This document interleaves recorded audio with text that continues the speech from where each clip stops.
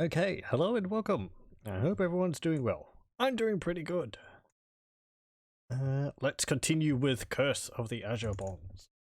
Last time we were trying to navigate our way out of some sewers while fighting off hordes of what were they called, like the Fire Knife Assassins Guild or something like that, along with their trained war dogs and trained monkeys.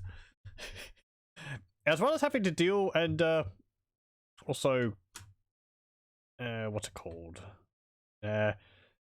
Deal and I suppose, you know, come up with deals and negotiate with some Otjugs. There we go. There's the proper word. We'll play. That's fine. Load. Now. I can't remember whether I saved under A or not. I'm going to have to look at a Goldbox companion. I think that lists all of the saves based on... Yes, it actually lists the time when they were saved. Okay.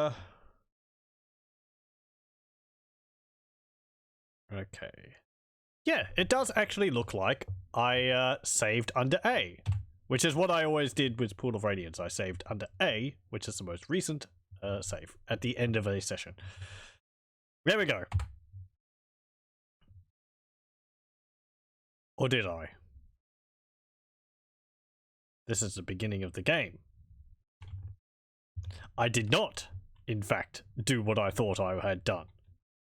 I had been dumb. Okay then. Oh boy! You know, if I could just name my save files, this would be much easier.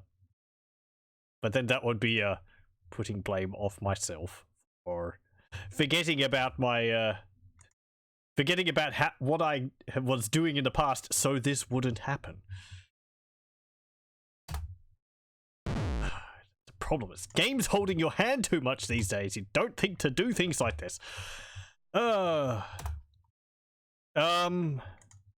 Right, okay, so if that's not the most recent save. Oh, yeah, okay.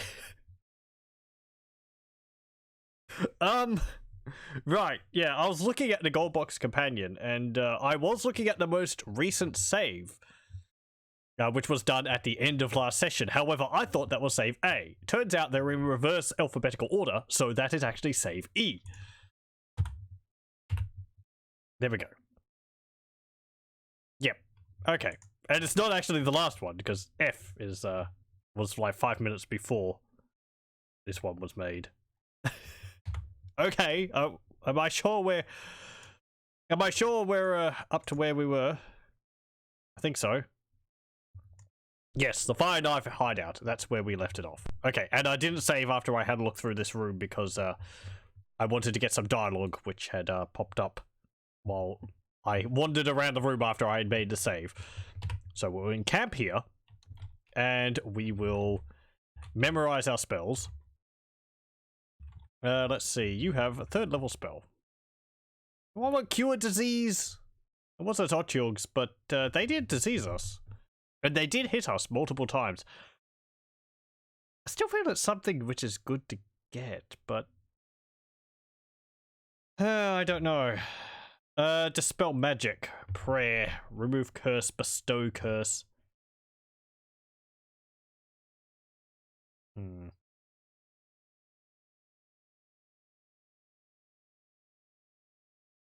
Protect from evil, 10-foot radius. Sticks to snakes. Oh boy. What does that spell do? I mean, aside from the obvious turning, you know, a bundle of sticks into snakes, does it just, like, create snakes out of whatever sticks you have around you? Or does it, like, turn people's quarterstaffs into snakes or something?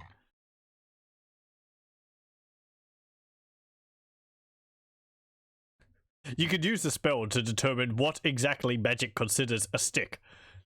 Is it just a stick fallen off a tree? Does a quarterstaff count as a stick? What about a bow, which has had its bowstring undone?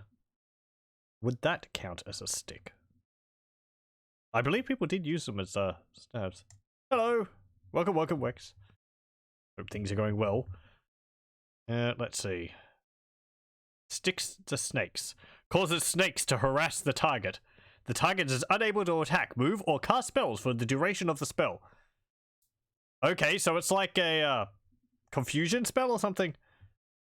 It just summons a whole bunch of snakes. I'm guessing it's like you're standing in a forest surrounded by sticks, and then suddenly those sticks are now snakes, and they're biting you, but they don't cause poison. Maybe they're not venomous snakes. Maybe they're just like boas or something. So it's like oh, what's that spell?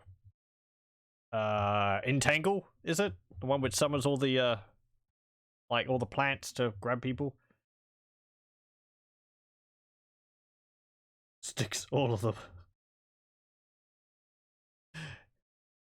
This is something, it's like, it's an interesting spell, but it's also, again, it's like why I like playing these earlier ones, because these earlier D&D games, because a lot of these spells don't exist in later editions, or they're not included in later games. For good reason. Because they're kind of very specific. Like Snake Charm paralyzes as many HP of snakes as the cleric has HP. I don't know what it is with all these spells themed around snakes. Were they a common enemy?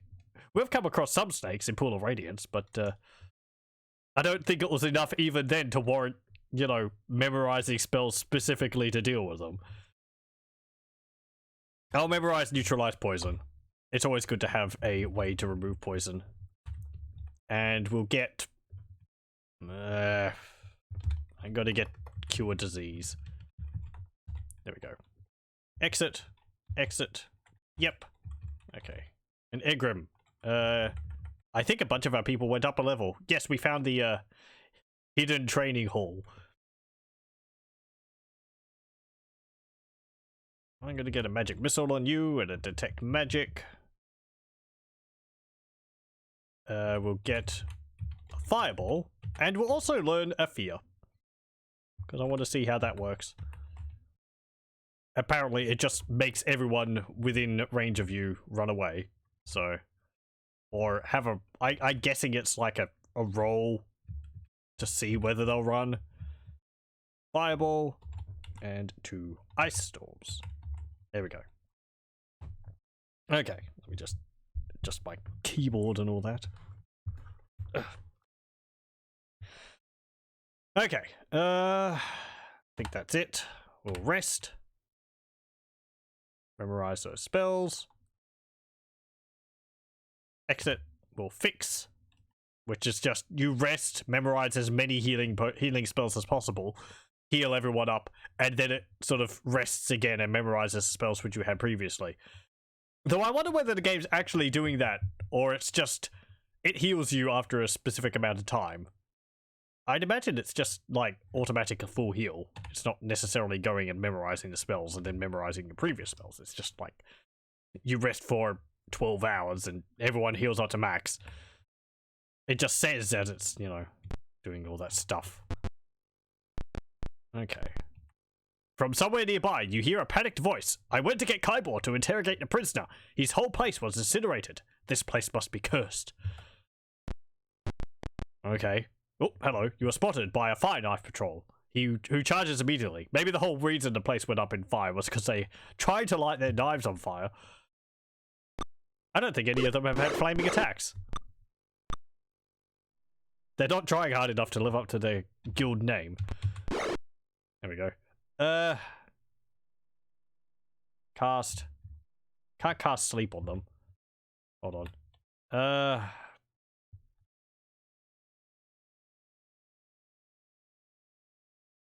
Yeah, okay. I'm gonna get you to move here. You can cast a stinking cloud. And you can target right there.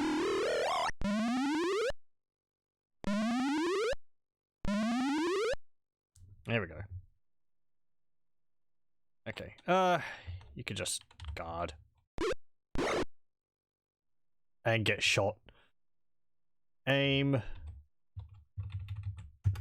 Deal with that dude.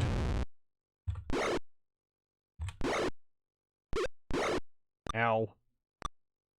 We did actually find some loot last time, but we haven't gotten to a shop to have it identified. There we go. Want to cast a magic missile? Not really. Actually, considering these guys have ranged attacks, it may be worth my while to memorize a protector for normal missiles. Just so that my spellcasters are protected from normal missiles. Yeah, that's things like arrows and bolts. They're not magical arrows and bolts. No. Just guard. Yeah, you're guarding, so that means that you're equipped with your daggers, doesn't it?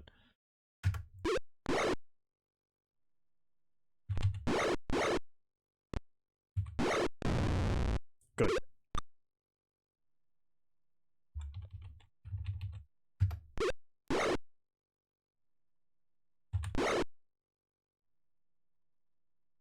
You can just guard again. Ow.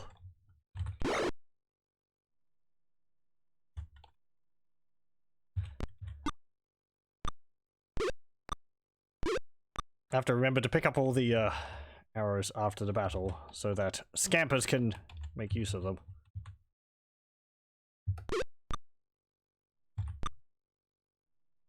It would be great if we could hit this guy. It's rather important to my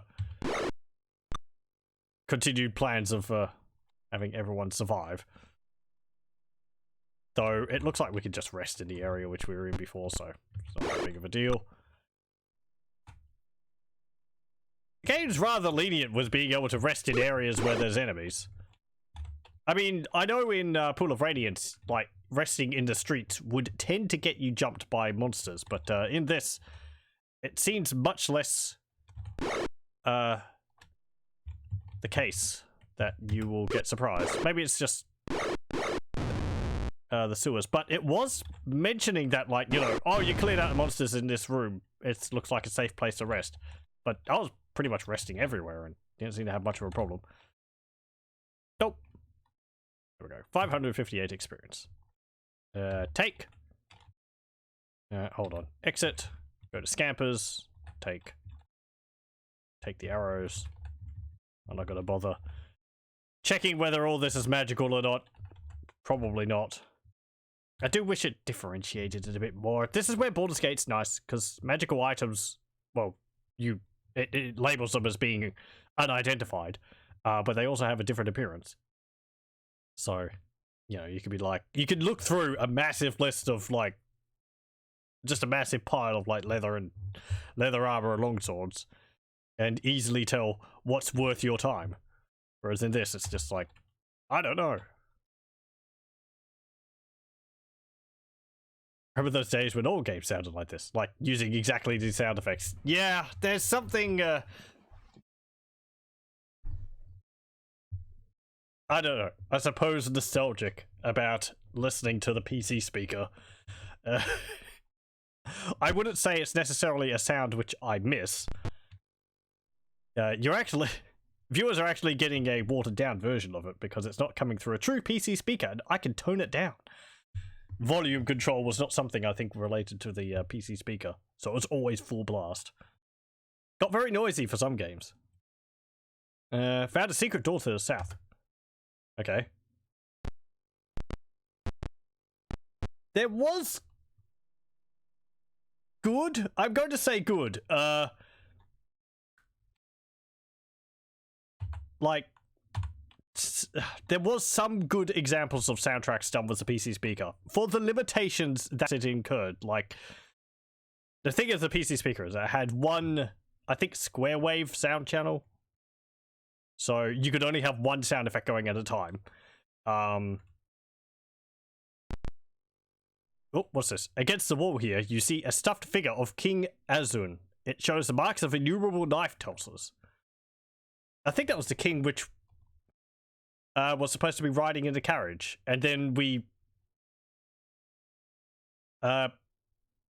against our will, apparently compelled by these Azure Bonds on our characters' wrists, on our characters' arms, we were compelled to attack the king, but apparently it was like a body double in the wagon or in the chariot, so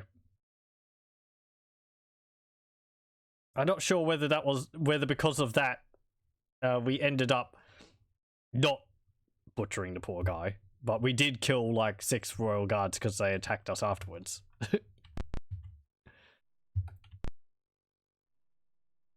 Okay. Ooh. Red roof. You found a secret door to the east. That was the one which we just came through. Oh, I'm in search mode. That's why it's telling me all that. I mean, we could see them on the map anyway, so, you know. Cheating a bit. It'd be nice if it perhaps only showed them up once you've actually seen them. But I think this map with, this map with, All-Seeing Eye is, no, what's it called? Goldbox Companion. Sorry, All-Seeing Eye, I think, is for Eye of the Beholder. The Goldbox Companion map here is rather simple. It sort of just works on either revealing the square or it's hidden. I can put notes on it, but since I don't think we're going to be exploring these areas again after we leave, I'm not going to bother. You were spotted by a fire knife patrol. Sure. Ow.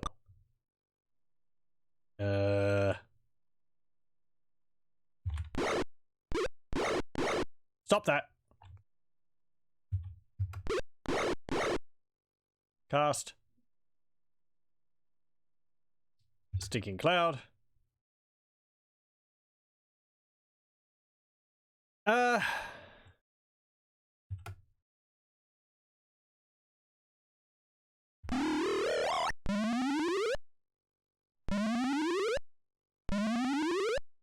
Okay. One of them got stunned.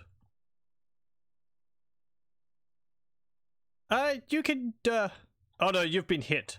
Okay. Instead, oh, you don't have any darts. Okay then. Can you get darts from someone else? Can they quickly pass you some darts? No, probably not. Scarred.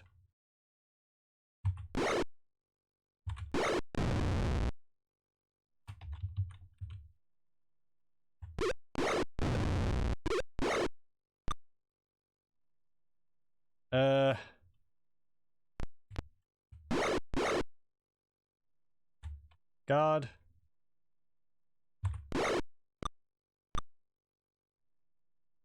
God. Get stuck in there, Belegar. If you're next to them, they can't shoot at range, so... You being in their face will, protect our squishier spellcasters. Yeah, hit that guy. There we go. Oh, you can fire again.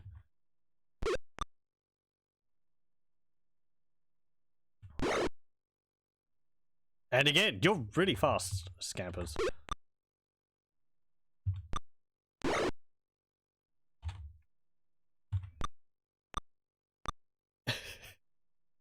These rounds where everyone's just flailing at each other with weapons missing the whole time. I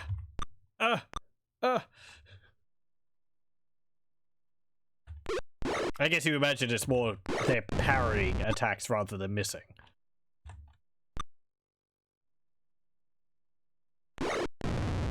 Trying to run away, are you?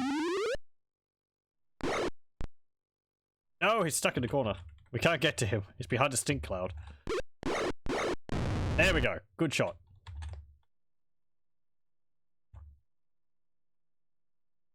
Nope. Cool. Scampers you can take. We'll take the arrows again. Overloaded. Fine. Can I view your items? No, that's Volkmar. Scampers. View items and join all the arrows up. Yeah, you have 105 arrows. I think that's enough for the moment. No, I don't care. Okay.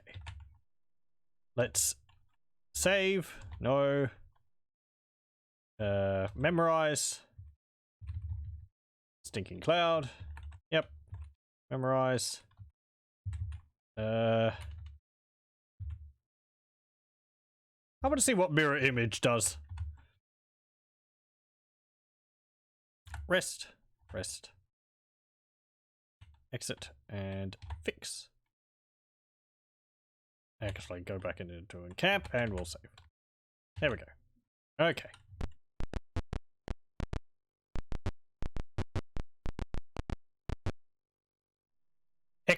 Echoing through the silent corridors comes an angry voice. Kybor's dead? Well, you were supposed to guard him, so you get the honor of killing Vandegast instead. Vandegast. That's quite the name. Okay. Guess I'll write that down. Kybor dead. Someone called Vandegast is being targeted for death. There we go.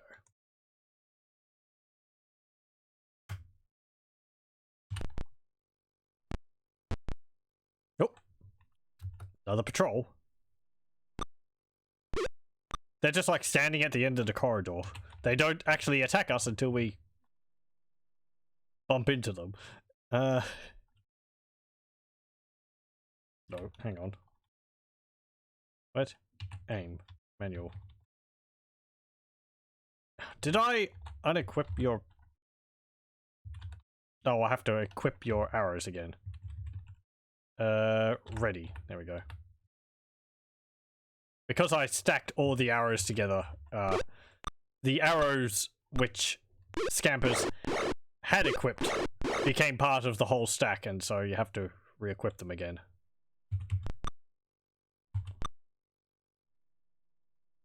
Yeah, move to there. Cast. Stinking cloud.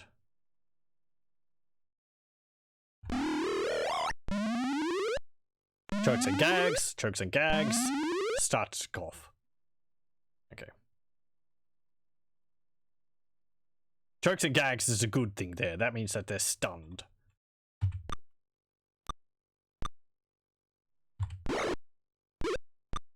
Whereas just coughing is, you know, it means they're not helpless.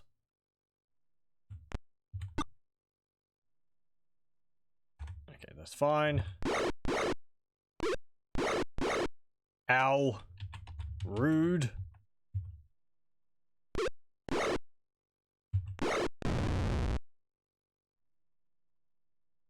Yeah, I'm gonna put you down here. You could just sit there. Now you're gonna go for Egrimm. After we just healed up.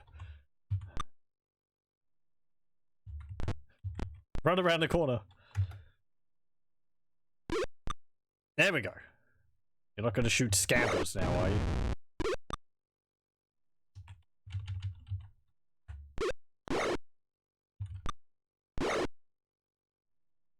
Fine. That's fine.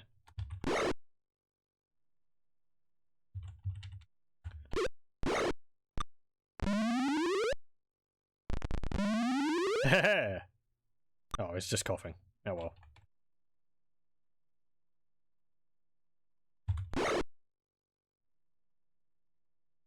Get rid of that guy. Get rid of that guy. And get rid of that guy. Fantastic. Exit. Quit. Guard. Guard. Guard. Guard. Nope. There we go. I don't care about the loot. I said I don't care about the loot.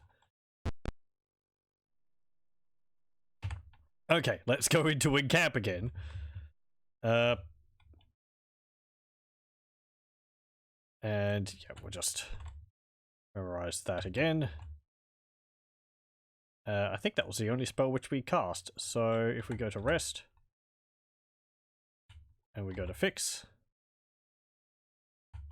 and save, there we go. Okay.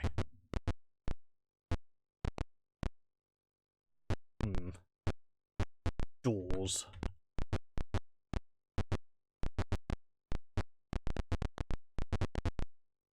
Eerie silence carries another voice. That fop couldn't fool anyone on sight. Next time we should program them for something other than voice.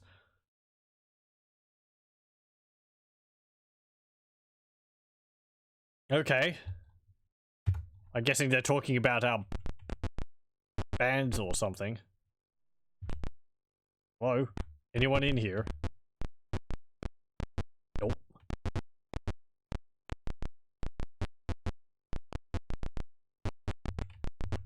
Ah, that's another entrance into the sewers.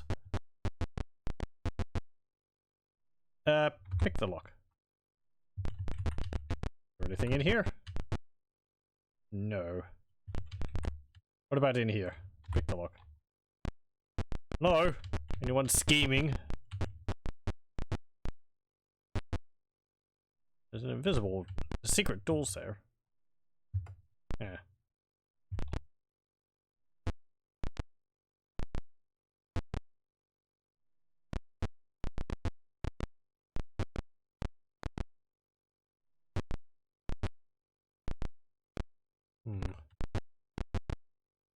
Okay, that goes back up there.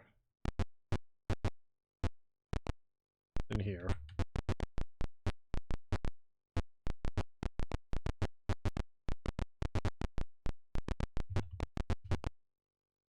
The room seems to be used as a storage area. As you poke around, you discover a set of tables fitted with straps and some intricate tools. The tip of one has a bluish hue that matches your sigils. Oh, okay. So is this where they gave us the marks on our arm?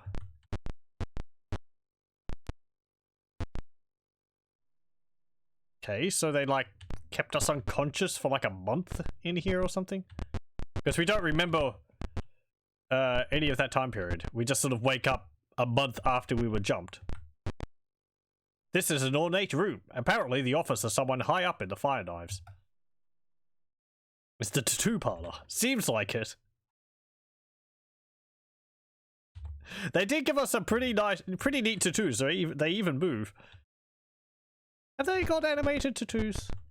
I feel like that was something which talk about as a possibility at some point, but what, like putting a sheet of like animated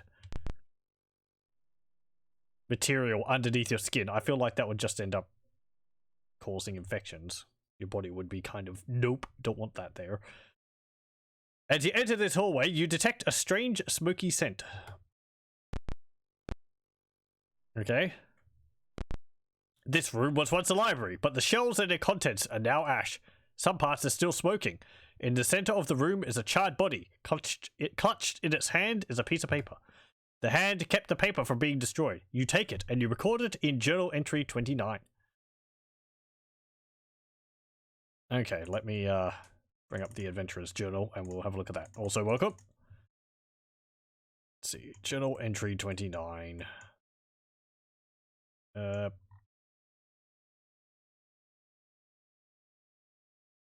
Okay. Let's see which ones. Oh, there we go.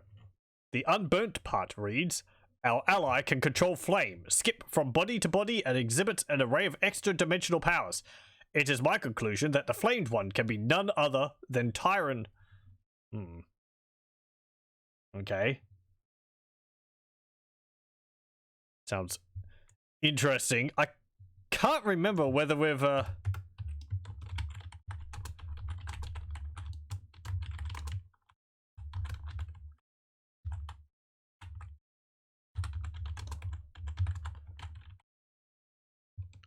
I can't remember whether we've met anyone with a name like that in Pool of Radiance. If I could find my notes from that game, be able to check. Hang on, do I have them around here? Or I can just quickly have a look at. Hold up. Let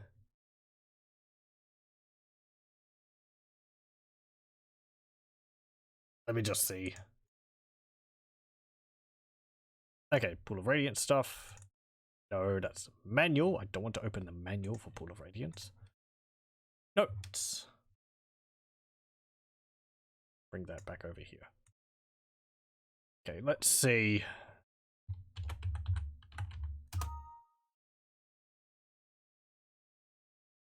I don't have any notes about that in here. But my notes weren't, you know, a complete compendium of all the information which we got from that game. So maybe there was a journal entry or something which we read, which I didn't note down in there about that. Okay. Is there anything else of note? Spell scroll or something? Nope, doesn't seem like it. This was once a lab, but the same intense flame has swept through here as well. Nothing escaped destruction.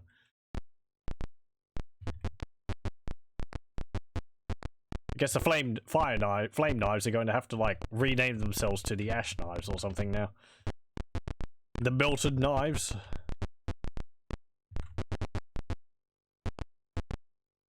You spot a checkpoint to the west. You found the armory. You find a large metal box. Do you open it? Sure. The party has found treasure.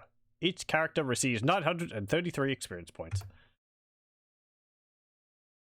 What's in here? Necklace. Elven chainmail. Elfin chainmail, even. Longsword, braces, mace, and a flail. Yeah, cast detect magic. Let's see. What have we got? The elfin chainmail is not magical. But I think it's magical by nature, isn't it? Or it's at least lighter, so we'll take that anyway. There we go. Magical mace and flail. Cool. Volkmar will have 2 weapons to choose from. Thank God for checkpoints. They're very diligent. They've gotten a lot of them around the place. They're not doing much to stop us.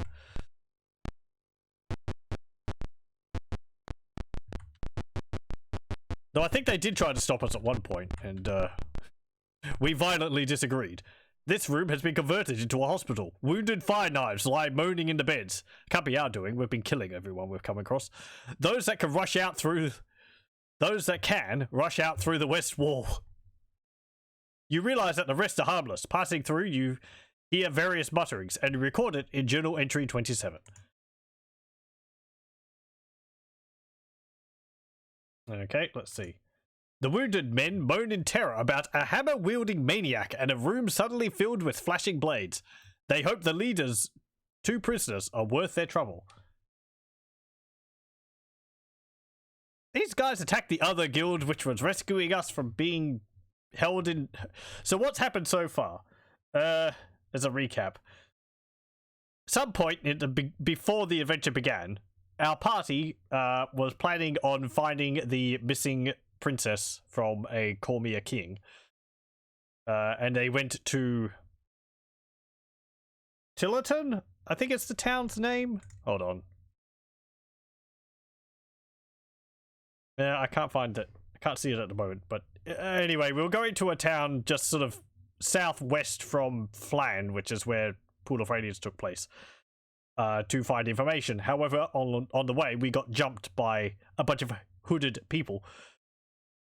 And next thing we know, we woke up a month later in an inn in the town which we were planning on going to, with these Azure bands or marks on our wrist. I think there's about 5 of them or 6 of them. We were told to go talk to the mage in town, which we did so. She gave us some information. Let's see. Yeah, I wrote that down as info from Falani about Azure Bonds. I think she identified some of them as symbols from various groups around the area. One of them being the fire knives, which we're currently going through their hideout here. And then when we talked to her, and after buying a bunch of equipment, because all of our stuff from the previous game was stolen, or we didn't have it anymore, the royal carriage came into town, and through a magical compulsion, we attacked it in the intent of killing the king. However, it turned out that it wasn't the king in the chariot, and we didn't kill him. But then the royal guard didn't take us kindly to assaulting the royal chariot, so they attacked us. We killed 6 of them.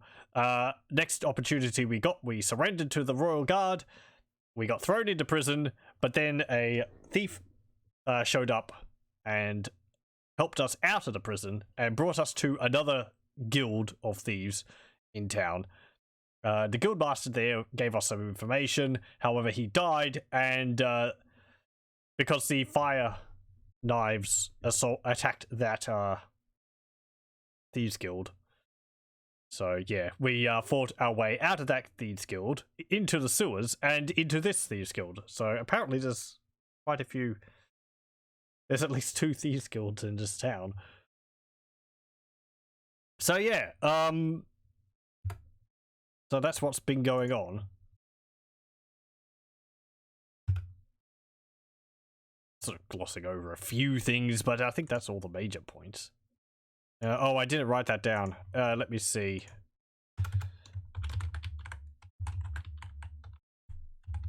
Mutterings in fire knives hospital journal entry 27. There we go. Okay. Nope.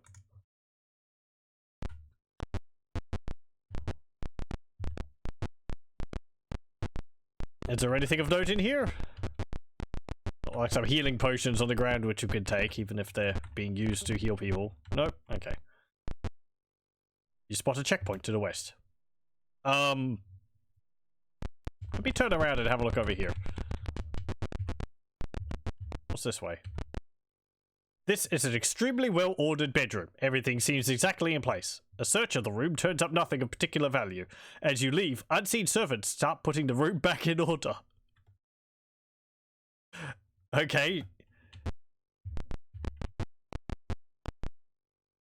Oh, no, I didn't mean to rest.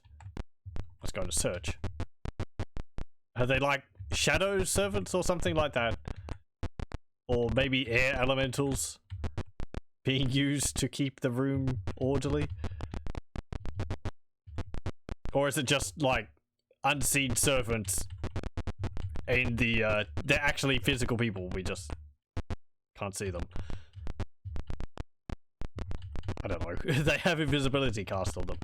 I don't know whether I should take that literally or not.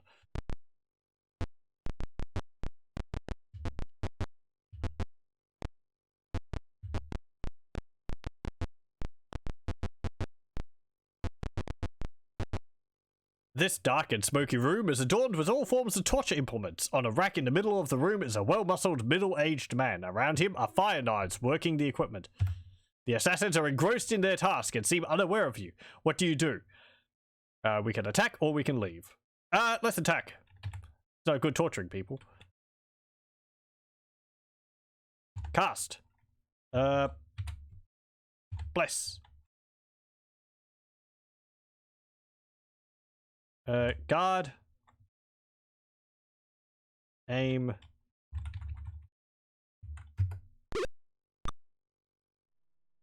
Cast. Cast a fireball. Move forward, and you can guard. I gotta try and not drop a fireball at my own feet this session. We'll see whether I can achieve that. Okay, I guess here?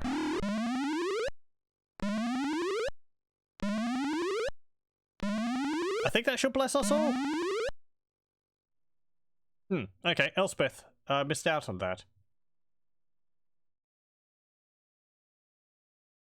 So it's like a zone of a 6x6 square? Is that what I'm seeing from that? Okay. You just hop around a corner.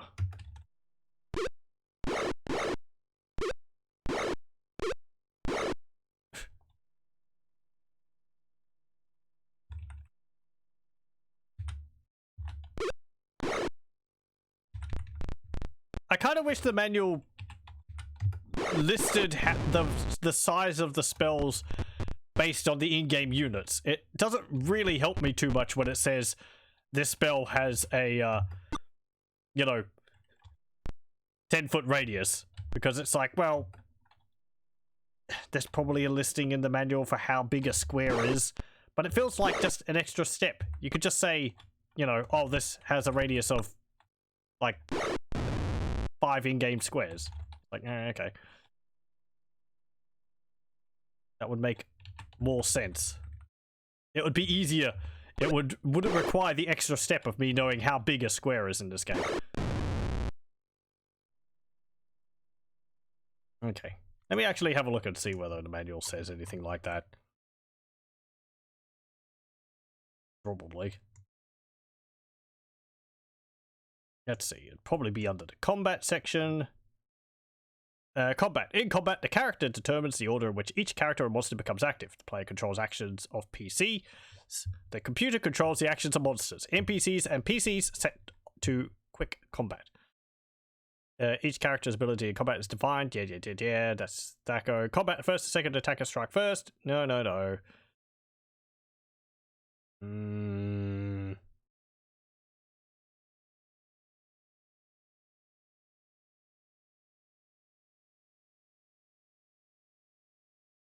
Attack by moving the character into an enemy's square.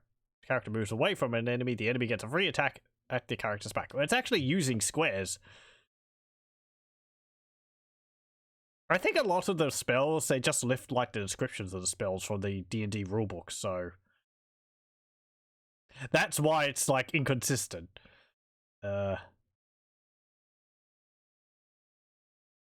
Because what, protection from evil, 10-foot radius, that's what the spell's called. In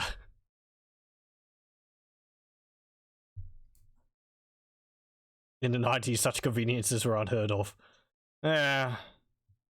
Early 90s. Some games were good on it. Other ones, well, yeah.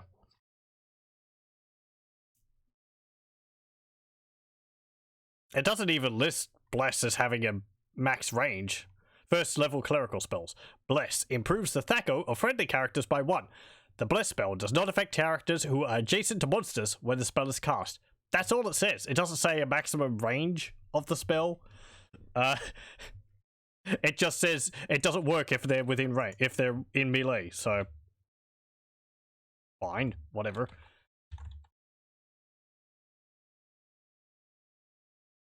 You have to like write a user's manual out saying this is specifically how these things work.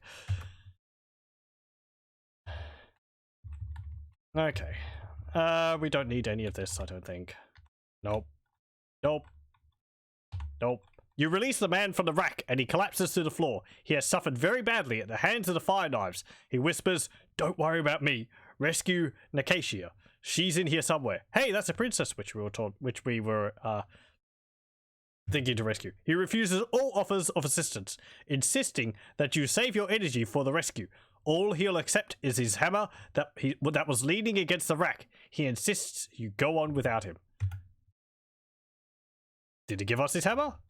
Or is it like a, she'll know who you are because of the hammer which you wield?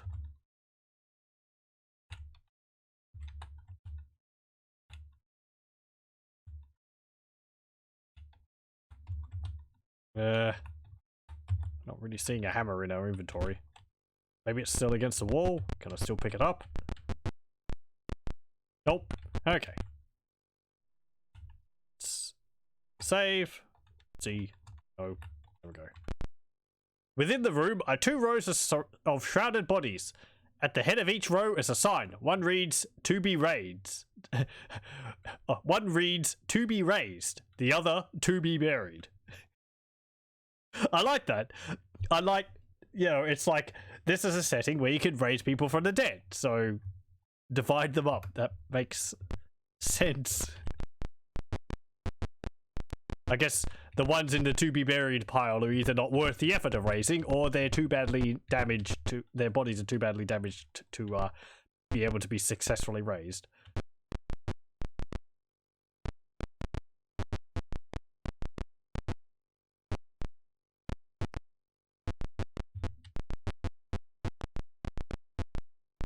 Okay, nothing else over there.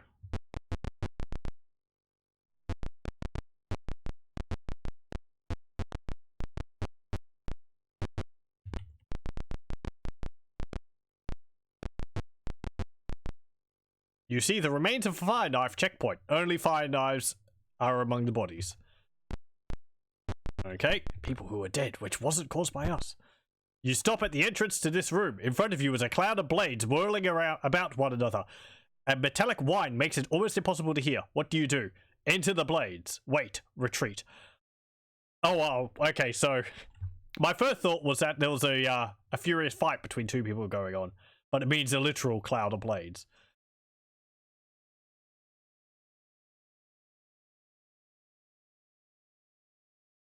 Let's retreat. Is there another entrance? Apparently so.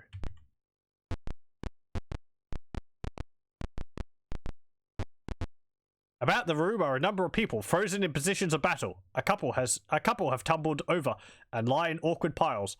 A couple of them are beginning to move. What do you do? Retreat, interrogate, or kill. Interrogate. You disarm the fire knives as they return to mobility. They seem bewildered, and you gather some useful information, and you record it in Journal Entry 26.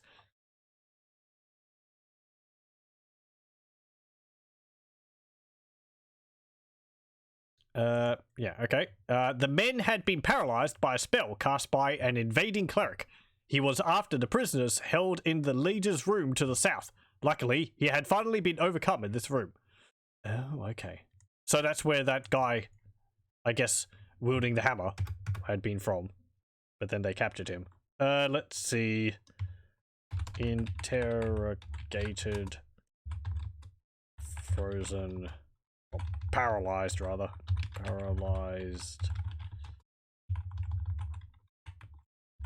Fire knives. Journal entry 26. It's just after the previous journal entry. Or just before. Okay, there we go. And they're disarmed, so we can just ignore them.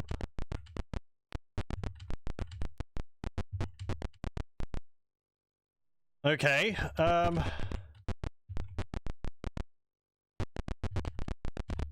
think we have to go past that checkpoint at the end of the hall there. Yep, okay, let's save, no, fix. Memorize, bless.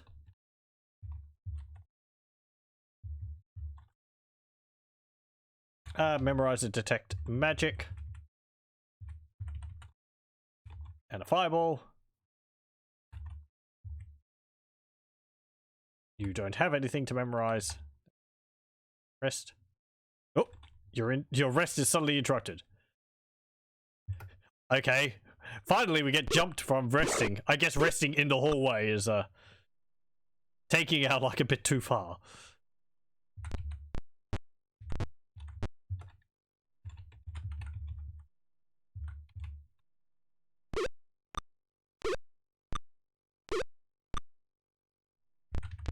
Charge!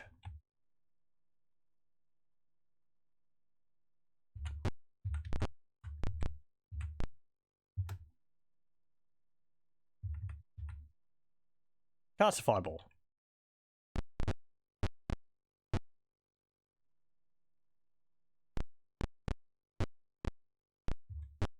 Hop down here.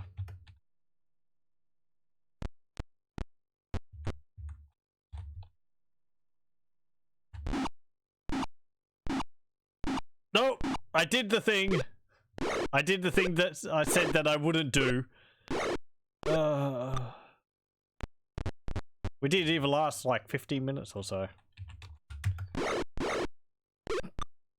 It's important when you go into battle that your guys get rather heavily burnt. These damn fireballs! I swear, I'm more of a danger to myself than I am to the enemies with them.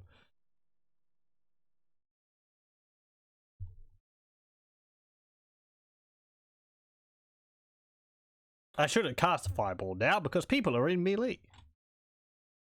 Let's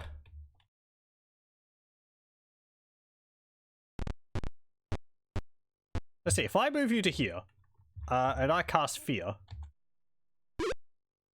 Ow. You lost the spell. Oh well. It's probably for the best. Okay, so you target it, and we cast it here. Runs in terror. Runs in terror. 2 of them were affected. Okay.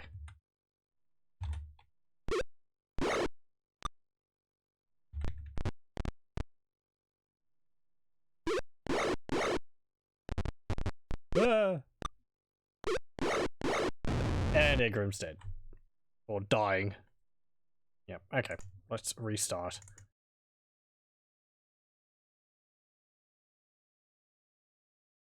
Okay, so fear is... I suppose it's good for getting people off of you in melee. However, it's not as useful as, say, sleep or stinking cloud, because they can still attack. Or that guy used a bow to attack us, even after he'd fled, so... Load. I think it was C.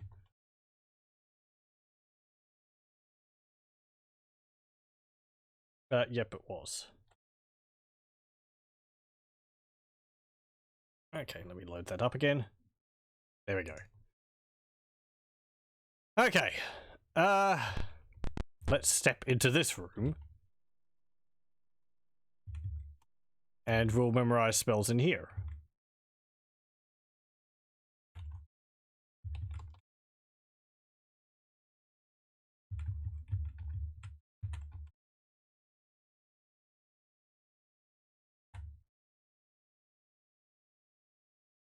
There we go. And then get fix, save, C, no, exit, go down here. And we can just attack this checkpoint now. You are at a checkpoint. The Fine Eyes demand you immediately surrender. Do you surrender? I wonder what happens if we say yes. I mean, these guys are the bad guys, are they not? They attacked the other Thieves Guild, and they're clearly in line with the people who gave us these marks on our arms, so that can't be good. Especially because I believe one of the groups among the marks on our arms is Zhentarim, and they are bad guys, so I haven't heard about the last checkpoint. Maybe we should let some people live. That way they'll be able to tell each other to watch out for us. There's a problem with not leaving any survivors. There's no one to carry the you know, carry our legend. No.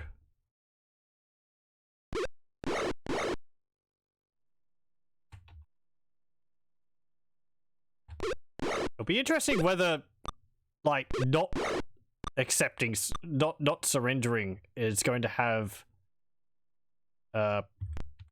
effects later. Or not. Yeah, cast mirror image. Okay, there we go. Duplicated. 16. 16 times? Is that what it means?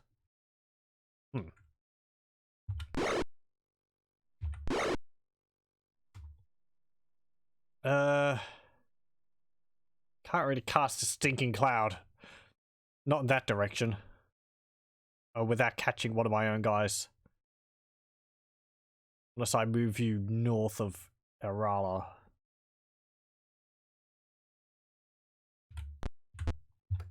That is going to put you within melee distance of the guy to your south, but... There we go.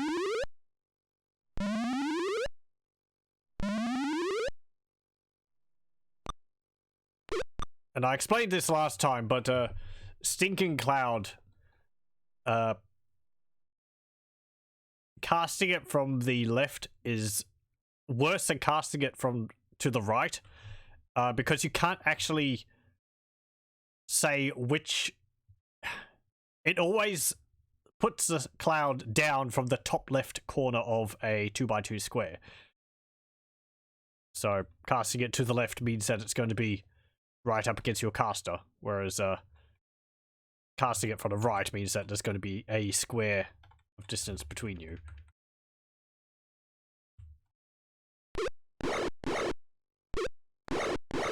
Max casting distance and all that, you can't cast it any further away from you than that. Magic missile. Get that guy. 13 points. Okay.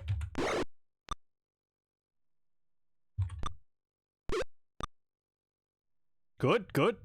The mirror image is working there. You see the duplicate went from 16 down to 15. It's essentially like extra copies of the person. They can't tell which one's the real one. So when they're shooting at the person, that one actually got through. I thought they would be able to hit them until all of the mirror images are gone. That's how it works at Baldur's Gate. Fine. But it's like extra copies, and every time they get hit, one of the copies disappears. But it's, you know, it's taken the shot instead. It's how it usually works. Apparently there is a chance that the shot will just get lucky and hit the person, which makes sense, but as I said, I think in the Baldur's Gate and Icewind Dale series, it's a lot more reliable.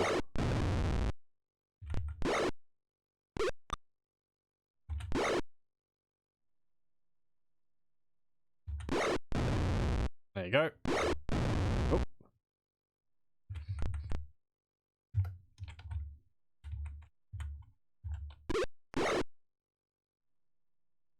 They're trying to retreat, but they can't. They're up against a wall.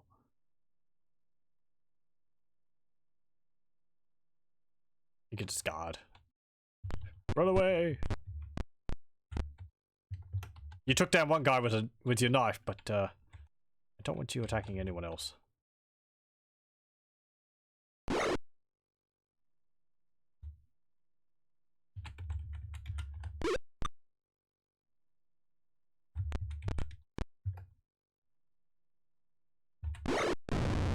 There we go. You can just guard. Guard. Guard.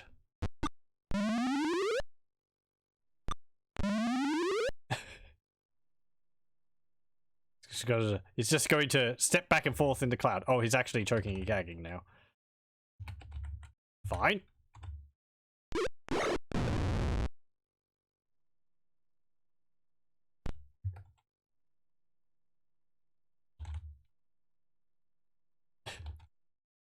This cloud will dissipate at some point.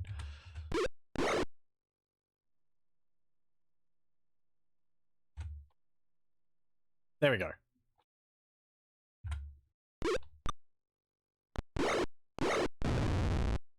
Dead.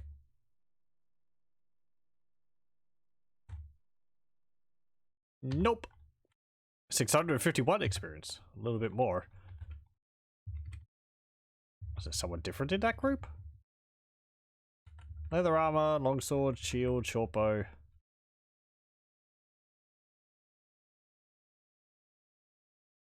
There's two leather armors here right next to each other.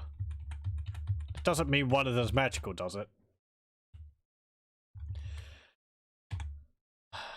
We'll have a look. Is it? Nope. Didn't think so.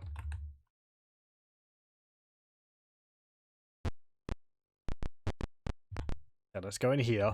We'll encamp again.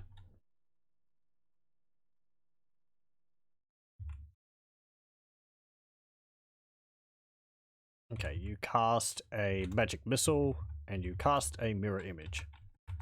I think I've got to keep mirror image. That's rather useful. Detect magic.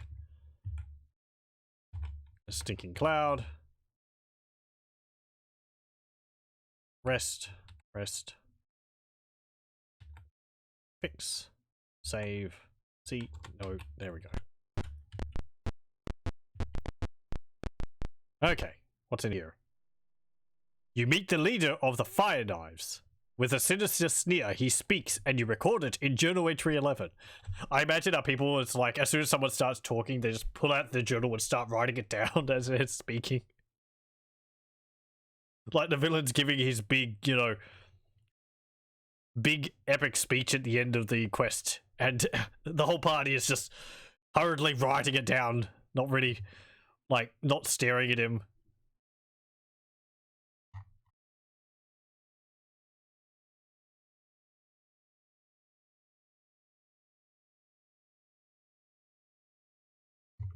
Okay. Let's see. What's this see? No, I don't use it remembering when you can just read it later.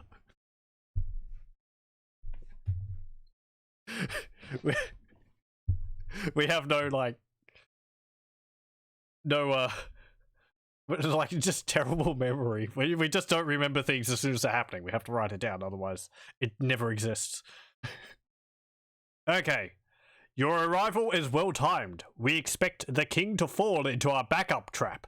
It is unfortunate that you attacked the wrong target. But let me introduce the man you tried to kill. He gestures over to two prisoners tied up against the wall. One is a thin bearded man, and the other is a young woman with a tattered purple sash. Oh hey, I guess that's the purple cloth which we saw parts of in the sewers. The man you tried to kill is Georgie Wyvernspur, an excellent mimic. Turning to Georgie Wyvernspur, I recognize that name from a book which I read. Though I think the person there was Finder Wyvernspur. Didn't he end up becoming a god? Something to do with like a amber gem or something like that. Oh boy, this is like me trying to remember a book I read like 14 years ago. In high school. I do recognize Wyvernspur though, and I'm pretty sure Finder Wyvernspur is later on a god. Whether they're related or not, I don't know. Turn into Georgie. Perhaps you could give us another rendition of the king's voice. Georgie looks at you and blanches. Also, let me introduce the woman who made the king's arrival possible, Princess Nicatia. At this point, the princess slips her bonds, sweeps up a handy club, and brains the leader. Quick, she yells. Dispose of its guards before the leader can evoke your bonds. Okay. Bonk. That's a lot of dudes.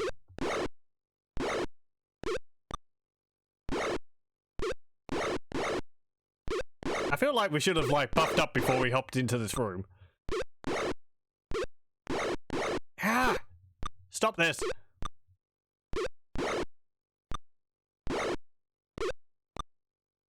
Okay, you done? Good. I see a mage at the back there. The nice thing in these games is that mages don't have, what is it? Tattoos of power, which is something they do in Baldur's Gate, where as soon as you enter combat with a mage, they'll just get a whole bunch of spells cast on them instantly. This is so that you can't, like, mob them and take them out before they've cast their protection spells. To get around that, they just get, like, you know, blah, all the buffs all at once. Okay, you can go up behind the corner. It was kind of an annoying thing, but made sense. Otherwise, they really would be just really easy to deal with.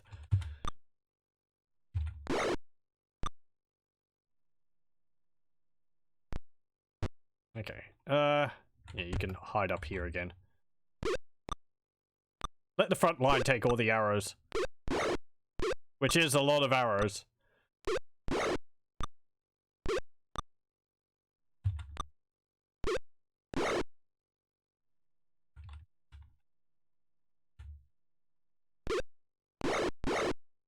Okay, nice. He's got 2 hit points left. If you could hit, that would be fantastic. Okay, cast. Sure. Fireball. I promise I'm not going to mess it up this time.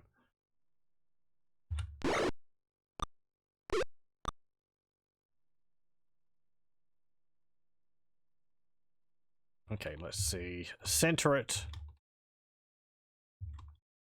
There? Yeah, I think there. That won't hit Erala.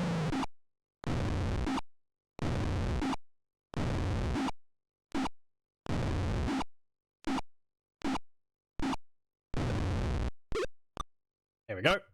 Most of the process of becoming a mage is learning how to precisely calculate the blast radius of a fireball. But apparently not enough of that training is spent on not knowing to not drop a fireball at your own feet.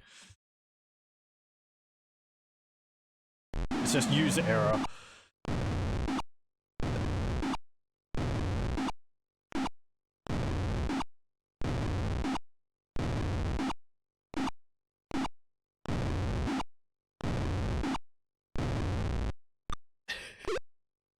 Not so many of them now, is there?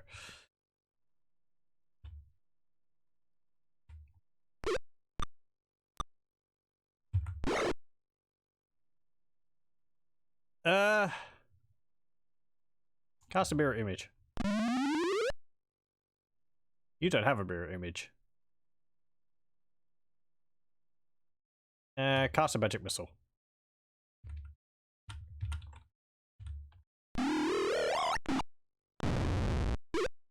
Oh.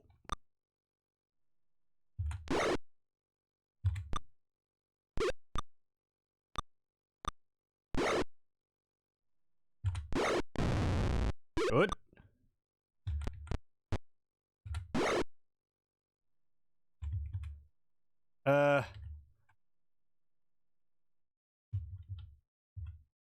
Everyone's within melee, so we don't have to worry about any more arrows. Cast a magic missile. Target. There. Cast.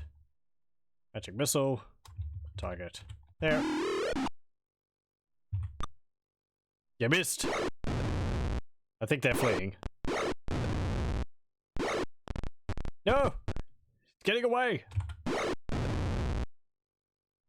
Quick! Magic missile him in the back. No survivors!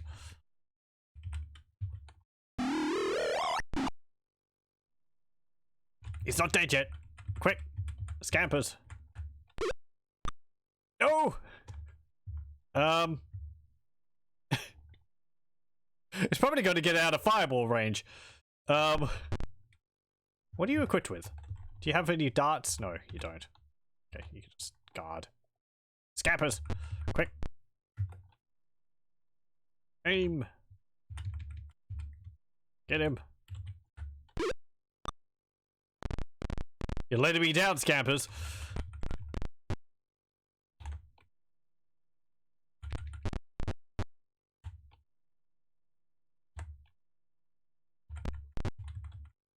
Can't go there. Oh, I can't actually stand on that table. How about that? I thought the objects in the background were just there for looks, but they can actually be a physical obstacle. I guess it's like a tree, because he could stand on the table. Why couldn't I? Maybe I didn't have enough movement points to stand on a table. Yay, we won! Each character received 6,670 experience points, and Scampers went up a level. Yes. Detect. What have we got? Ooh, money. 2,000 gold. I'll actually, hold off. Take the gems. I will take 8 gems. And I will take 4 jewelry. Then the items. What have we got? Quarterstaves, darts, arrows. I'm not going to bother about picking up the darts. We can just buy some more. I'm not seeing anything magical. Hey, there we go. Ooh, look, there's a magical bandage. How about that? I think I was saying last session that you barely ever see, like, magical items outside of the, you know, the standard long sword, two-handed sword, short sword, and so on and so forth. I think a bardich is a, it's like a big axe blade on a pole. Kind of like a halberd, but I think the axe head is more of a crescent shape. Yes. So.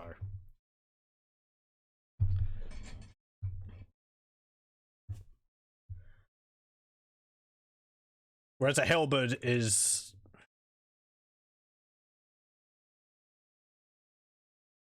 I don't really know how to describe it. It's like a smaller head, and it's also got like a pike spike on the top. Okay. Money. Now, do I actually have to pick it up? Couldn't I pool?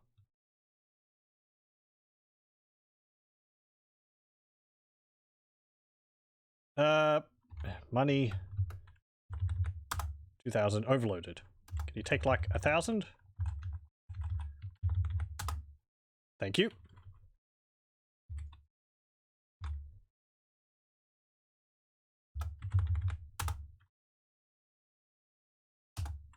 Platinum. 1,000 platinum. Can you take another 1,000? Can you take another 1,000? Overloaded. Volkmar. There we go. We'll also pool and share out all the money which we just got. So people aren't individually overwhelmed with the weight. See? Gone down to 540 platinum. Rather than him carrying all of it. There's still treasure left. Do I want to go back and claim our treasure? Yes. Let me just look through once more. I'm surprised the quarterstaff isn't magical. I guess the mage was just a generic mage. They weren't like anyone special.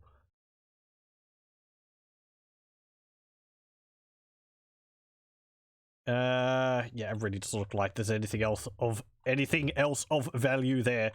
So we'll just leave it all. Nope. Now that the Fire Knights have been defeated, the princess threatens the leader, and you record it in Journal Entry 54. Oh hey, one of our symbols. I think one of the symbols on our arms is disappearing. Curse these temporary tattoos. We got them from like a box of cereal or something.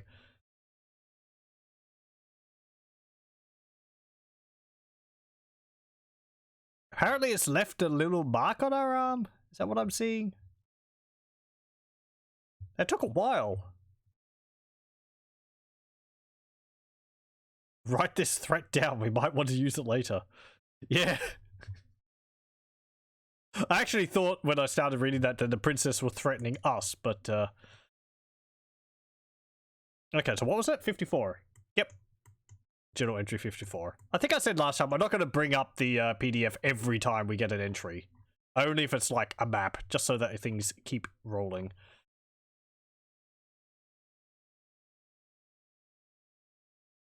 Okay, let's see. It actually isn't that big of an article. The princess has been talking with the slightly recovered leader. With a dagger to his throat, he croaks, "All right, I'll release them." He mouths a meaningless syllable, and your bonds fade.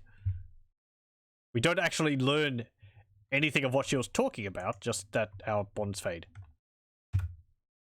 Okay. Just as you set about freeing Georgie, the room shakes, and you record it in Journal Entry 53. Oh, that's a previous one. This is, quite a bit more substantial. Suddenly the roof vaporizes and King Aswin, his wizard Vanguardahast. Okay, so that's who it is. Okay, let me make a note of people here. People. King Azun. King's Wizard Vanguardahast. Okay. And a troop of royal guard descend into the room. One of the guards point at your party and say, "Those are the ones who tried to kill you, your highness." The princess leaps up and stands between you and her father. Oh, King Aswin is her father. I thought her father was... Are we in Cormyr? Sorry, I keep interrupting myself. We were told to rescue this princess, but I thought she was from Cormyr, which I thought was to the south of where we are. Apparently this area is actually in Cormyr? The room shakes, guards storm in, you start recording the event. Yeah. Again, we just like bury our noses in our individual journals, because I imagine each party member is writing their own journal. Or they're all huddled around one journal and they're all writing in it at the same time. We're just not paying attention to anything else. Princess leaps up and stands between you and her father. They were under the Fire Knife's controls. They couldn't help themselves. Besides that, they saved me. The king looks at you and at the princess. Well, the fact remains that you attempted to kill me. Also, it looks as though you were more... Also, it looks as though you wear more controlling bonds. I will not slay you, but you are banished from all Cormyr lands. The royal guard come up and begin escorting you out. Suddenly, the fire door opens and Gary of God steps unsteadily into the room. I believe this is a halfling bard which we saw last time. As you leave the room, you see the princess run over to him and they embrace. Oh no, is that the No, that's not the halfling bard. That's that was someone else. This is the cleric, I believe, who we rescued. Heading out of the hideout, you hear the king say, Nicatia, time for you to accept the duties of a princess. The voices fade. You are taken to the outskirts of town and the guard leave. As you decide on your next move, a horse pounds out of the gate bearing Gary and Nicatia. She waves as they race north. Okay. So let me have a look at this map again. Where are we? We're in Tilverton. Yeah, the map which we're looking at, it says to Tilverton. It says Tilverton, and then it says down in the bottom left there to Cormyr. Maybe Tilverton is part of Cormyr? I mean, there were people saying in town that Cormyr was like flexing its borders. I don't know. On the first night outside the city, you are all overcome by a strange lethargy. Even the watch drifts off. Then, without warning, you are gripped in a vivid dream. Ooh. It's a full screen picture. I don't think that was something in Pool of Radiance. 4 faces leer down at you, contemptuous of your success. A dark and foreboding voice intones, "The first and weakest of your masters have fallen. Now your feet are set on the path to servitude. You shall serve each of us in turn, though your spirit rebels. The wizard in red, the woman in green, and the lord of the black. Finally your souls quenched, ye shall be pawns of the flamed one." Well, thank you for giving us descriptions of these people. Now we know who to look for. The faces laugh with evil joy. The dream fades, and you awake in a cold sweat. You are at the edge of Tilverton. Will you enter or continue your journey? Hey, we're on the world map now. Cool. So yeah, I guess Tilverton is part of Cormyr. It's my coping mechanism. What's that for? Writing things down in the journals. We just, yeah, don't pay attention to things. It's just... Okay. Let's see. I can't actually move the cursor around on the map. Enter city, journey on, camp. Let's camp. He did say we're banished from Tilverton, so we should probably go to another place. We could try and enter the town. Let's see. Memorize. You didn't even cast any spells. That's a beginning section of the game finished. That was quite lengthy. Hopefully we got all the sewer areas out of the way. Oh, hang on. No, I didn't. Detect. Magic. And a fireball. There we go. Starting a game off with a...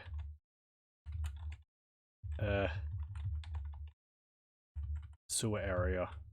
I mean, I suppose it wasn't that bad. It was just a long...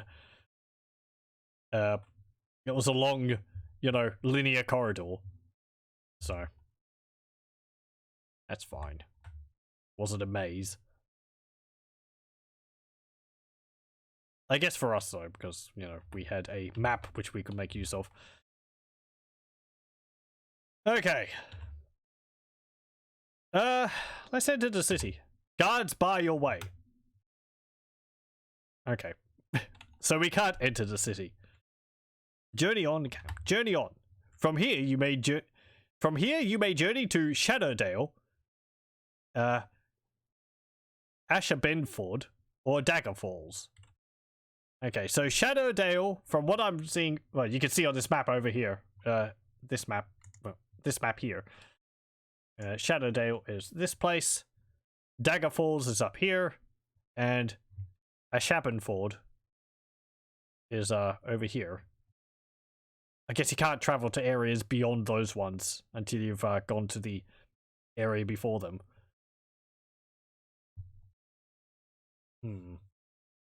I don't know. I don't really have any ideas of where to go. Anyone have any suggestions? I wonder what the circles and all that mean. Maybe the squares are larger towns? No. No, because Tilverton is a green circle. So green circles are probably larger settlements. Maybe yellow, maybe white squares are smaller settlements. You can see Flan all the way up there. I wonder whether we can visit Flan. Elder Scrolls 2 is up there. Go to Elder Scrolls 2 Dagger Falls.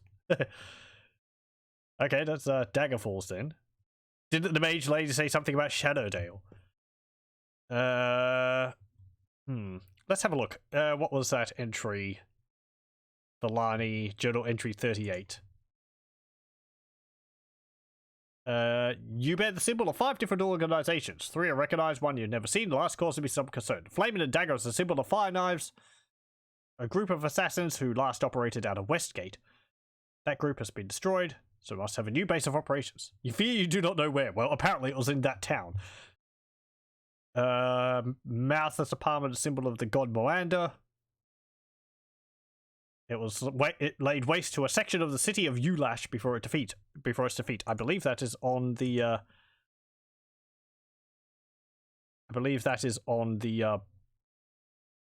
yeah, it's near the Moon Sea up there.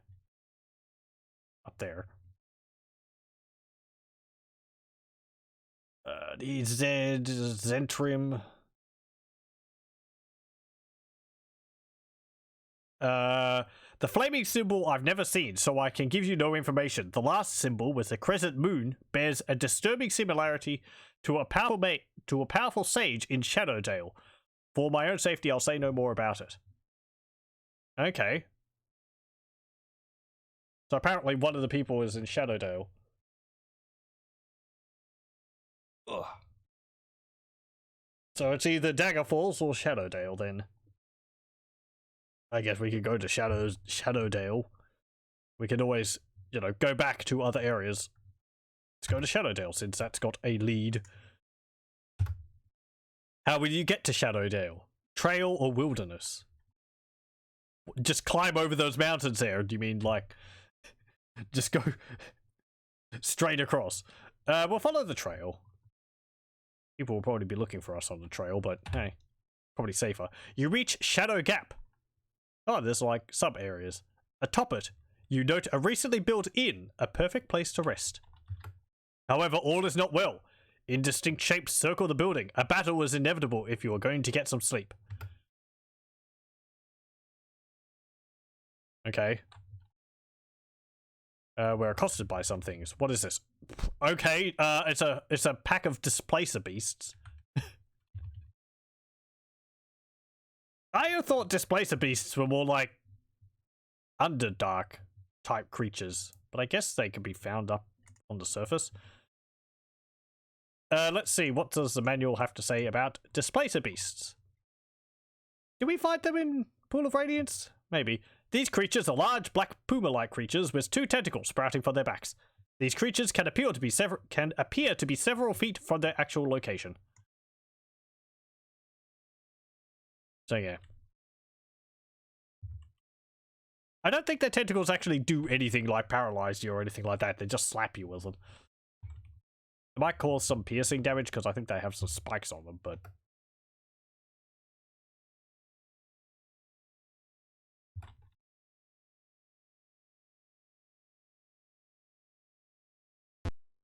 Okay, you can guard there.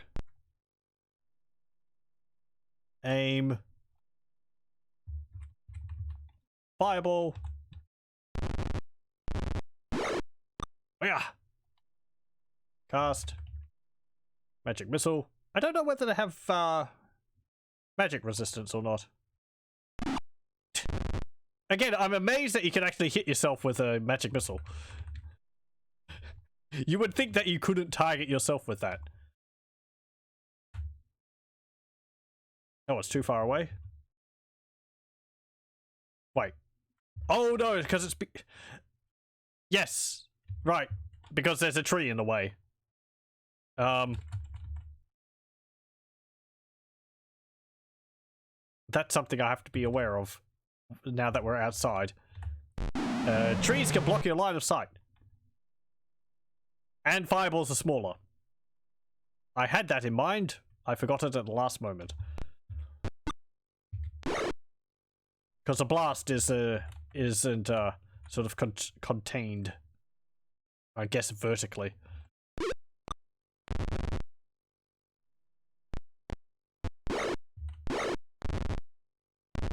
There we go. We'll form up a like a protective circle around our people. Aim. They got like 35 hit points each. They're pretty tough. Okay. Hop around that tree so you can actually see. And yeah, cast another fireball. Okay, target. There. Good. There we go. Magic missile.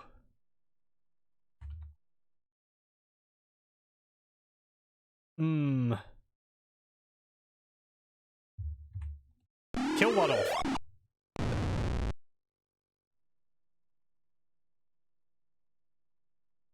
Okay, I'm going to move you here, here, and here. Right.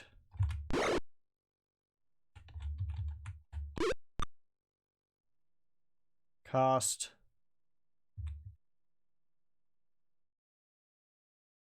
I'm not sure whether stinking clouds work outside.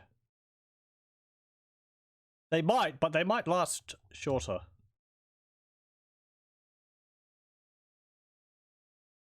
No, don't press T.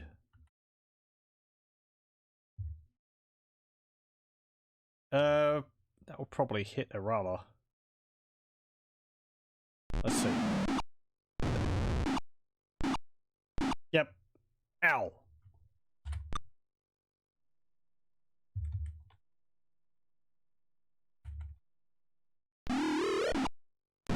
Good.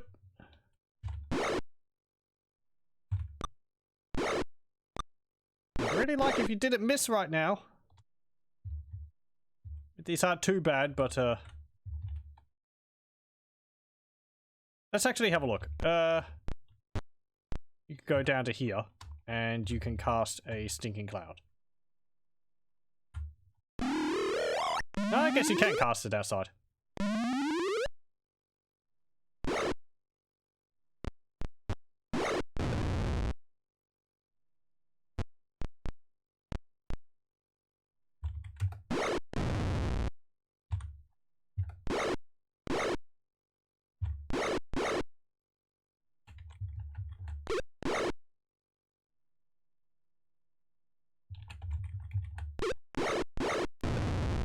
There we go.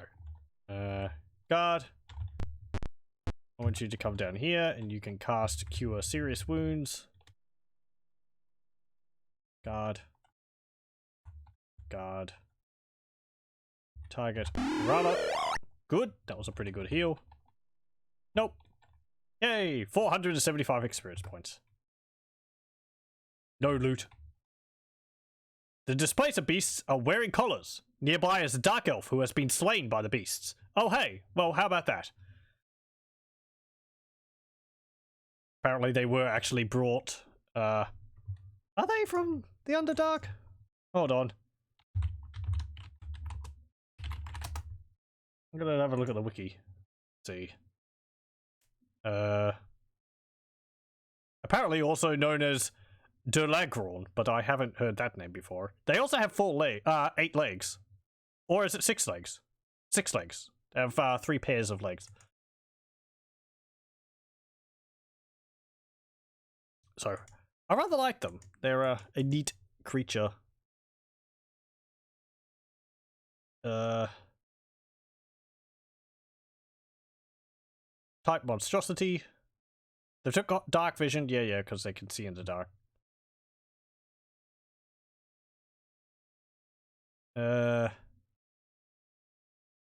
Monsters live in small groups or prefer to be alone. Many humanoids trained them to act as guards or pets.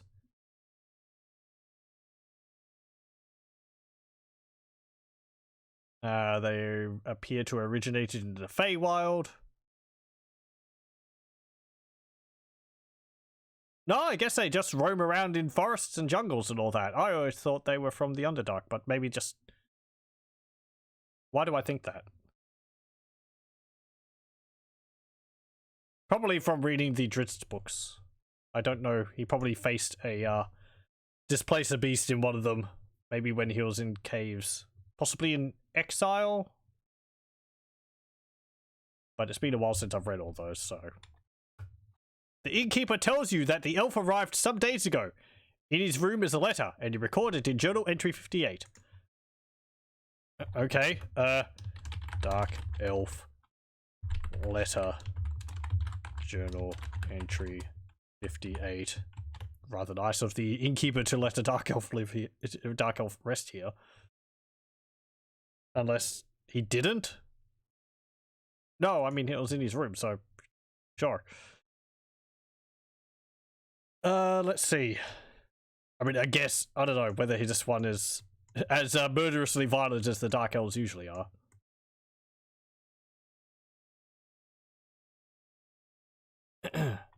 Journal entry 58. The letter is written in a crabbed script.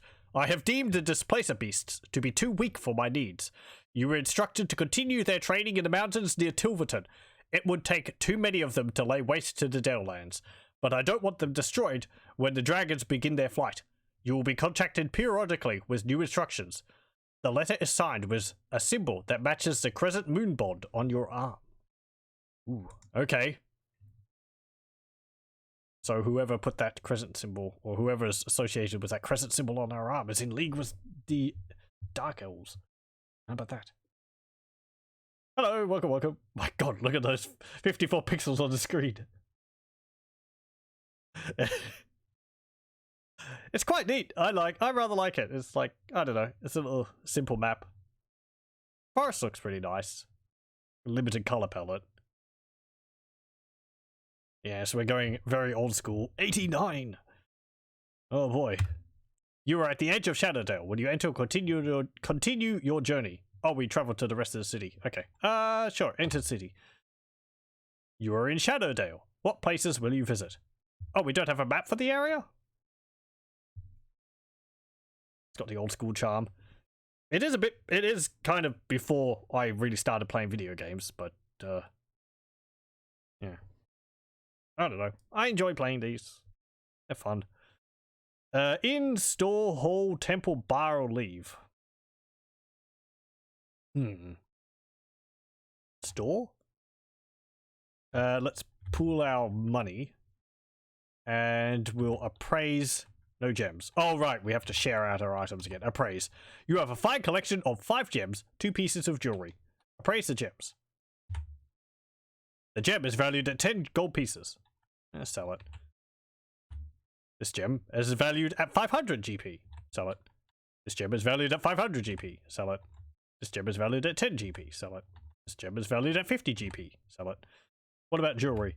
Jewelry is valued at 2,134 gold pieces. Sell it. This jewelry is valued at 2,481 gold pieces. Sell it. Did I say something back like congratulations, all the money is yours or something like that? Pool. Buy. Oh, hang on. No. I want to view items. No? Hang on. Okay, so we have these items in our inventory. These ones I don't think are magical. Does it take note of the items which are magical? No. Right, I have to just remember which ones were magical.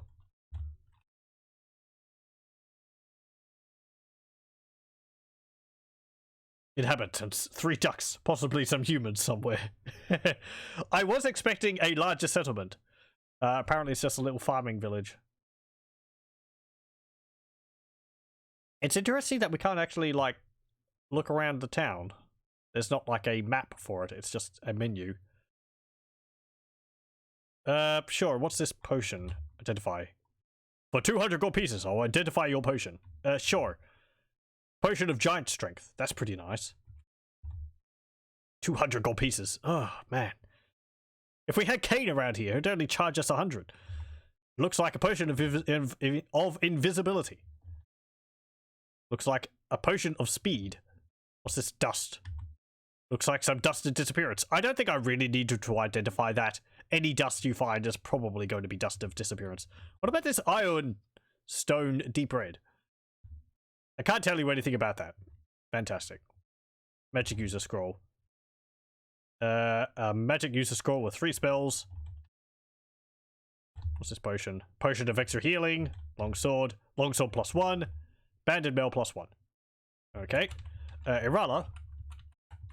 You're going to use this longsword. I think you can actually sell things and it will tell you whether it's valuable. Yes, because it will give you like 1 gold piece. Whether that is still a thing in Curse of the Azure Bonds, I don't know. That was something in Pool of Radiance.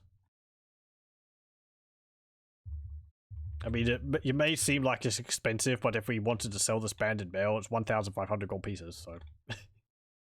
Money, doesn't tend to be too much of an issue. Trade to dust and disappearance. 4,000 gold pieces. We have money. It's in objects. Economies get broken in these games so quickly. I like that the items have a high value to them, though. It makes them feel like they've got, like, real worth to them. Let's see. If I sell this... 10,000 gold pieces. Okay, so it still works. Even though we haven't identified the girdle, it still counts it as a magical item. We'll identify it. Looks like a girdle of the dwarves. I don't know what that one is. I've never heard of that. ID the braces. Braces of AC plus AC4. Okay. That's good for a spellcaster.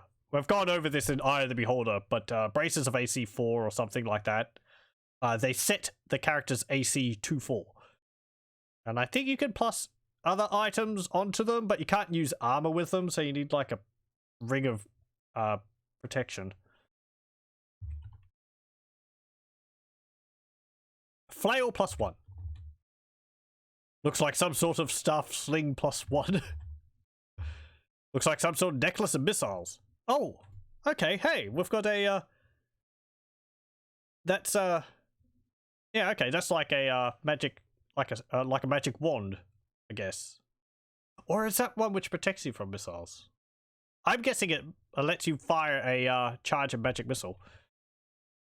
I don't think the elfin chainmail is magical. Yeah, it's not magical. I think that just means it's lighter.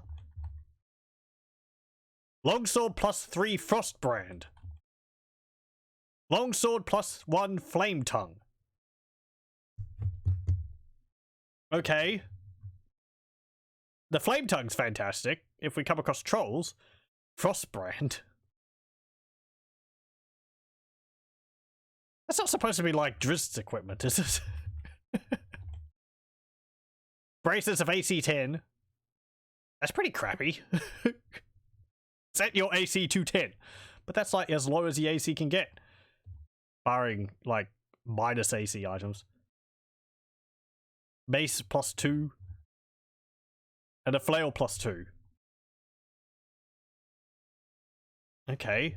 Let me see. Does a mace or a flail deal more damage?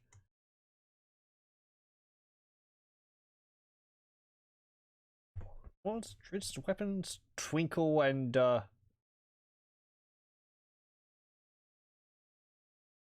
something else. Frost something or other. Just regular braces, yeah. Apparently they're magical. They're just like, it's just terrible magic. What was I looking at? I was looking at the manual, and I was going to see what the stats are of a flail compared to a mace. Let's see. Mace. 2 to 7, 1 to 6 against large targets. A flail is 2 to 7, 2 to 8 versus large targets. So a flail is better than a mace. Because you want to be dealing the extra damage against large targets. So, get rid of your mace. You can equip the flail. And we can sell this. 4 gold pieces. How much gold does this village have? Kind of weird that they've got a lot of gold just laying around that they can grab enough to pay adventurers with. Yeah, how much gold did we get from selling our items before? Like 4,000? I don't know. I kind of assumed they give it to us in like letters of credit or something.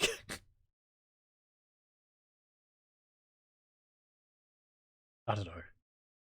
So maybe there's just adventurers everywhere, so every village has just a massive stockpile of gold which they haul out whenever a motley band of like people who could be adventurers turn up. Just in preparation. Can I ready that? Yes, I can. Okay. It'd be really useful if I had a list of all the items in the manual so that I could see exactly what they do.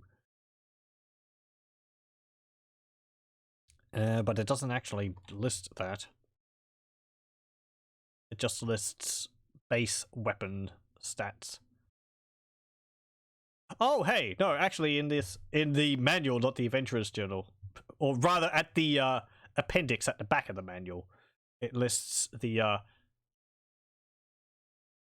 specific stats of the spells.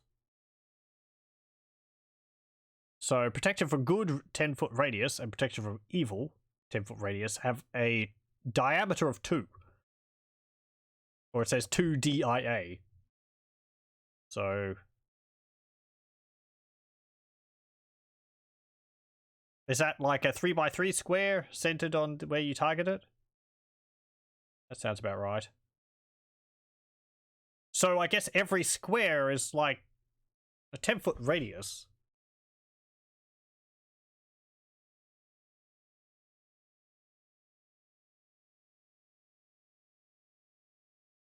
Okay. I can't do the math in my head. I was going to say every square is like 5 foot, but that seems a bit large. Oh well, I mean, you know, a square can fit, what, half of a Displacer Beast or a whole person. Let's not think about it too much. That's like trying to figure out how big a square is in Dwarf Fortress. A square is both so small that it can fit only one dwarf, or it can, what is it? It's like it can fit 1,000 dwarves as long as 999 of them are lying down, or something like that.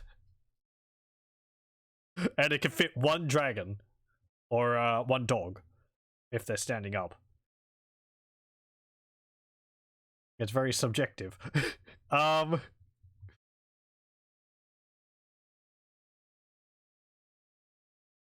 Fear has a 6x3 cone. Okay.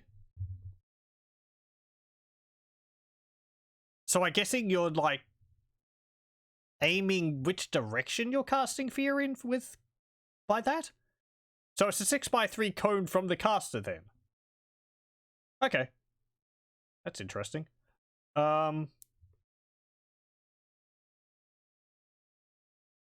Bless is a 5 diameter. Curse is a 5 diameter. So I'm guessing that's like on the point where you cast it, it's got, 5 squares in every direction. Silence, 15-foot radius is 3 diameter. Yeah, so I guess each square is supposed to be like 5 feet.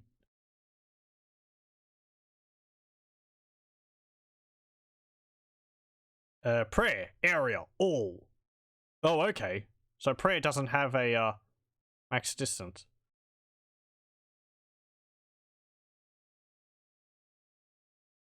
What about fireball? I mean, that, I kind of already know that, but let's see what it says. Fireball. Range. No, hang on, that's, what's that? RNG. I don't know. This is getting really tiny text. I don't know what that means. 10 plus level. I guess that's damage? Oh no, range. Duh, but... Okay, so fireball gets a further range when you've got a higher level? Area is 2 or 3 radius. So it's got... Yeah, okay, so it's like 1 square smaller. It's outside. Doesn't actually specify that it's a smaller outside there. Okay, I'm done looking at the manual. Let's see, what do I want to do? Staff, sling. It is magical. Let me trade that to, like, Egrimm. Flail +1. We're only going to need 1 flail. And we've got a flail +2, which is just better. So, yeah, we'll sell that for 2,000 gold pieces. How much do you buy this for? I'll give you 2,500 gold pieces for your iron, stone, pink, and green. Do they have a purpose outside of selling them? It's odd that they're included in my inventory and not in my gems. And I kind of wish that you told me what these items did.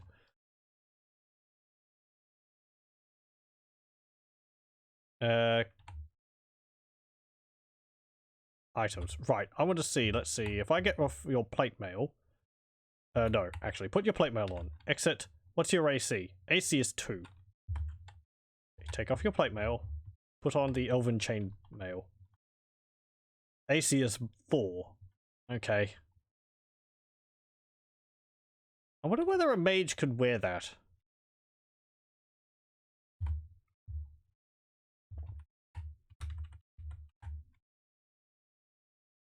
Iron stones are supposed to provide little buffs, you thought. Okay, I've never heard of them before, so if people know what they do, let me have a look. D&D Iron stones.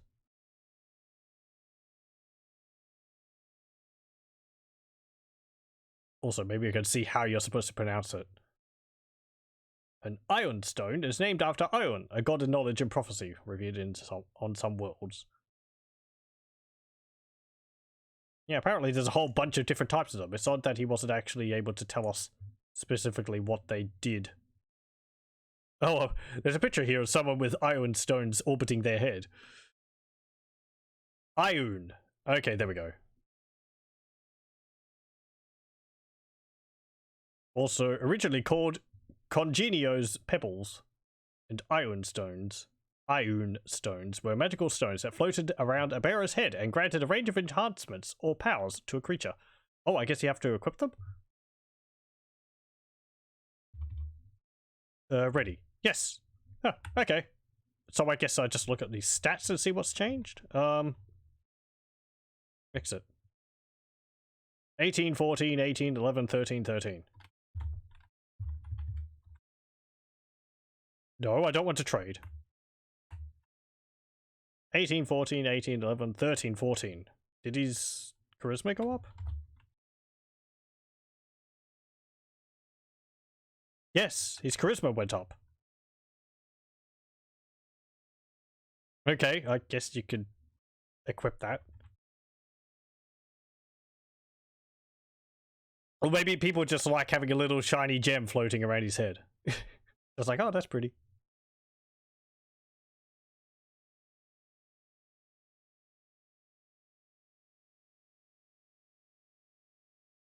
I'm trying to see whether there's like a listing of specific types of, because it's listing what they look like.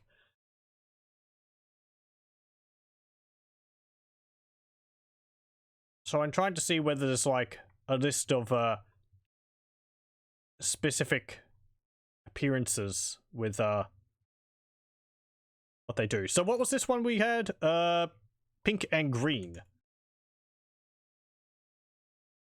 Pink and green ellipsoid. Well, it doesn't say anything about it being ellipsoid. Absorbed low-level spells until it burnt out and could never be restored. I don't think that's what this one does.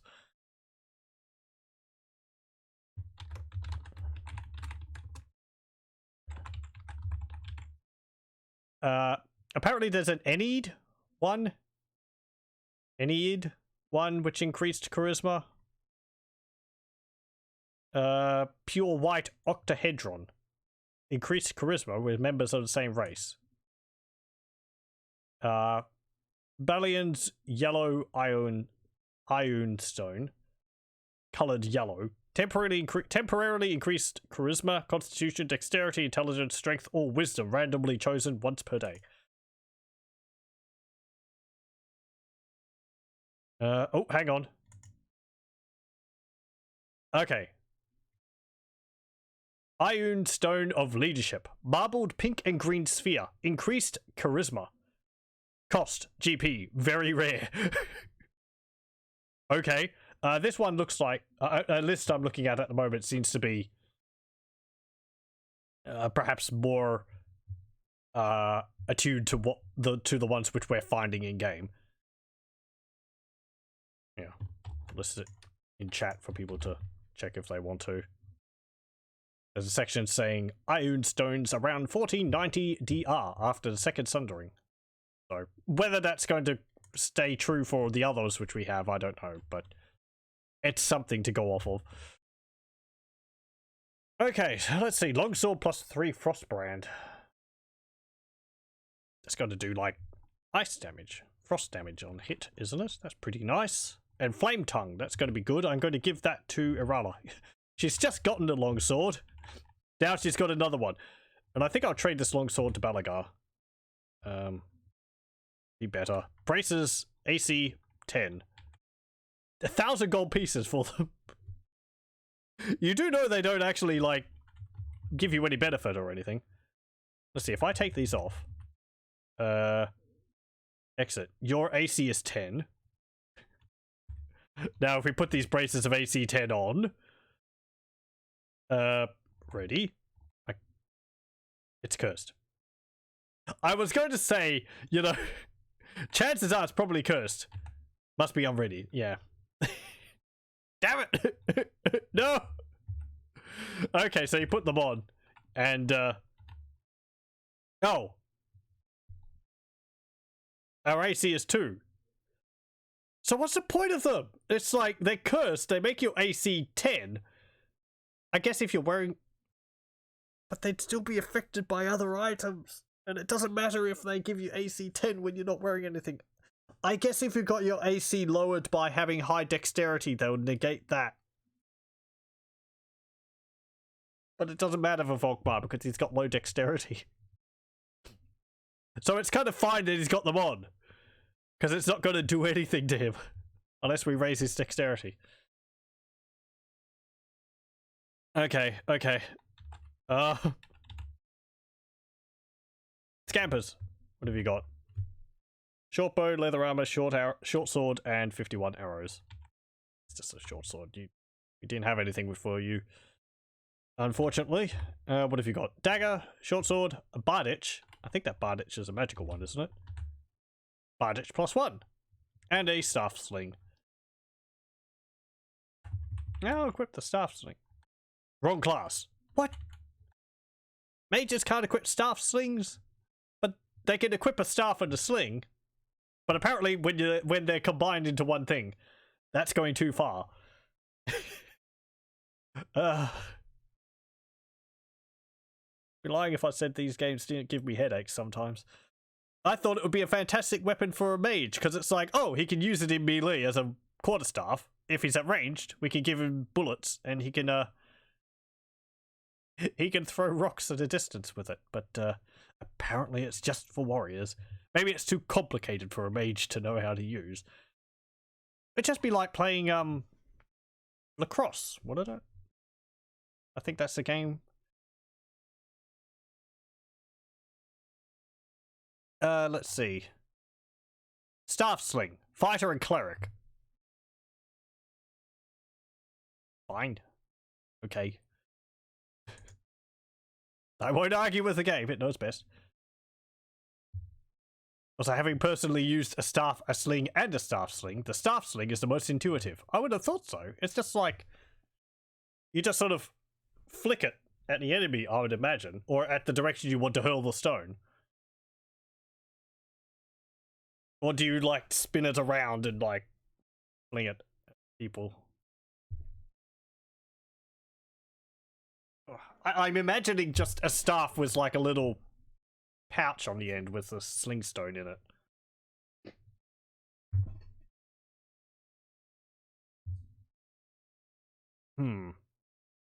Apparently he can't use it. If he can't use it, if a mage can't use it, I don't particularly want it. Volkmar's got a better weapon, and my other fighters have got better weapons. So, it seems cool, but we can't make use of it. Yep, there we go. And the barditch. That's a two-handed weapon. I don't really want someone using a two-handed weapon because that means they can't wield a shield. What's it say about the barditch, actually? Polearm. Yeah, sure. And only fighters can use it. What's actually its damage range? Barditch. 2 to 8, 3 to 12. A bastard sword is better than a barditch. Because a barditch... Oh, no, hang on. Okay. So a barditch and a bastard sword both deal 2 to 8 damage against man-sized targets. Against larger than man-sized targets, a barditch does 3 to 12, whereas a bastard sword does 2 to 16. So a bastard sword has high potential damage, but a barditch has a minimum of 3 damage against a large target. You're safely out of range, so there's none of that complexity. Aiming it is much easier than a sling. It's a sling tied to a staff, like a trebuchet arm. But it's built to automatic release, unlike a sling, so it just works. Yeah, sure, okay. That makes sense. I wonder whether they were frequently used by, like, armies or something. It seems, from what you're saying, that it would be something pretty easy to train people to use. Because, like, in Rome Total War, everyone's using hand slings. Maybe they're easier to transport than a whole staff. They're lighter, so they can carry them around faster. Anyway,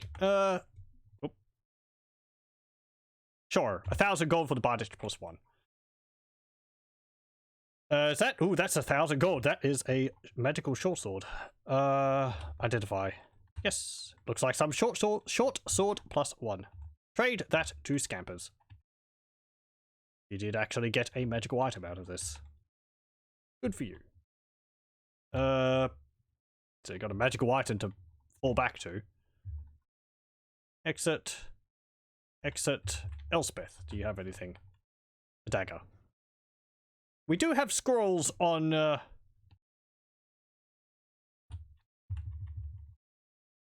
pages. None of these are magical, I don't think. Yep. Sell that. Sell that. Sell that. Sell that. Sell that. Sell that. Sell that. Whether people used it, no idea. Maybe that the mechanical advantage isn't sufficient when you have the spare time to train people to use a sling anyway. Yeah, true. Let's see. What are you equipped with? Battle Axe. Battle Axe is 1 to 8, 1 to 8. We've got Longsword plus 3. I think the Longsword's just better than a Battle Axe. 1 to 8, 1 to 12. Yep. So, as we'll let you keep the Battle Axe, but you're going to be using the Longsword plus 3 now. And Erala. Sell the quarterstaff.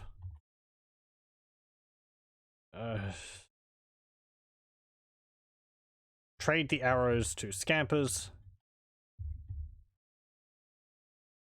What am I going to do with these potions?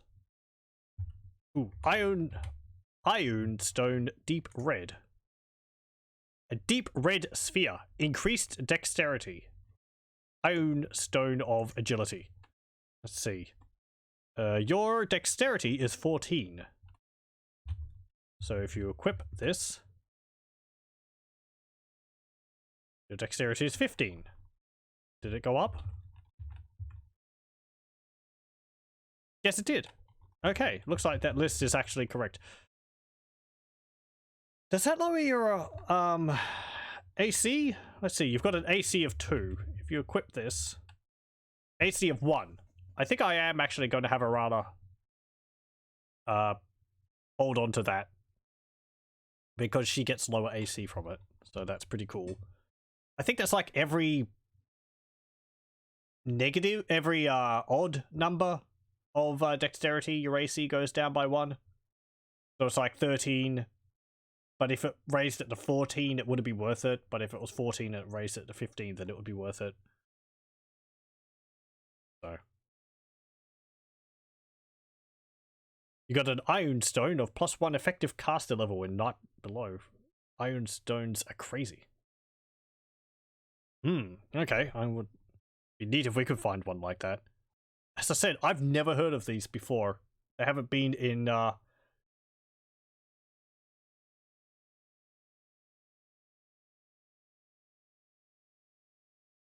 they've been, haven't been included in, like, I keep going back to them, but, you know, Baldur's Gate, Icewind Dale, Icewind Dale 2, Neverwinter Nights, not in any of them, so. Oh, I'm thinking wrong with the, dexterity, am I? Second edition, the middle region of +0 is much larger, so it isn't quite so summarizable. Okay, I would actually have a list here, probably, to describe how it works. I could probably look at that. Like I'm going to remember it.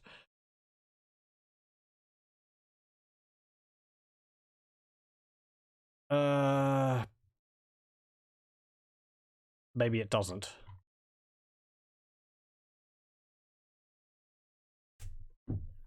Oh, Baldur's Gate Wiki, Baldur's Gate Manual probably has that in there.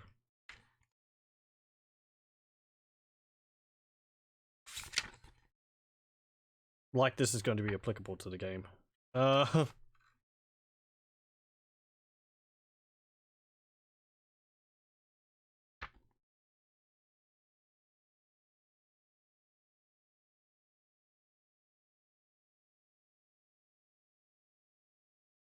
Okay, let's see. Dexterity. Dexterity AC adjustment.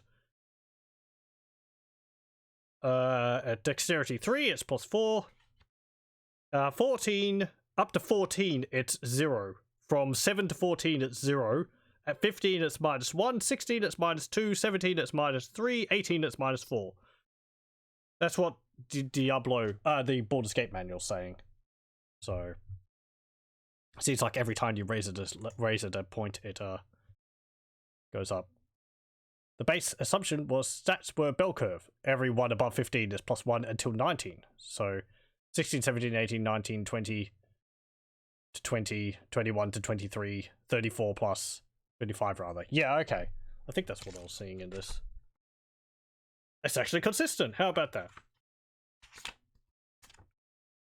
A benefit of them all using the same system. I think Baldur's Gate was a bit updated from this game, but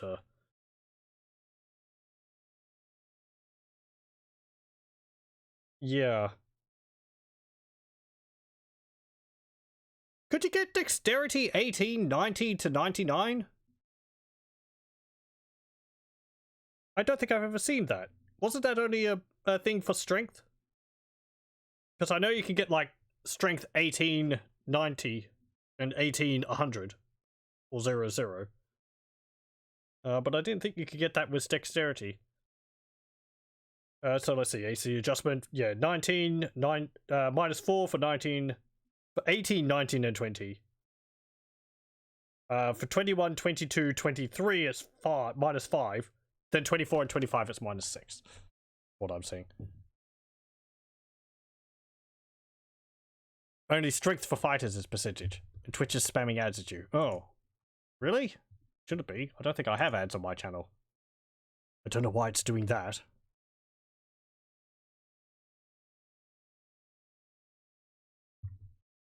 Autobot, but you're skipping chunks. I'm sorry for that. It's putting ads on my thing when I say not to. I thought I had those turned off.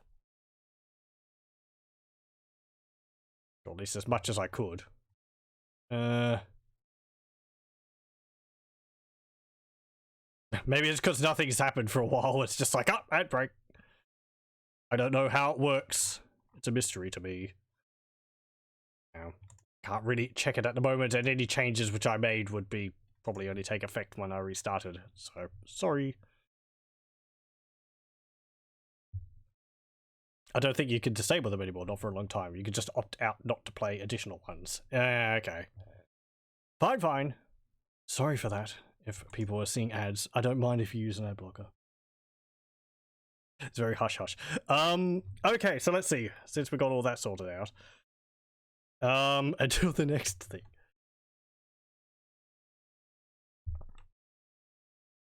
Let's see. So you put that on the Iron Stone, raised your dexterity. That's pretty good to have. The magic user scrolls. I'm going to give them to Egrimm. And trade them to, yep, potion of extra healing. I guess you can hold on to the potions. Not going to weigh too much. Banded mail +1.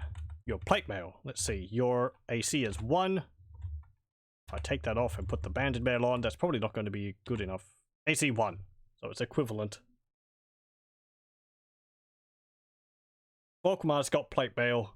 He doesn't need banded mail +1 because we've all got plate mail. Do I want to be wearing magical armor in case? I mean, I guess it's fancier. Yeah, we'll just sell the plate mail. There we go. And longsword +1 flame tongue. Yes, you just got a longsword, but you're going to be equipping this one. And I may as well sell this other longsword. Can Scampers use it? Let me check.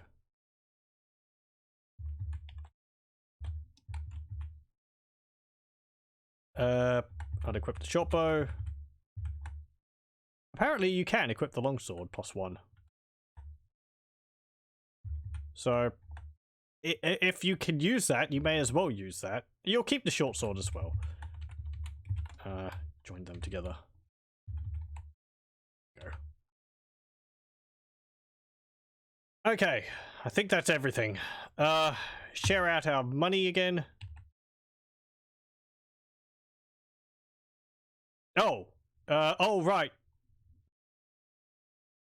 Hold on. Pool. Take. Right, we've got multiple gems and jewelry.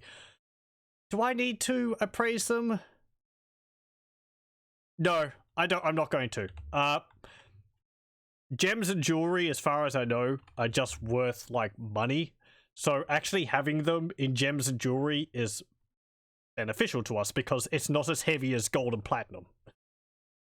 So you can imagine it like the gems and jewelry is like checks which we haven't cashed yet. Just easier to deal with. Okay, do you have anything more useful which we could purchase, or is it just going to be the same list of items as everywhere else? Yeah, it looks like the same list of items everywhere else. Sure, that's fine. Go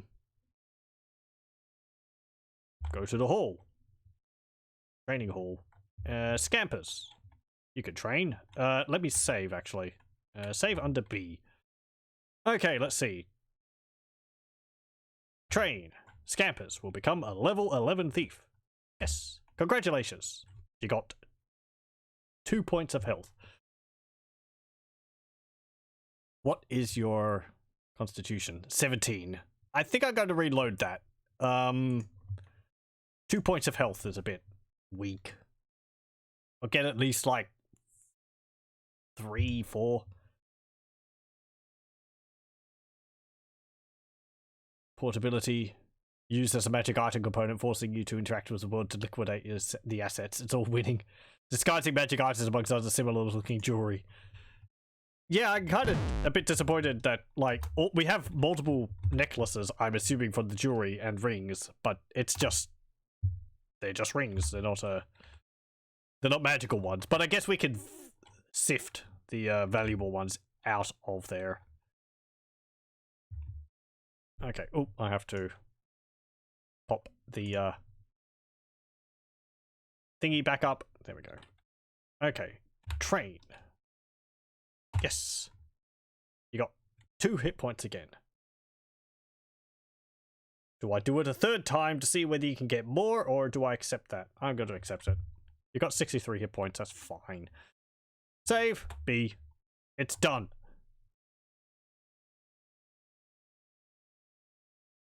Forcing players to haul a 20-foot marble statue of Thor posing because that's the net value of a dungeon. You have an entire dungeon and the only thing of value in there is like just a massive gold statue. And the adventurers are like, well, we're not leaving without something of value. Get out the crowbars, lads. We're going to be hauling this thing with us. It's really heavy. They're going to have to, like, make a cart to haul it anywhere. They can't break it, but... I would imagine some games where people are just, like, taking everything. I open the door. The door's open. Okay, I start taking the nails out of the door and reducing it to its constituent components. And then putting it into my backpack. Why? Because I'm going to sell it later on. That's the thing. These games will never be able to, like... they'll never be able to... or like, at least up to this point, they haven't been able to, like, encompass just being able to do stupid things like that. How did I even get it in here? It's the little things as a DM, yeah. You stamp down on that behavior real hard, it's so annoying. Yeah, I can understand. Because, you know, from my limited experience from role-playing, it's really slow already.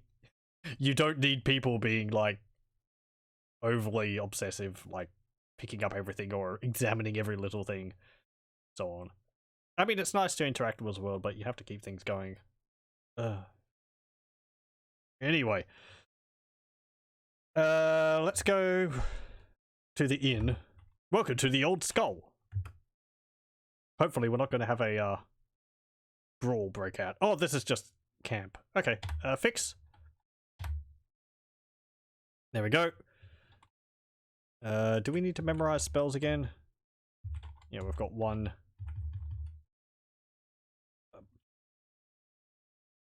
Memorize, cure serious wounds. Hold on. Previous. get a detect magic, a magic missile. Actually, a read magic would be pretty good since we have those scrolls. Nope. Forget how that works, actually. I think you use read magic, and then you look at a scroll, and then you can memorize one of the spells off the scroll. If you want to. Get a stinking cloud, and a fireball. Okay, a magic missile. Wait, nope. I will get a read magic on you. As well. Back when you needed to have a spell to learn how to learn new spells. And you had to rest to spend the time to read them. You had to scribe the spells. Egrimm spells on scrolls. Or is that actually for something else? Hold on. My misunderstanding what this spell's for. Probably.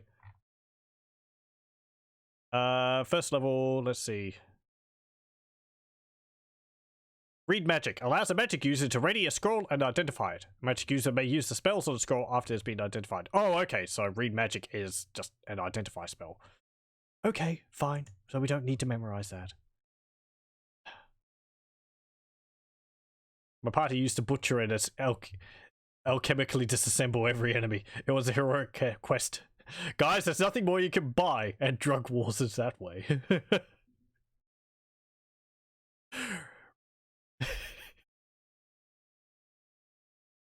You go into town and you have like a backpack, oozing backpack, and it's like, how much for this, you know, how much for this backpack of goblin giblets? And the shopkeeper's like, are they fresh? And you're like, well, we traveled for like 3 weeks to get here into town from a, you know, from a dungeon out in the jungle somewhere over there. I don't know, how about you tell me? Sir, we're not cannibals here. Is it cannibals to eat goblins? I mean, they're not humans. That's getting into paladin questions. Probably be able to sell like goblin skulls. But then again, goblins are everywhere, so people's probably got enough of them. I've got a storage room full of goblin skulls. Do I look like I need any more? What have we got? Magic missiles, dimension door. Do I know that spell? I don't think I do. Feeble mind. I think feeble mind is better than confusion, isn't it? Confusion's like they have a chance to stand there doing nothing, or they have a chance to, like, they still have a chance to attack, whereas I think feeble mind stops them from really doing anything.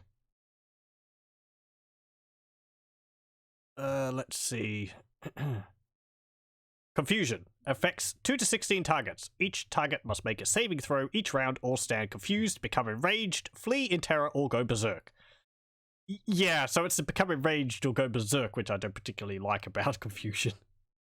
Making someone go berserk is Feeble mind reduces the target's intelligence and wisdom to 3, so the target cannot cast spells.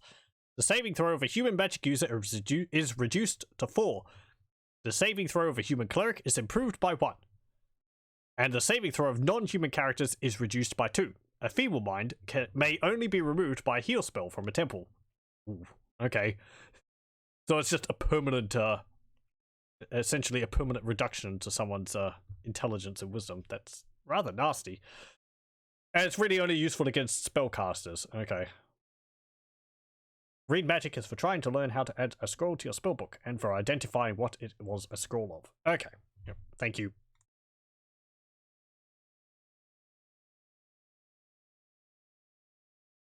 Fear, Fire, Shield, and Fumble.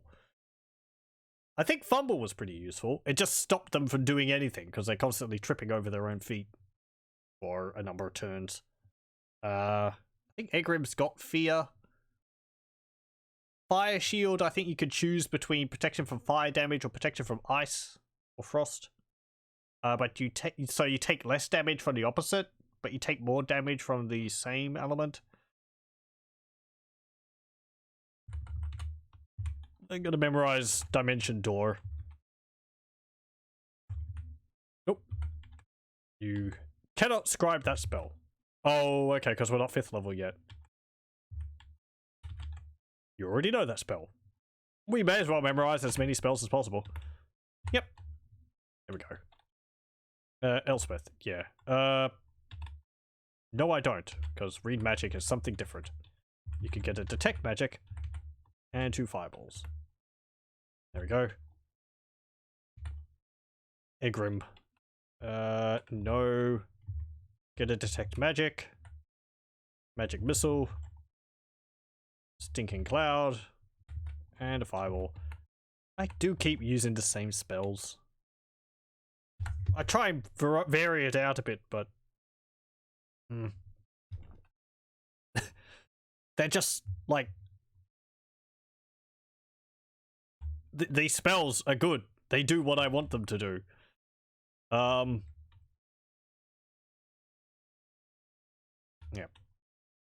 Okay, can you cast, let's see, 4th level spell. You've got Fear and Ice Storm. Do we have any other 3rd level spells? No. 3rd level spell, Fireball. What else do you need? Okay. Let's go to a temple. Heal, view, pool, and appraise. Oh, they can identify items here? Apparently they can. Don't need to heal. Bar. You're in a good quality tavern. What will you do? Have a drink. Relax. Exit. No option to punch the barkeep. Have a drink. What will you buy for a drink? Beer, ale, port, mead, whiskey. No lemonade. I don't know. Port. A hooded, grey-robed man sits in a dark corner. He motions you over, speaks, and you record it in your journal entry 18. Then he vanishes.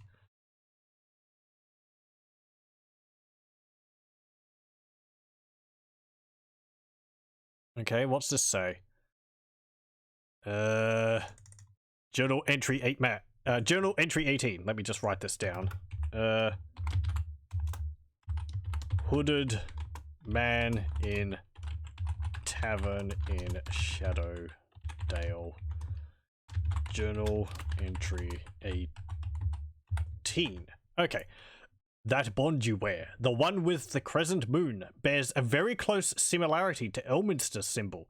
Now, Elminster is not the type of man to take kindly to someone claiming that they've been bonded by him. So if I were you, I'd slip out of Shadowdale and sail down to Ashabenford. Then I'd work my way south until I found a certain red wizard's tower. After that, I'd get in to remove the bond. Or you could hang around here and get turned into a newt by Elminster.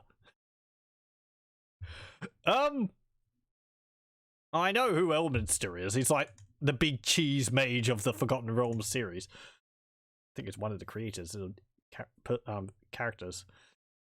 Or is that someone else? Somehow I don't believe that.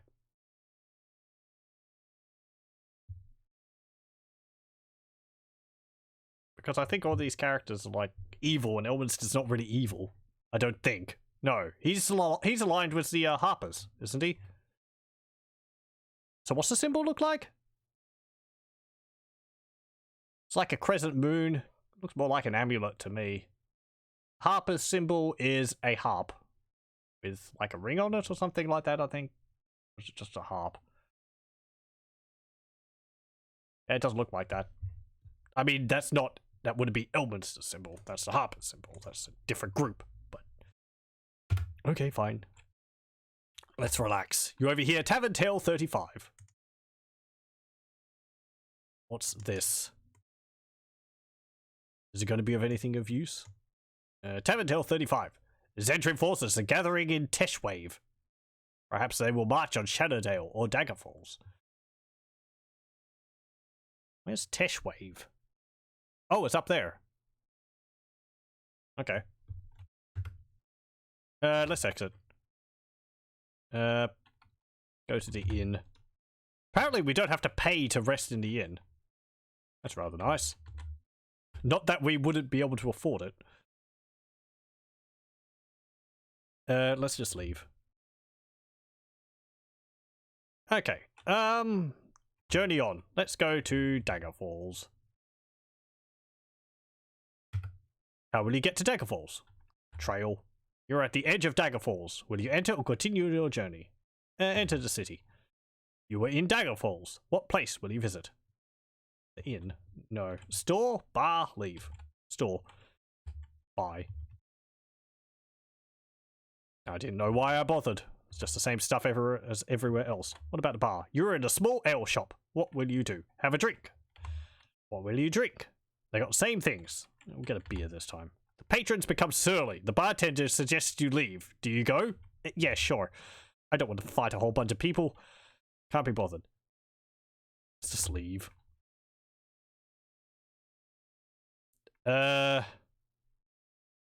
Journey on. Let's go to Shadowdale. We'll go through the wilderness. Amidst the fields of Daggerdale, you find huge footprints leading towards a small farm. In the rays of the setting sun, you see the silhouettes of giants. What do you do? Rescue or leave? Rescue the giants? Sure, we'll rescue. Okay, so that's 6 giants with 70 hit points each. Attack ally. No. Let's not start, you know, murdering each other just yet. Hold on. Aim. I want to have a look. What type of giants are they? Oh, they're Essens. We've dealt with them before. They're not too bad. I mean, they're not like fire or frost giants. You can move to here. Cast. Cast a fireball. If you can target them, considering there's going to be a lot of trees between us and them. Hey, look, there's a little river there. Cool. Aim. Can you hit any of them? Nope. Quit. Oh, well, they moved. That one jumped nearly all the way up to us. Manual aim. Target. Bit of a waste for fireball just to hit one guy, but, hey. Also have to remember, we don't actually have all of our good equipment. Though we've got pretty good equipment now, so I don't think attacking them is a completely foolish move.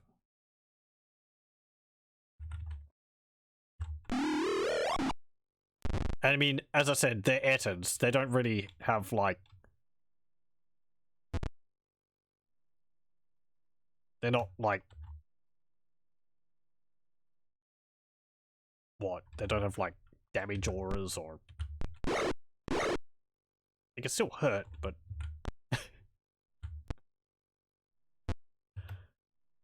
Cast...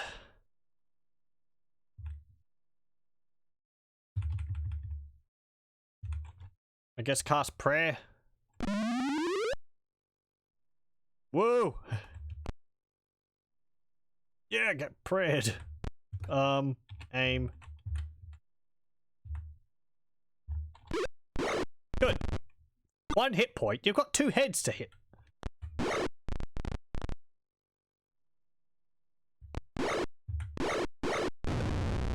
Hey, one's dead already. Good.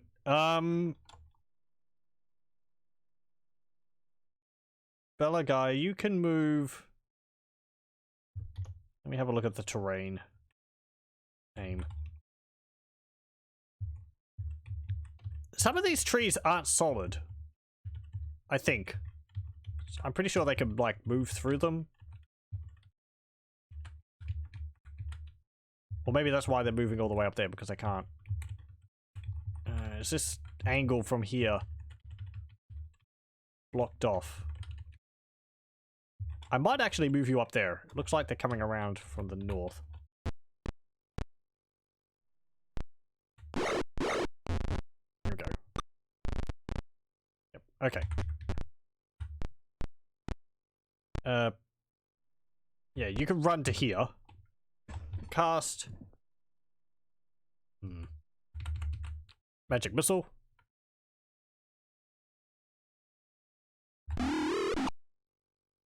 There we go, that was 15 hit points. I'm going to put you down here. You can cast a Stinking Cloud.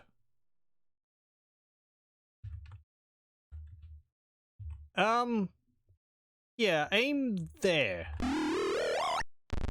If they move into that, you know, it's protecting our flank there.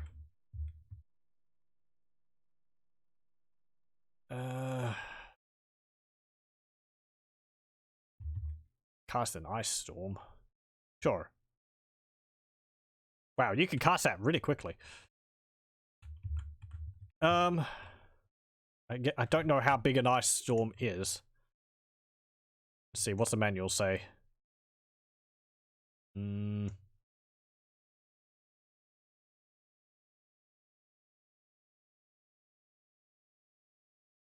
Ice Storm, damage only, combat. 5 diameter.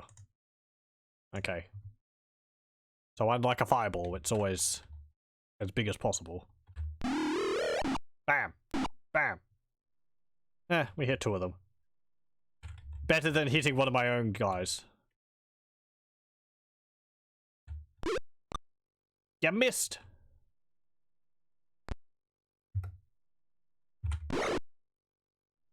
Cast.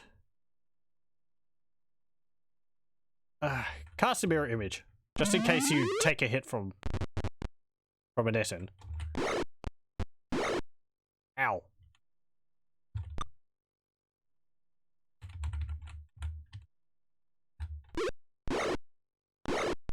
Oh! Ow! Jeez. Stop that. Fireball!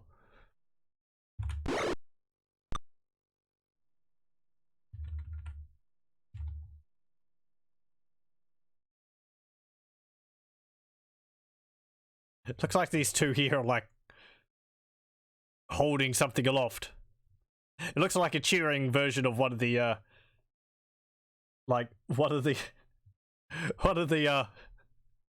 Dr. Mario germs or something like that.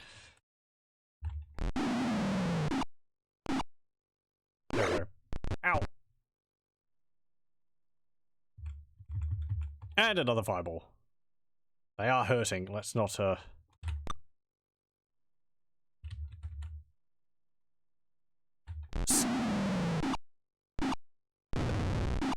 be too stingy with them. Okay, there we go. Olympic Flame. The lesser known mascot for the Olympics. Ah! Damn it!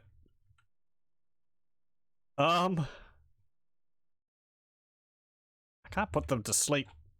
They're too powerful for that. This might go poorly.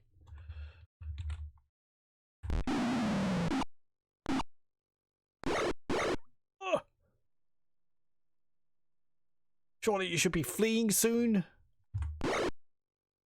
Cast. Cure serious wounds. Belegar's hurting badly. Ooh, that one's only got 3 hit points. Come on! Yes! You killed it! Good. And you get another hit. Come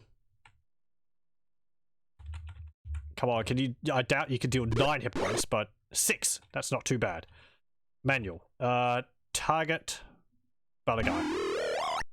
10 hit points. You could have perhaps healed him for more. Another Ice Storm.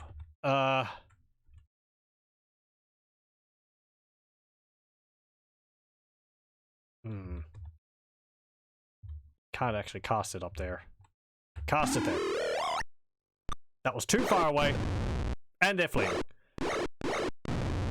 Oh, lovely.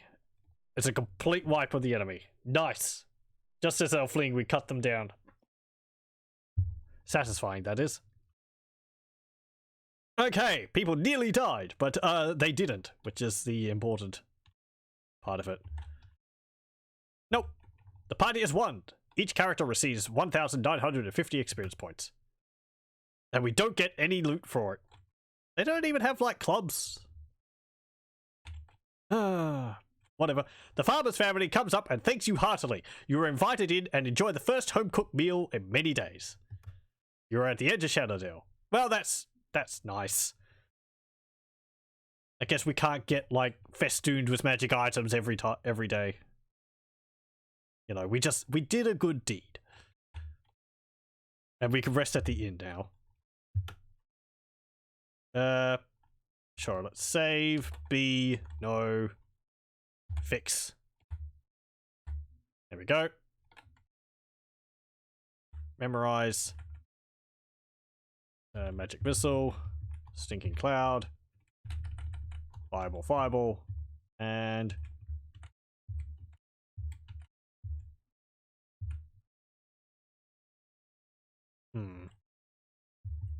I guess just Ice Storm. Okay, what have you got? Magic Missile. Mirror Image. I think that's what you cast. Fireball. Get a Lightning Bolt. And an Ice Storm. Okay. Don't remember whether Lightning Bolt bounces off walls in this. I don't think it did in Pool of Radiance. That's why I'm hesitant to use it. Again, in Baldur's Gate. You cast it and it bounces off walls and you don't know where it's going to end up going. Why is Erala immune to electricity? Is that her, sword?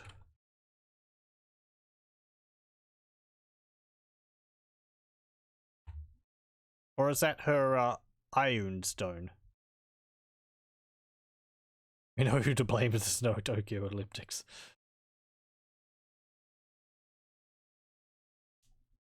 Oh no. Who will participate if there's no entrance?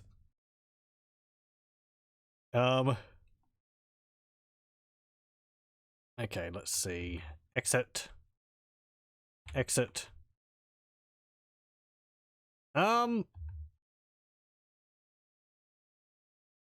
Hey. We have a thing called Braces AC. Can we, like... Must be unreadied. Yeah, about that. Oh, hey. Okay, so the heal menu actually has multiple things you can do. Cure blindness, disease, light wounds, serious wounds, critical wounds, heal, neutralize poison, raise dead, remove curse, and stone to flesh.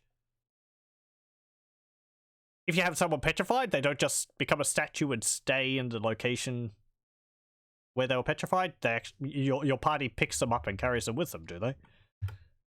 Removing curse will only cost 3,500 gold pieces. No. Because I could do that myself for free, so sorry, Temple. In. Let's see. Magic. You can cast. What level spell is it? Remove curse is a 3rd level spell. Okay. No. Cast. Cure disease. Cast it on yourself. Memorize. Remove curse. Oh, you actually had a free slot. Oh, because you had prayer, right? Yeah, and you'll cure serious wounds. There we go. Rest for another 8.5 hours. Cast. Remove curse on yourself. Add an item uncursed. Fantastic.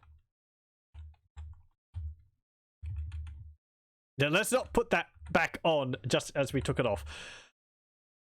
So the Girdle of the Dwarves. Let's see. I did actually check what that did. 1800, 14, 18, 11, 13, 14. This was something else I was doing. I actually had all my character stats written down in my notepad. Didn't I? No, I didn't actually. I had their equipment. Okay, 18, 14, 18. Let's see, items, equip this. 18, 14, 18. 11, 14, 13. 11, 13, 14. Okay, so it raises Constitution by 1 and it lowers Charisma by 1.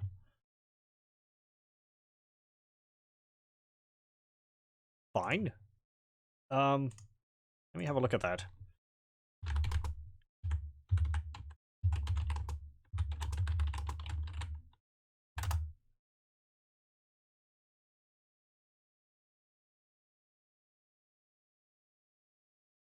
Wait.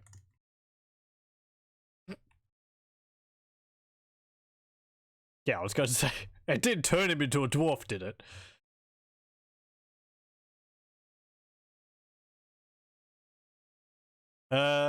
So there's apparently something called a belt of dwarven kind.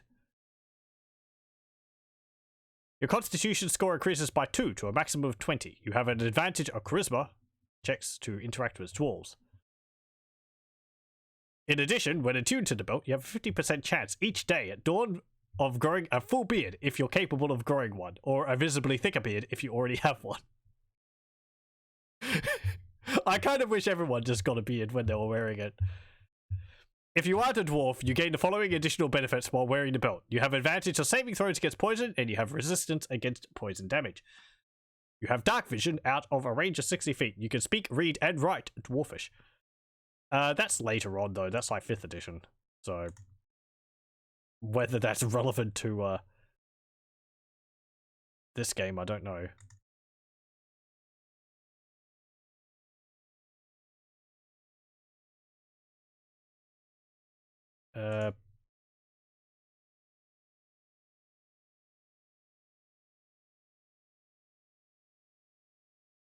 Yeah, I'm not seeing like a list of items here, which I can easily check to see what the stats of this thing are. Doesn't seem to be giving him, it doesn't mention up the top there that he's getting like poison resistance or anything like that. So I guess he can wear it as a bit of extra constitution. Though, doesn't he have the object which is increasing his charisma? Yeah. So if we took that off, he's got a charisma of 12.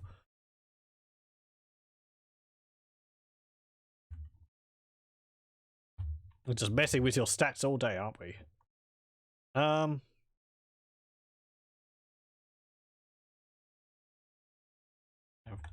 Wear them. Whatever.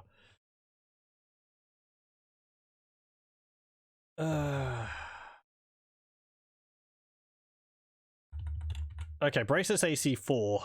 Let's see. Egrimm, what's your AC? Your AC is 10, and so is Elspeth. Good thing we found them then. Trade this to Egrimm.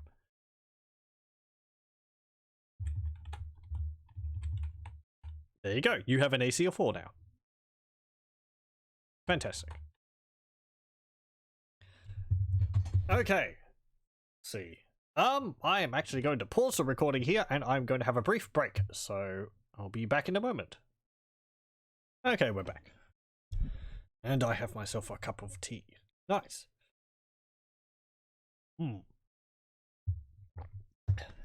Okay, let's see. I was going to check whether Erala's, hold on. There we go.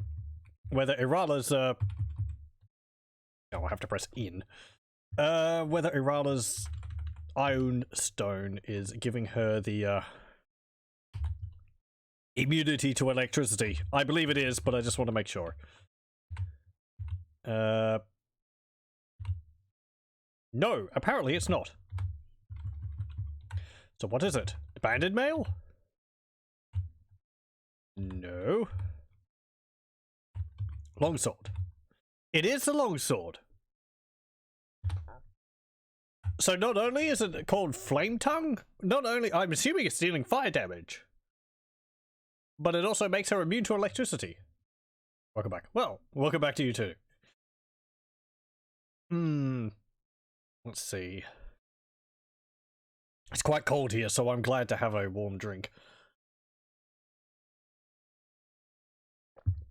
Pardon for the sloping. Can I find what a flame tongue longsword +1 does? +1 flame tongue.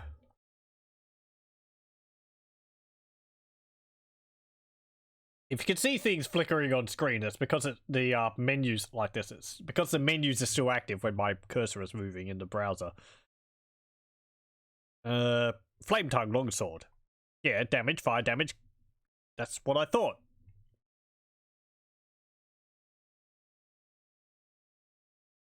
Pulling out all the stops with a Frostbrand too. Yeah. I'm quite surprised we got them. It's like, I mean, it's a +1 sword. That's cool. But then a Frostbrand as well is like, I'm guessing because we lost all of our gear from the last game, they're going to have to give us pretty good equipment to, like, make up for losing all of that.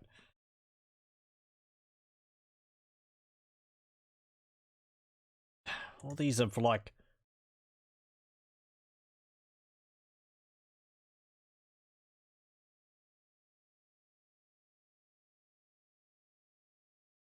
It'd be nice if it was just a single website where you could check based on edition. I do have copies of all the books, but I am not going to trawl through those right now. There is a limit to how much I'm going to look through other books. So I'm just going to assume it's giving me immunity to electricity. At least according to Goldbox Companion. It could be wrong. I don't know. We'll have to get Erala to stand out in a field, and I'll cast a lightning bolt at her. If she takes damage, it's not actually immune to immunity to electricity. That's a definite way to test. We've got the book here, one moment. Oh, thank you very much. I appreciate all the help. I have them, but they're like, you know, it's just like one big book, so... in a PDF format, so it's not easy to check through. And they're not things which I grew up looking at, so I wouldn't know really where to begin looking in the first place. It seems odd. Like, I would have just thought the sword gives me fire damage. But, oh well. Let's leave.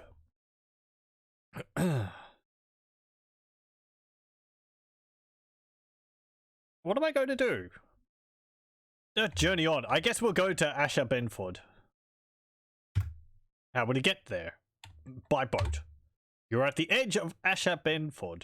Will you enter or continue your journey? Enter the city. You are in Azure Benford. What place will you visit? Looks very similar to Shadowdale and Daggerfalls. They've even got 3 ducks.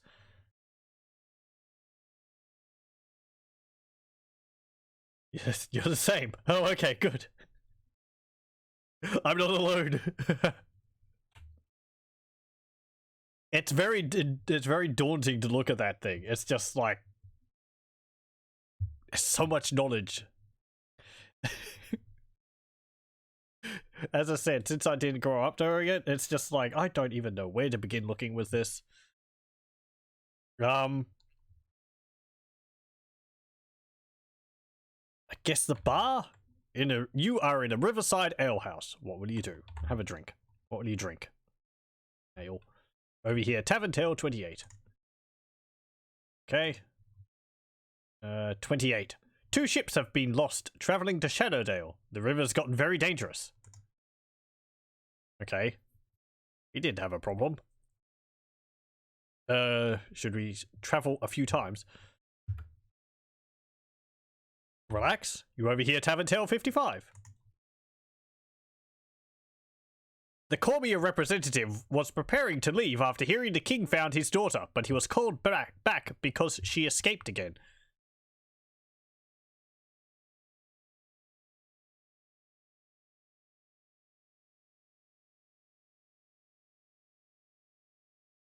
Okay. So I guess she, yeah. We did see them riding off on a horse again, so... Well. Overheard it being written down. Yeah.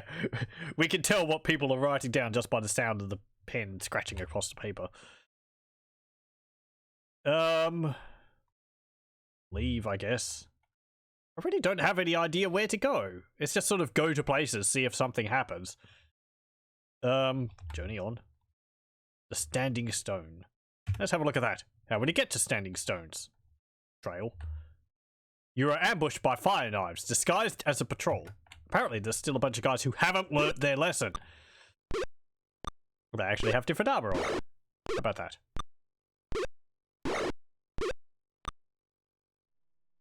They did say they were disguised. Okay, cast. Fireball. Can't go there. Yeah, I can't move over that, like, bush there. God. Go to there. Aim. Manual. Can you aim over a log? Apparently not. Okay. Manual. There.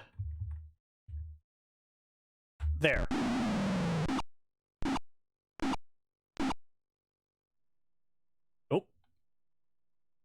Fire knives disguised as a patrol of fire knives. Yeah, we were able to tell that there were fire knives right from the get-go. I guess their disguises aren't too good. I will have a look at that just in a moment. I have a lightning bolt right here. I could test to see whether she is actually immune to electricity. Let's see. Sword +1, Flame Tongue. +2 versus regenerating creatures. +3 versus cold using inflammable or avian creatures. +4 versus undead. Sheds light only when its possessor speaks a command word or phrase. And its flame illuminates the area as brightly as a torch. Note that the flame from this sword easily ignites oil, burns webs, or sets fire to paper, parchment, dry wood, etc. Cold using creatures are those who attack mode involve cold. Ice toads, white dragons, winter wolves, yeti, etc. Okay, it doesn't actually say anything about immune to electricity. We're gonna test this. And I think you lost the spell. So we're not gonna test this.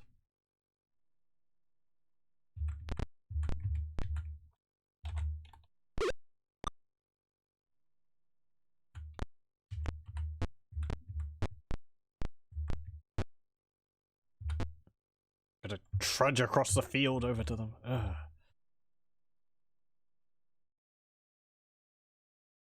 Aim.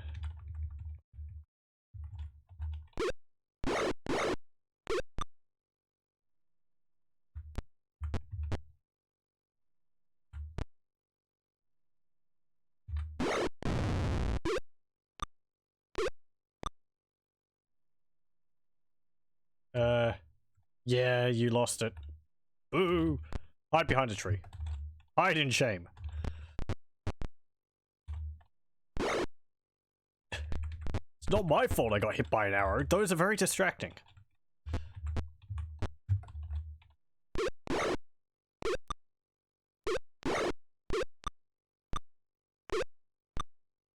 It hit me through the tree. So I guess the trees don't break line of sight. But I can't cast fireball through them. Hmm.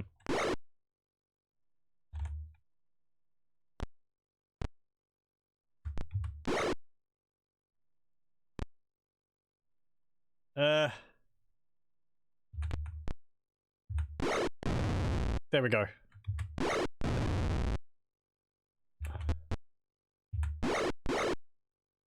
Wow. You reduced that guy to 6 hit points from like 35. You think you ended up with Flame Tongue and Night Below as my sword wizard. Apparently got Fin Slayer. Keeping track of its variable bonuses was a challenge in pen and paper. Yeah, it's got a lot more effects than I thought it did. Like, it does extra damage to inflammable or avian creatures. I guess you could, like... It's like, okay, you could cook birds with it. I do like that it mentions that, you know, having it out means that things around you could catch on fire. That's cool, and something which you don't really think about too often. You know, oh, I've got a flaming sword. Great.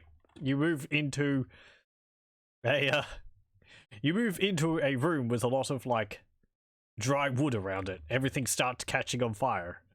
You're like, oh dear. Hey, victory.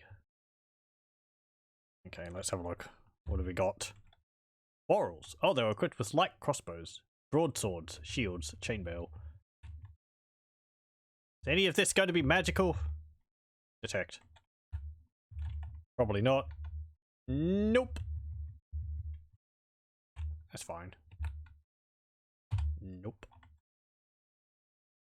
Okay, you are at the edge of the standing. You are at the standing stones. A grey-robed man sits against a stone, his face covered in shadow. He speaks. You presently serve 4 masters. Return to me when you have slain 3 more. Then you shall achieve your destiny.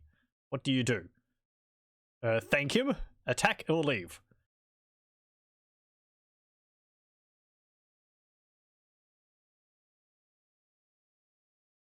Our destiny for what?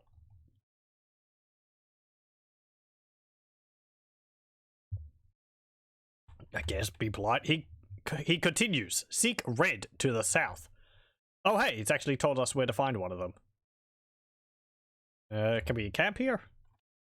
Sure. Let's fix up and memorize spells again. No, that was a... Nope. That was a detect magic, which we got. And a fireball. There we go. And this one was a lightning bolt, which we lost.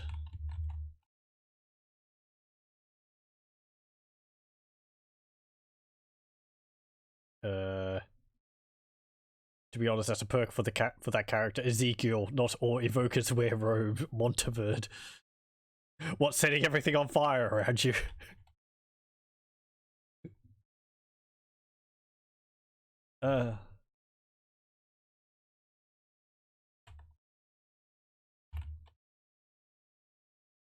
Let's see. Patrol forest. Is that something we could do? Just look around. What do we find? A battle begins. I see a whole bunch of squares with 70 hit points. Are they more Ettins? Yeah, they are. These forests are just teeming with Ettins.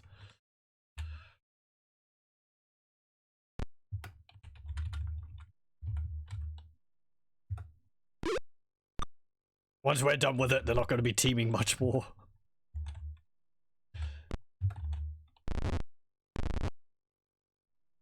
Burp. Burp. Yeah, cast a bless.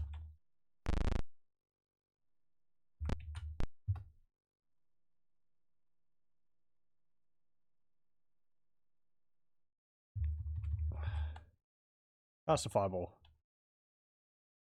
Egrimm. I'm actually going to do this again. Oh. Did I not get lightning bolt? Or did I not? Did I just blind on it? Oh well, whatever. Boom! There we go. I think that's fine.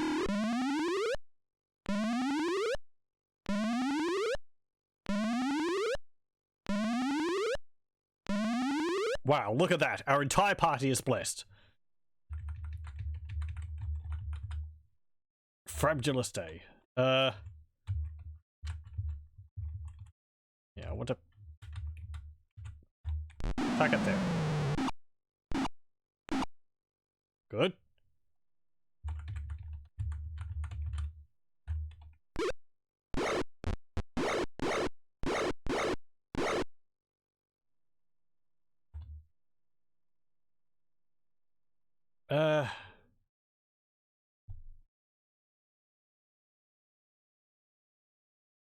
Cast a magic missile.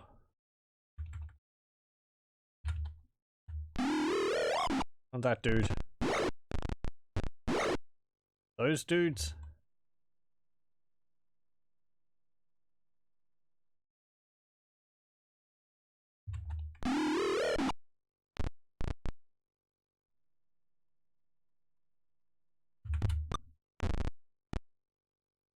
Okay. Let's focus our damage now on one. could actually cast another fireball. Sure, do so. Ow.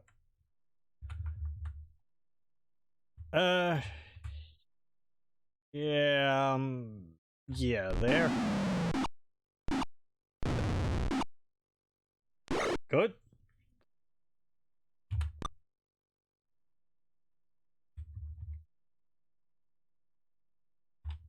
Don't really have anything. I'm gonna move you up to here. And God. Ow! Guess that dude was guarding.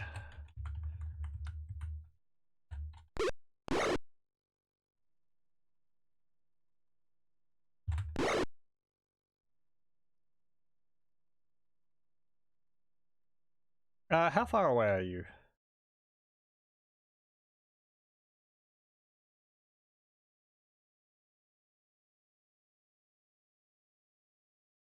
Sure. Cast a stinking cloud. There we go. You win fights to recover the molten slag of the treasure. Kind of think that the totally not a necromancer member is the most normal. Your cleric sold us spellcasting for more fighting. Your paladin sold us fighting for more spellcasting.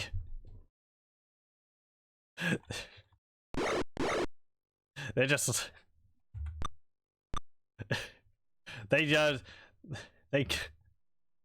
missed their callings is what I'm hearing. I thought I wanted to be a paladin. Turns out I want to be a cleric.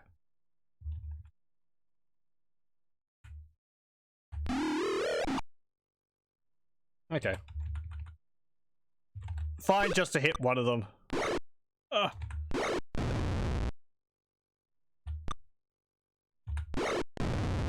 Good. Ow. Ow.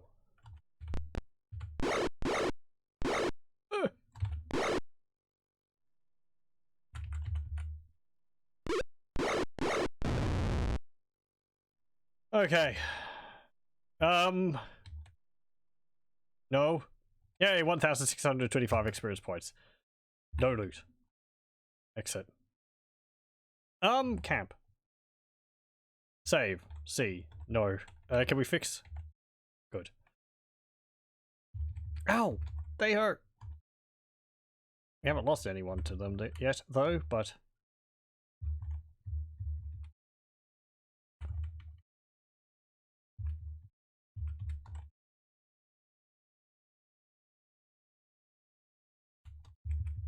Okay, reduce actually might be useful. If I can cast it on them, they might be too powerful for that.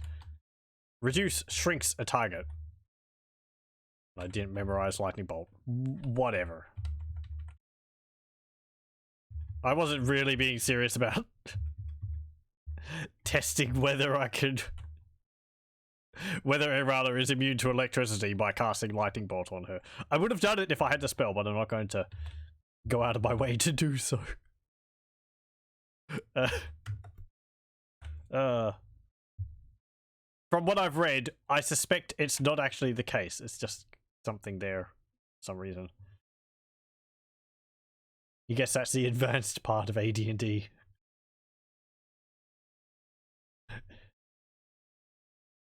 People not... adventurers not knowing what they're going to be. I suppose that's what multi-classing is for. Like, I thought I'd be a paladin. Actually, I want to be a cleric. Can a paladin multi-class into a cleric? Later on, I think they can multi-class into anything. Earlier on, I think it's a lot more restricted.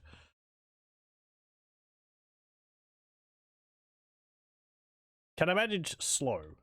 Do we have a slow spell? Let's see. I have to check my mage. My cleric. We have slow poison. If we come across any poison, we can slow it. Like a pool of poison? Sorry. I don't think I've got a slow spell. I don't think my spellcasters have that. Ray of Enfeeblement. I think that just lowers, like, strength. Fumble. That stops someone, from what I've read. It's not really slow. Yeah. No, it does look like we've got a slow spell. Okay. Wizard 3. Right. Well, we've got level 3 spellcasters, but I haven't found a scroll with it on, so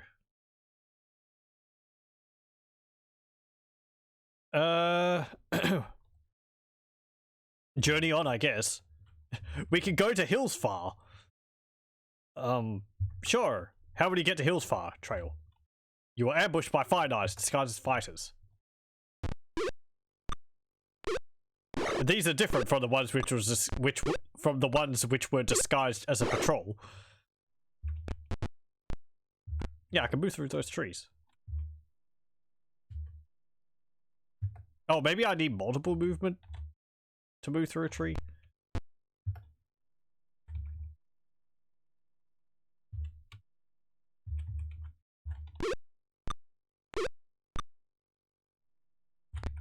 I'm gonna get you. In a moment. Ow.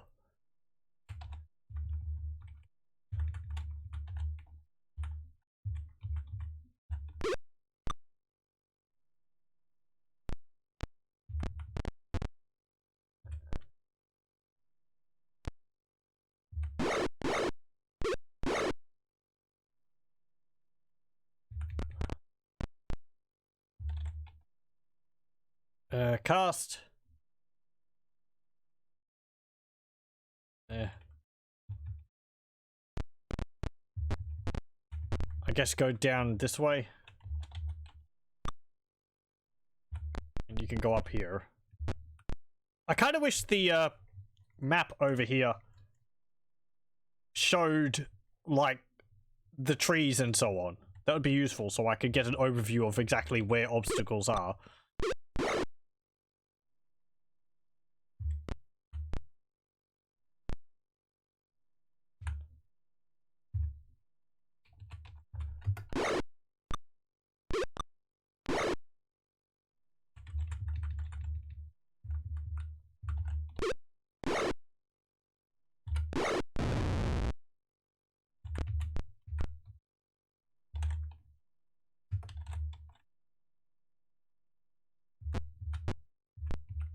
Yeah, it seems like moving onto those stones actually cost me,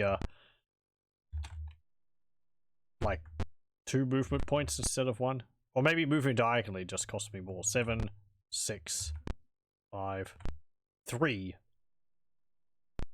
I don't know.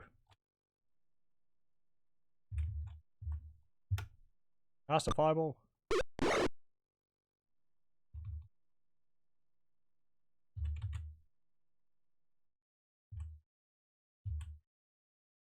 So you can hit there. Can't hit there. This is weird.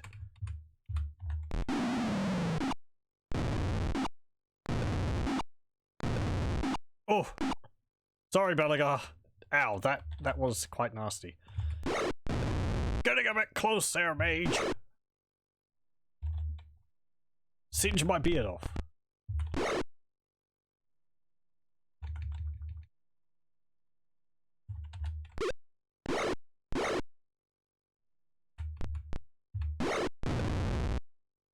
Nope. Did I have anything of value? Nah, looks like the same. Nope. You're at the edge of Hillsfar. Sure, enter the city. You are in Hillsfar. Map ID error. Was it showing that before? Geo0014. Maybe it's getting confused because of the other game. I don't know. In. Begone, Zentrim scum! You'll not soil my establishment. Ah. Store? We could go to the store. Apparently we can't rest here. Temple? Heal. How much does a cure critical wound? 600 gold pieces. No. No.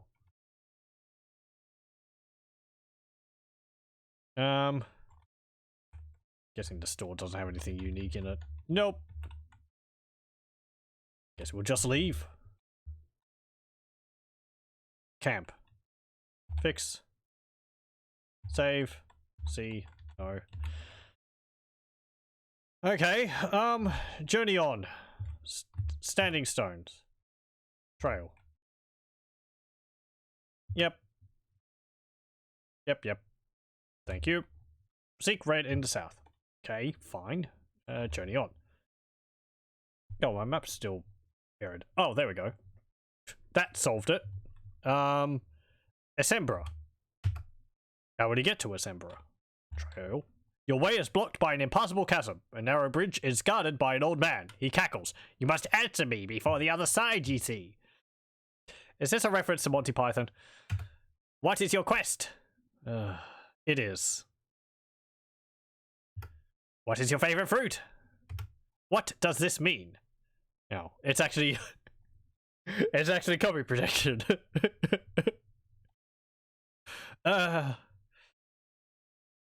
At the time, it would have been like, you know, the new and hip thing to reference. Little did they know that by making that movie, it's going to be quoted by law in every single D&D session and gathering of people related to live video games ever, all the time. You may pass. There we go. Let's enter the city. It does get a little bit tiresome. Am I saying it's not hit to reference now? I think you'll understand after having, like, what, 33 years of hearing references to it, it does get a little bit thin. They're good movies, but there is such a thing as too much of a good thing. It's not that big of a deal. It's fine. It's just...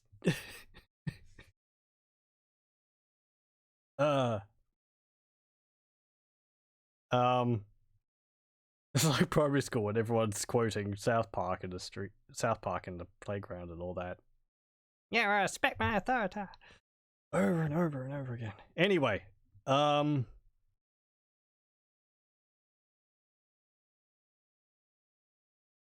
are we doing? Welcome to the Branching Oak. That's fine. Why does the map keep bugging out? Go to the bar, I guess. You are in an outdoor bar overlooking the woods. What would you do? Have a drink. What would you drink? Mead. Over here, Tavern Tale 60.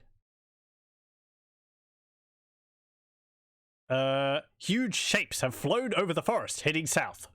Okay. Like, giant birds.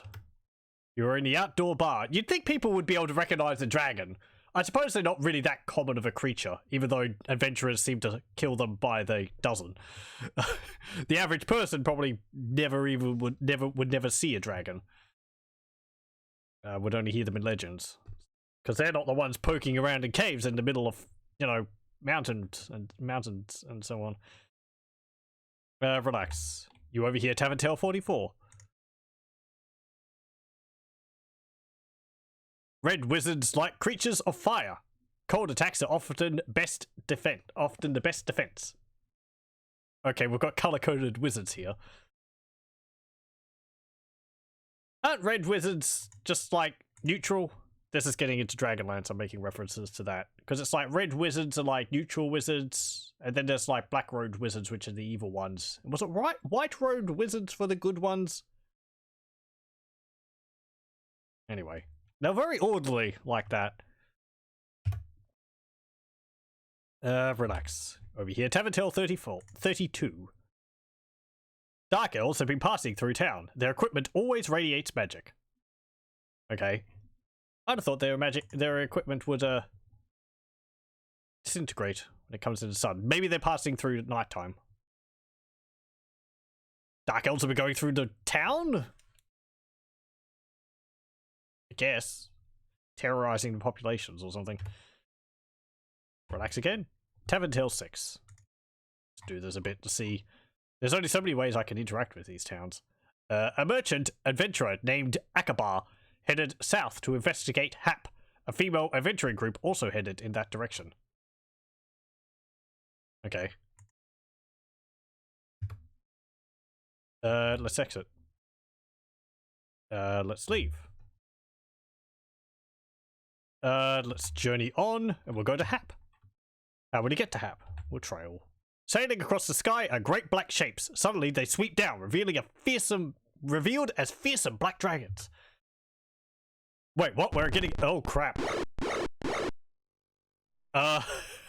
Okay, suddenly, 3 black dragons.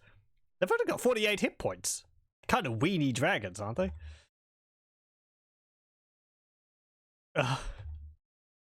Isn't it usually like 1 dragon is a boss? Rather than like, oh, you just have to attack 3. They're just like whelps or something. Still, they got a great sprite for them.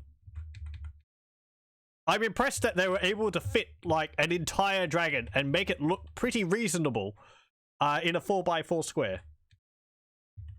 I wonder how many pixels that is. They look pretty good. They do look like they've got a little bit of a like their bottom jaw is overhanging, but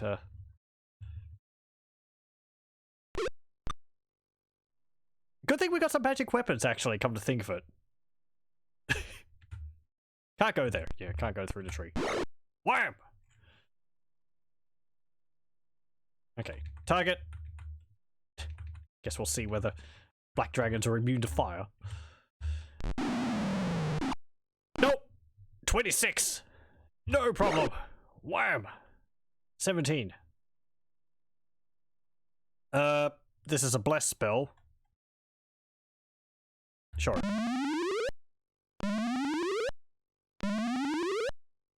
Rawr. Black dragons are relatively weak for dragons. Okay. They do have, like, acid breath, don't they? I guess our party isn't weak. We're, like, around level 8 to 11, so... We're pretty powerful ourselves.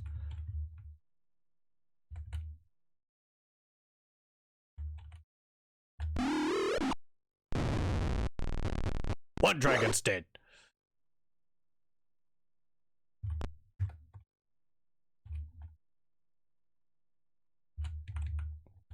It's just like the start of a new adventure game. Okay, Egrimm's unconscious. I'd sort of going, we're starting from the bottom of the barrel again, but, nope, not so much. Oh, good shot. You don't even have a magic bow. I guess they're not immune to normal weapons.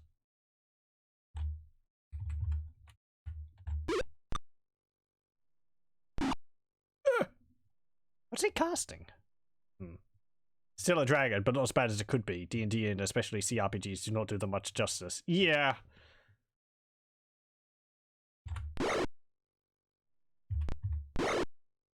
Can't actually heal him.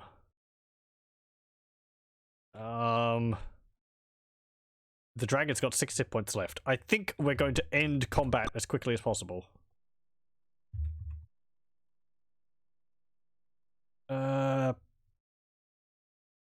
Exit. Guard. Come on. Good. Okay. Actually, don't you have the option to, like, bandage someone? Aim.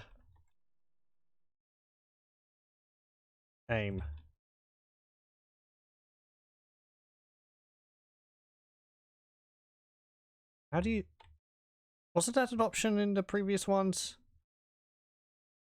Cast. Cure serious wounds.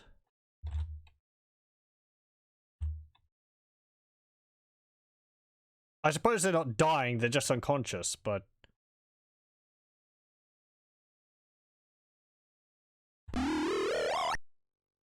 Okay. You're still unconscious, but you're alive. I think maybe if they're dying, you can bandage them.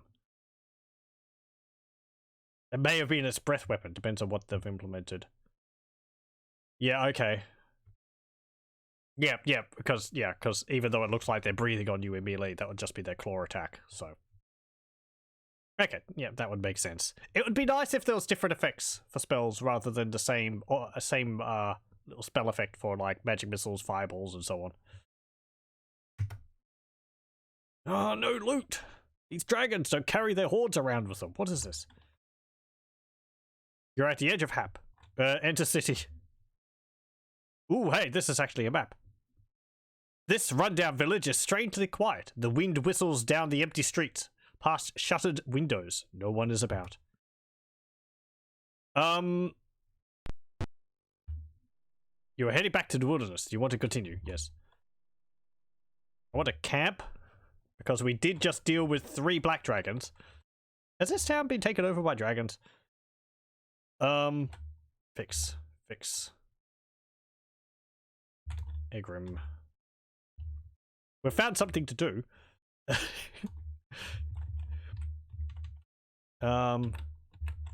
Go. And get magic missile.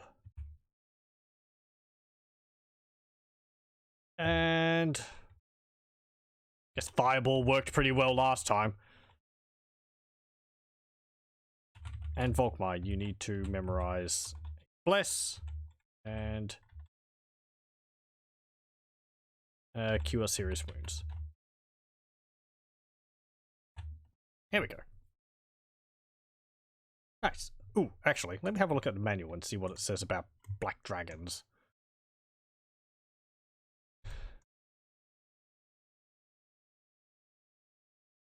Probably just, they're dragons. They're black.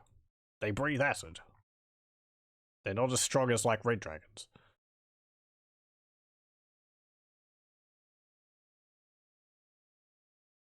Where's the list of monsters? It's in the Adventurer's Journal. Yeah, here we go. Black dragon. These powerful dragons breathe streams of acid and have powerful claw and bite attacks. Good job. I feel like there could be a little bit more information along with these. Some of these are getting into like bear law levels of information. It's a dragon. It's got claws. It breathes acid. Yeah, I guess breathing acid is more specific to that type of dragon, but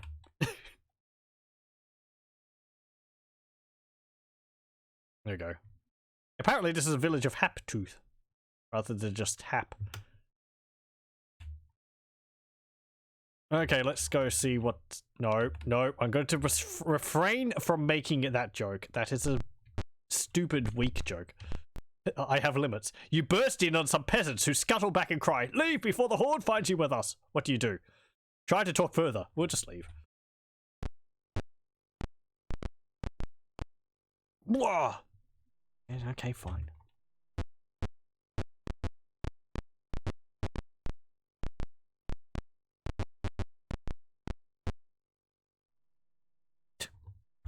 Okay. Don't go into any of the houses, you upset the peasants. So, you have finally come. I am Akabar Bel Akash. Between us, we can crush this dark wave. Will you let him join your party? I guess? I know nothing about you. Apparently you're being hunted down by... You're being followed by another, adventuring party. Sure. The surly innkeeper comes up. Close the door. The horde is about. You can stay if you want. Just keep low. Do you stay? No. Okay, well, we've got another party member. Akabar Bel Akash. What have you got to say? You're lawful good. That speaks well for you. Male human, 38. You're a magic user. You've got kind of abysmal stats. I mean, your intelligence is 15. That's not terrible, but it's not 18. You're equipped with a quarterstaff, and you have 20 darts. Okay. What are your spells? Magic Missile, Stinking Cloud, and Fireball. What spells can you memorize? Oh, you have actually quite a few. Charm Person, Detect Magic, Magic Missile, Read Magic, Shield, Shocking Grasp, Sleep, Detect Invisibility, Invisibility, Stinking Cloud, and Fireball. Okay. What level are you actually? Level 8, was it? Level 5.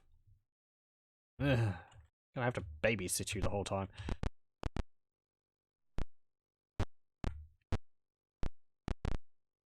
You burst in on some peasants. Yep. More peasants. Oh, a Dark Elf patrol arrives. Wait. Dark Elf patrol arrives. Wait. Dark Elf Patrol arrives. They're arriving very slowly.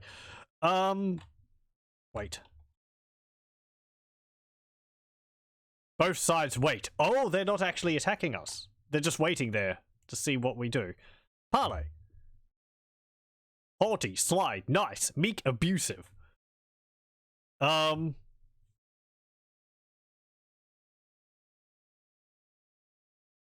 Haughty?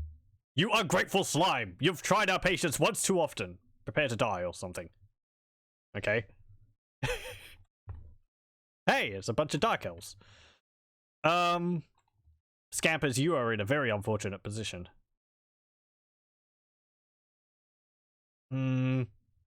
Yeah, if you try and get out of there, you're going to get attacked by 3 different people. Equip your longsword. You're going to have to get messy in combat. Oh, I don't control him! Okay. I mean, I suppose that's fine. So an NPC, even if he joins your party, is still an NPC controlled by the computer. I did read that in the manual. I thought that meant like allies on your side, which just appear for that combat, which we have had before. I thought maybe if he was part of our party, we'd actually control him. Turns out no. What have we got here anyway? Dark Elf Fighter, Dark Elf Cleric, Fighter, Mage, Fighter. That's fine. Oh, we can actually see their AC too. Hit points 38, AC is 0, Drow Longsword. Drow Mace, AC 0, AC 0, AC 1, AC 0. Sure. Get rid of them. Cleric, if you can. Move up to there. Cast a stinking cloud.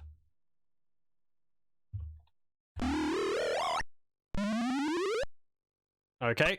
One of them is unaffected. Another one chokes and gags. Get rid of him.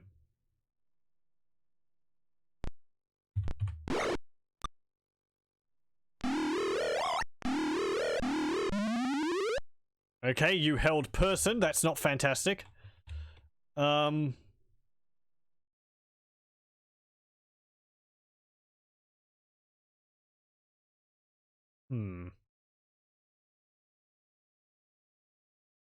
I going to deal with this? I can cast a stinking cloud on that drow fighter there, but Scampers might end up becoming incapacitated. Probably more likely that happens than getting the other 3. I don't want Belegar to be, Actually, no, I can do this. This is at least a chance that I'll incapacitate them. Cast it here. Starts to cough. Ah! That was the one I was afraid of. Okay, aim.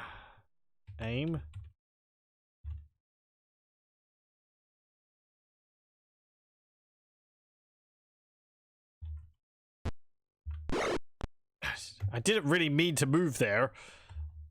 Ah, there we go. Bandage. Okay, Belegar is unconscious. He's not dying anymore. That's fine. Get that mage, if you can. Go up to here. Cast. Cure serious wounds. That guy is incapacitated. Elspeth is killed. Okay, well, we're probably got to reload anyway. Over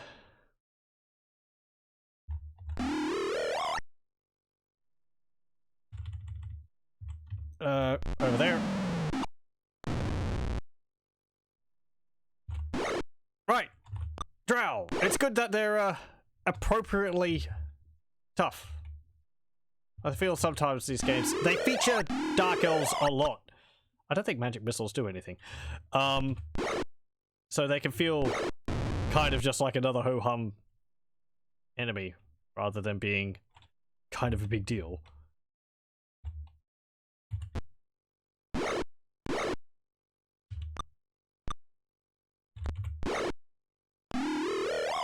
They are very common in these games. A lot more common than I think they really should be. Oh no, it actually hit. There we go. Yep, but Elspeth is dead, so we'll reload.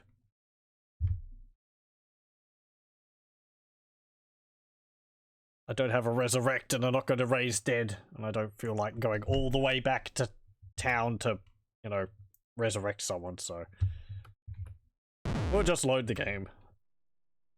Play. Let's see. What was it? Game C. Here we go. Okay. We do have to redo a little bit, but that's fine. It's just in here. Yeah, sure, you can follow me again. Nope. Okay, save, C, no, and...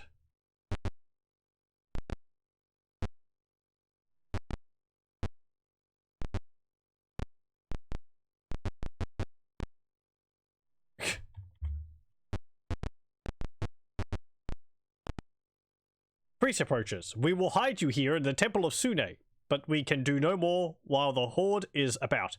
We are too weak in this town. Oh, okay, so we can rest here? That's rather nice.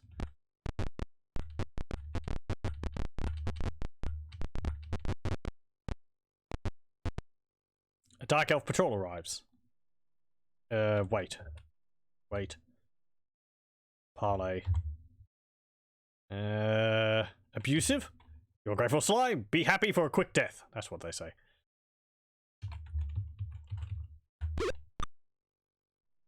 Oh, there's only 4 of them here. Oh, that's easier. There's no cleric either.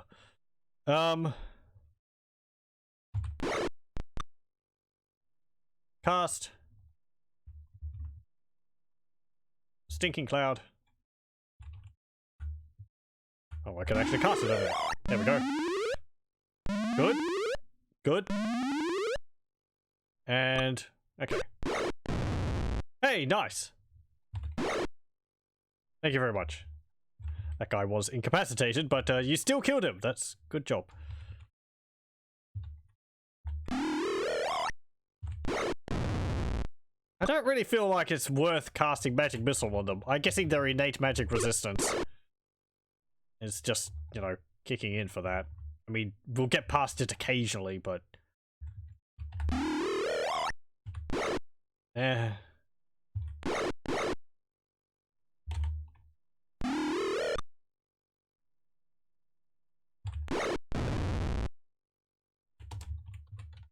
You're all alone!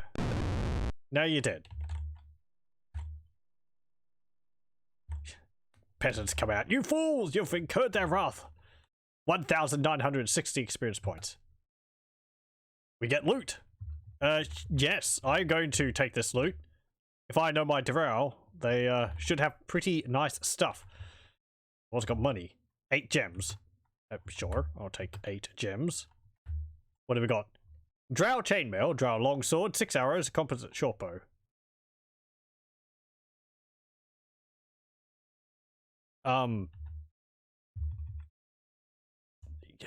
Sure, I'll take it. I guess we'll see whether it, disintegrates into piles of dust. Or not. Drop that shield. Your shield will be gone forever. Drop it? Yes. I don't care. It's not magical. Exit. Nope. I've just got normal shields. Okay.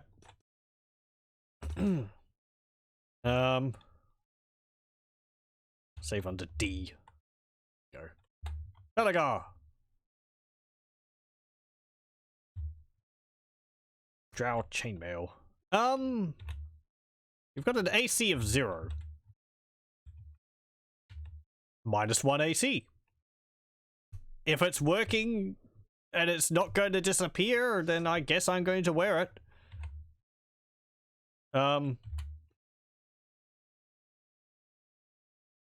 View, items, trade. Oh, you're wearing that. That's the one you're wearing. Trade that to Erala.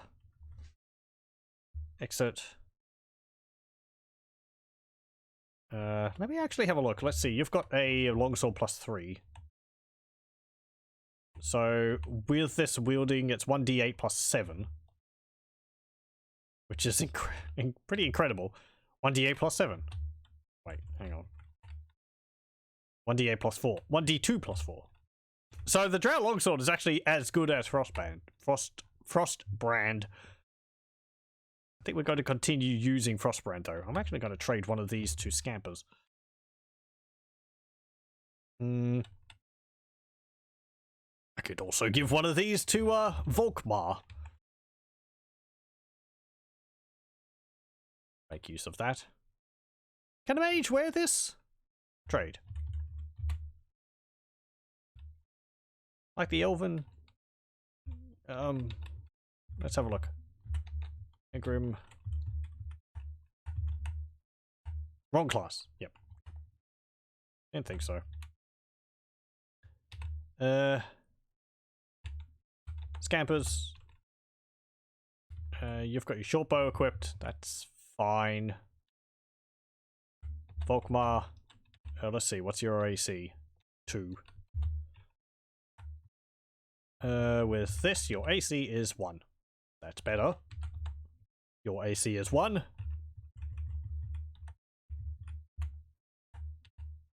Your AC is 0. It is better.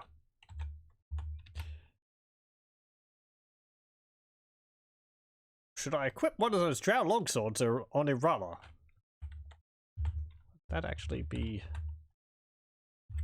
better than what she has. 1d8 +7.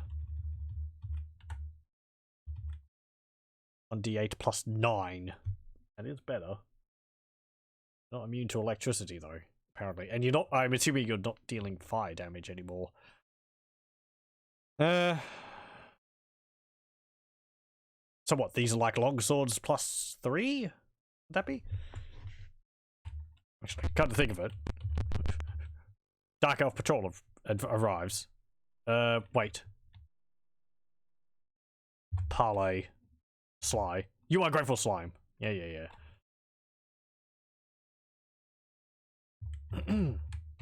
Fireball. I thought you were stabbing my mage there for a moment. Oh, there's only 3 of them.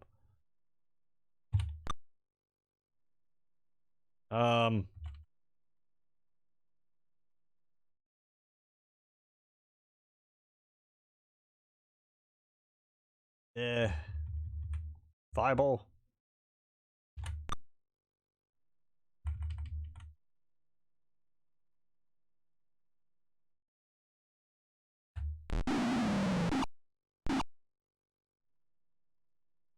And another fireball.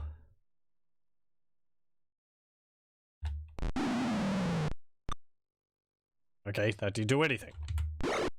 Dead.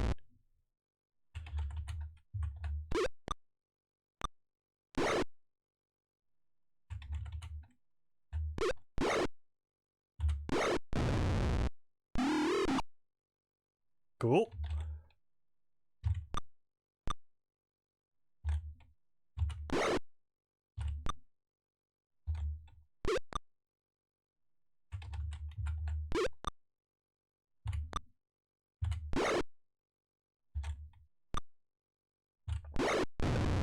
Dead. Good. You know what that means. More Dark Elf loot. Hooray! Nope. 1,439 experience points and more loot. Take. They got money too. 6 gems. Yep. And let's have a look at what they've got. Drow Longsword, Drow Chainmail, Drow Longsword, Chainmail, Longsword. Not magic arrows either. And actually, they're using bows. I thought, like, crossbows would be more common amongst Dark Elves. Though that's more... They use, like, small one-handed crossbows, don't they?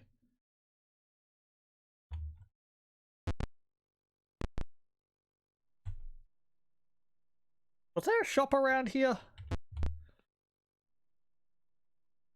Leave. Yeah, that's fine.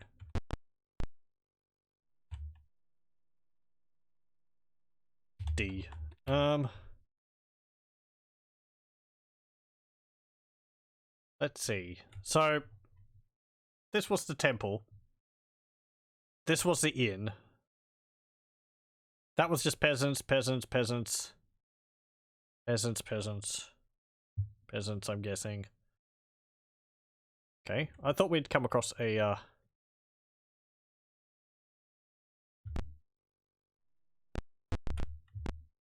Oh yeah, because they, Yep.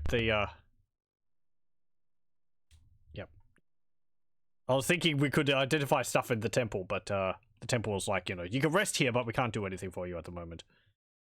Advance. Wait. Wait. Parlay. Sly? Ooh. Okay, a mage and a cleric again. Cast. Can you cast a stinking cloud on them? Yeah, you could. A stinking cloud. Actually, cast it over there. Yeah, cast it here.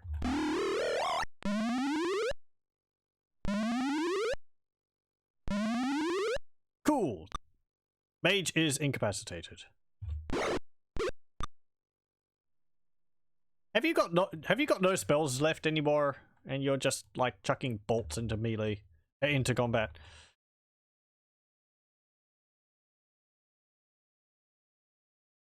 Cast this over there. Unaffected, unaffected. Fantastic.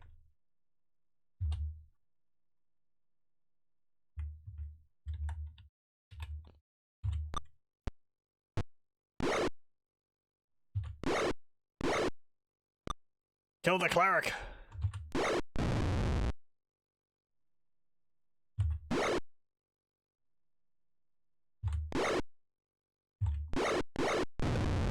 Hey, NPC guy, if you could, like, chuck a dart at that mage while he's lying on the ground coughing his lungs out, that would be great. Do you have any items? No. Can't throw your dagger. Just stand around. What about you? Cast a magic missile at him. Oh! Even while he's just lying on the ground, his magic resistance still protects him.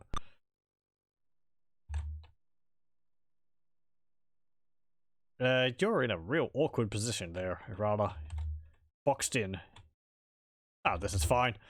Unequip that. Equip the short bow. There we go.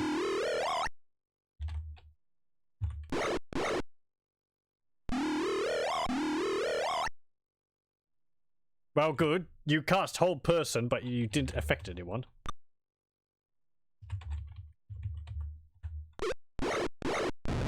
Dead. Okay. I wonder if the clerics have, aren't, drow clerics supposed to have the, multi-headed snake flails? I guess that would be represented in-game by, like, what? A flail which deals poison damage? Or would it be paralyzing? Anyway. Take money. 10 gems. Take... Oh, we can still see whether their items are magical or not. Yeah, that was a base, wasn't it? I think I just picked up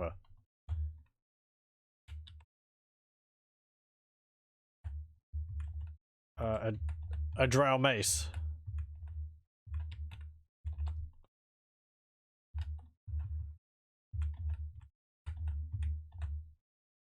If I find a shop, I'm going to be selling all this stuff because it's valuable. Even if we're getting weighed down by all this stuff. Did you get a mace? Yeah, you did. A drow mace. Actually. Trade to Volkmar. Hey Volkmar, is this better than your current one? 1d6 plus 9. 1d6 plus 10. Yes. Well, what? It was plus 9 before? Plus 10. So it is better.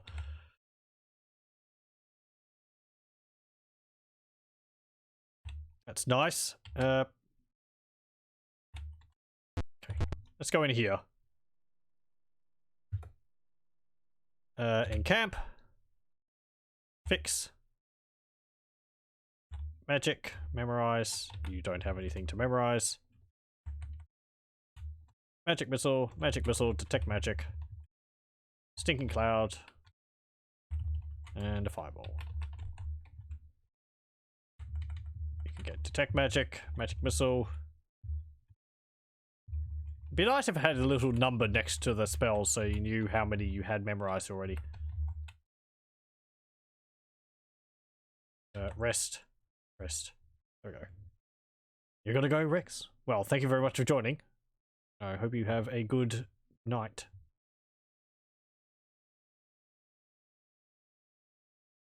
Let's see, what's the time? Last time I let the time run away from me. And it was like an hour later than I was planning on going. Hey, Elspeth went up a level. Let's see. Yeah, we might go for another 20 minutes or so.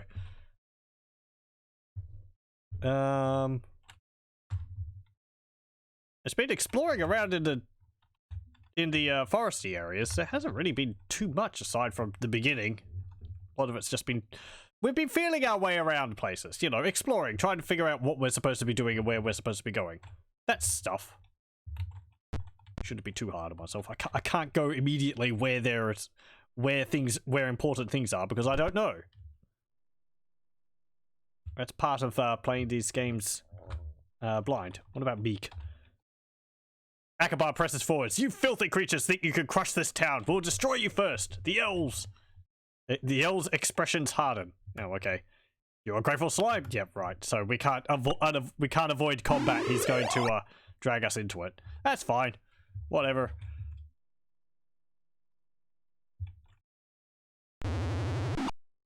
Lightning bolt. Ow. I'm glad he didn't, you know, turn on us for trying to get out of combat with the Dark Elves. It's like, you know, I thought you were going to be helping me, but you are just weak and you let me down. Right, yes, because we're still outside, aren't we? It's hard to tell.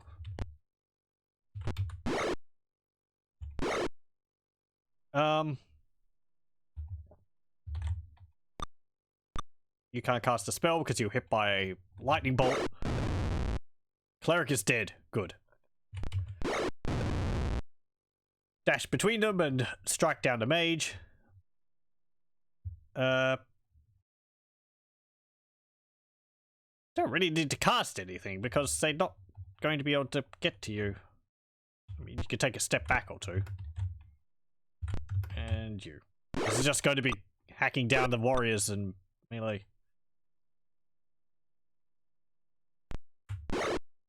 Stab, stab. There we go. I guess if Scampers was equipped with a dagger or something, she'd be able to backstab, being a thief and all, but... Don't care too much about that.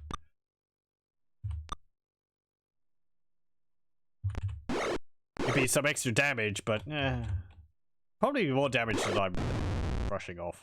Oh well.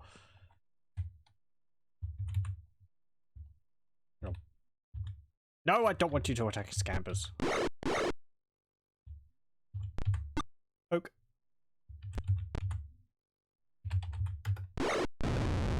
There we go.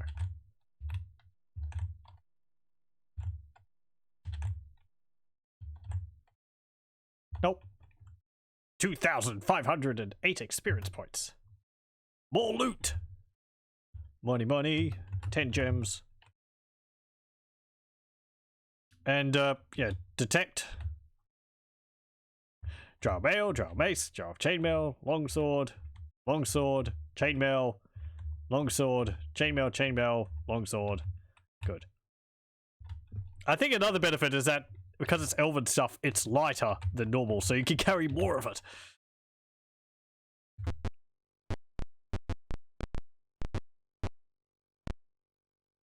Hello? Are you a shop? No.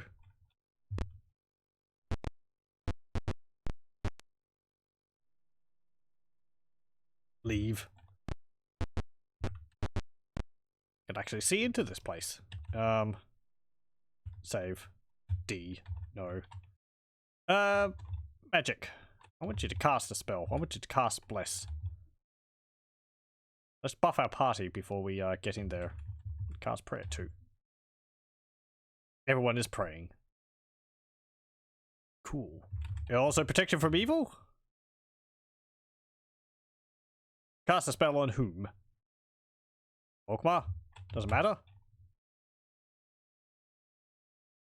I guess it's going to be protection from evil 10-foot radius around him.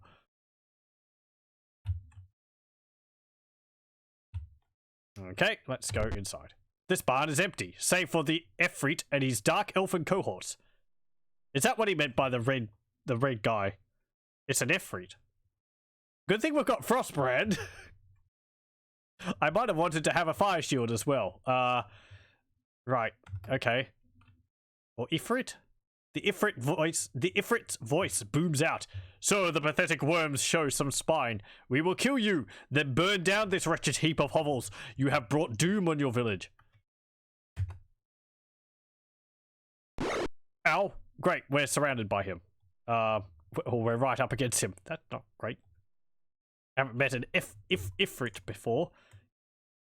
Let's have a look. What's this say about it? Ifriti! These large, powerful creatures are from the elemental plane of fire. They are very arrogant and will only serve a powerful master.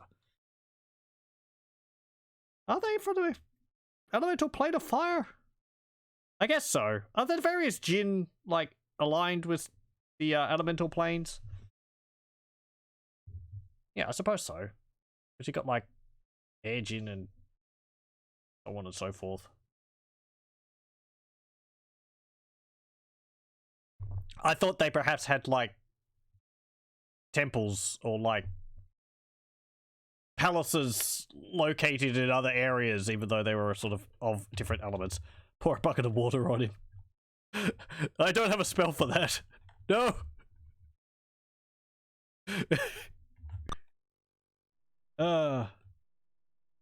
Well, we are buffed. 2 mages. Deal with the mages, I think. I do have Ice Storm memorized. That's, cold spell. Oh, crap. Great. Hold. We're inside now, but this has got a 5-foot radius. This has got a 5 square radius anyway, so cast it there. Bam! Bam! And we hit 2.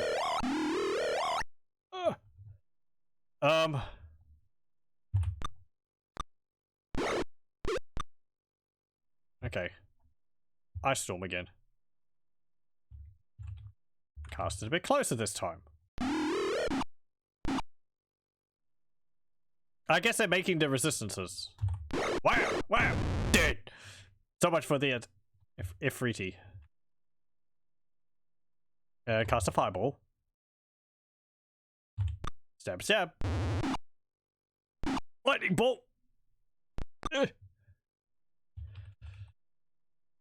Down there. Okay, that's 2 more down. Damn it! No, I don't want you to move. View? No.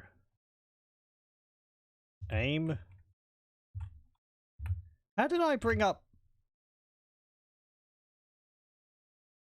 Done. Here we go. Bandage. Erala. Good. Erala's not dead. She's just unconscious now.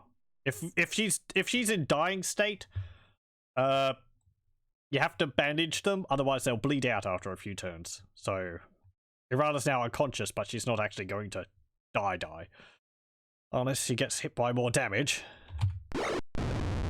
Good. I like it. It's a bit of a grace period. It's something that Baldur's Gate could have used that. In that, if someone's dead, if someone gets 0 hit points, they just die. Oh, fantastic. He casts it on himself, though. Oh, and Akbar also casts Stinking Cloud on it. On the drow, not on it.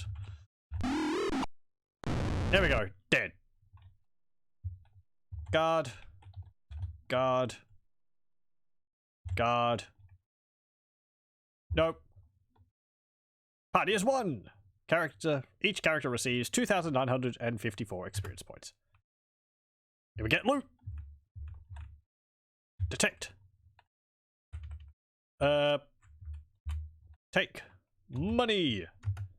6 gold. 8 gems. That is a tiny amount of a tiny amount of gold.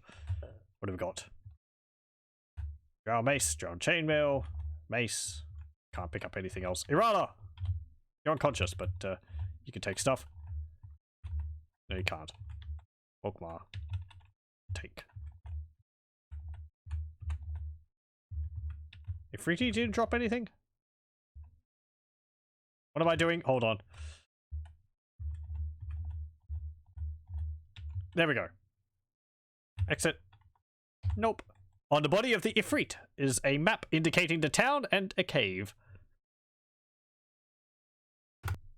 A short time after the sounds of battle fade, a few timid heads poke into the barn. Then swiftly a huge crowd gathers. Soon the village is ringing with loud cheers and laughter. An elder of the village comes forward. We will be forever in your debt. You will always be welcomed at Haptooth. It is actually called Haptooth. My map was just saying Hap. The elder lowers his voice. I do not wish to seem ungrateful, but these elves are controlled from the wizard's tower nearby. I fear we will only be safe if you destroy that nest as well. There's a nest of wizards nearby, which we have to exterminate.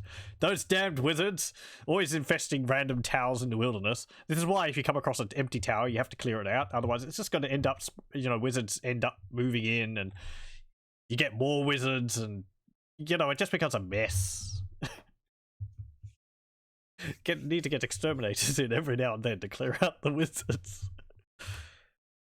Akbar mentions that he has heard of secret trade routes that lead past the tower. He will be happy to guide the party there. Thank you for your bravery. Stay as long as you want. We'll get you the best we have.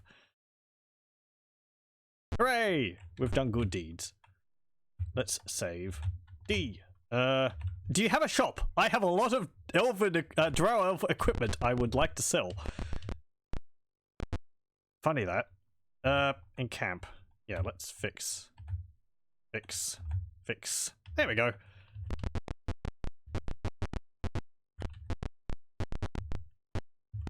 I'm gonna guess there's gonna be more Ifrit. Thank you again for all you've done. Stay as long as you'd like. Oh, all the peasants are letting us stay in their houses. Thank you, but you're not a shop. You were heading back out. Nope. Oh, this village is actually quite small. Interesting. Do you have a shop here? I'm looking for a store.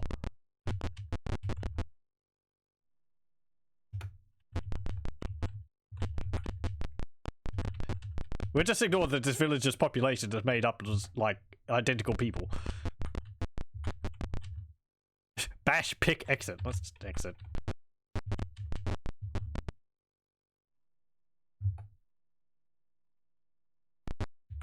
Oh, this is the tavern, isn't it? Yeah. Okay. I guess that was like his house or something. You are in a small general store. The shopkeeper rushes up at your entrance. Thank you for saving our town. Anything I own is yours for a significant discount. What would you do? Buy something. Just browse. What's the difference? Buy something? Buy. Silver mirror. 1 flask of oil. Okay. Again, I don't know if these items have any purpose. Like a flask of oil, I might be able to use on, like... I might be able to throw that at a troll. But I don't know what a silver mirror does. Does it reflect spells? Or maybe it allows me to see invisible people.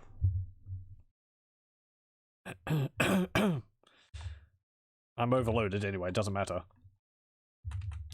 View. Items. Let's have a look. What is this? 200 gold. Yep. You can't tell anything about that. Okay. I guess... They're... What about this? Drow Longsword +3. Okay, so the chainmail... I'm guessing... No, the chainmail was actually coming up as magical, wasn't it? Maybe it's just like the elven chainmail. It's magical, but it's not actually magical. It's just like special chainmail. Whereas the longsword's a +3. That's quite nice. And the mace, I'm guessing that's +3 as well. Yeah, drow mace +3. Sell. You will give 0 gold for my drow chainmail. Oh, really? Boo! What about this? Yeah, no. Excuse me? What is this? I picked up all these items on the assumption that I'd be able to sell them for huge amounts of gold. It seems like the developers have thought about that.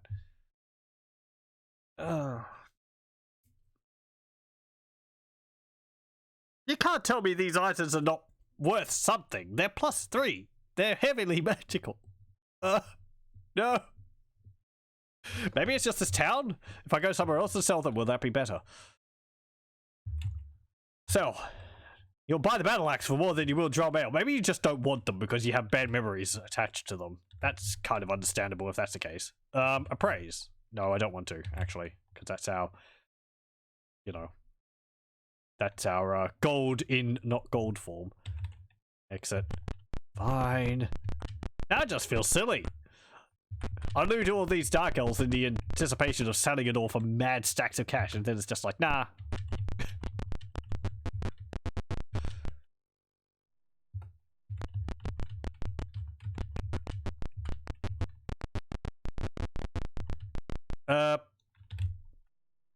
Let me rest. Well, not rest. Let me camp. Hop out. Yes, I want to head out. Do you want to follow the map to caves or go into the wilderness? I go to the wilderness. Akabar frowns at you and says, I'm sure you must have your reasons to leave, but I must free this town from the wizard's tyranny. Good day. He stamps off. After a short time in the sunlit, your dark elf weapons and armor decay to uselessness. Okay, fine. So that actually does happen in this. Okay. It's like available only for this area. That's fine. Okay, now we know. Kudos on the developers for having that modeled. It's actually pretty cool of them. Let's reload the game then.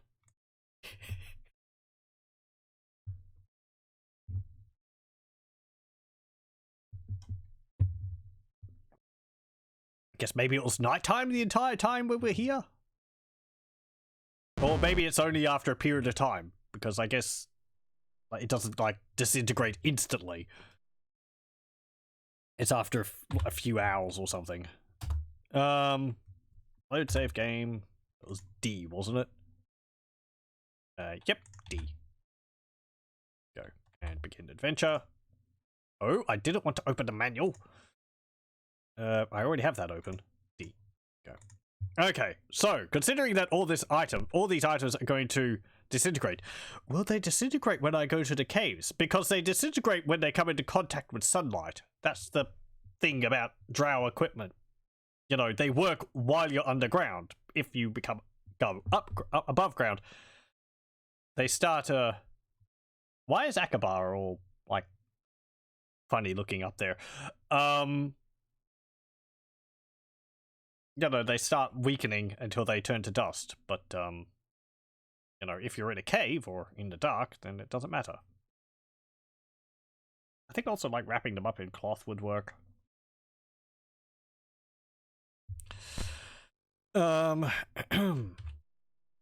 Sure. Yes. You want to follow the map, go to the caves. You have entered an ancient lava tube. Ash covers the floor. Ooh, it's a salamander. From hidden alcoves comes a wave of salamanders. I don't like these things. Icewind Dale 1 or 2, they have flame auras around them, which is quite nasty. It means that they deal damage every turn to people who are nearby. Let's see. What's the manual say about this? Salamander. These fire creatures prefer temperatures of 300 degrees or above and use superheated metal weapons. I'm guessing that's Fahrenheit. How much is that?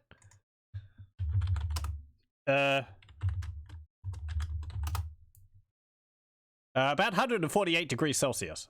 Okay, that is, yeah, that's quite hot.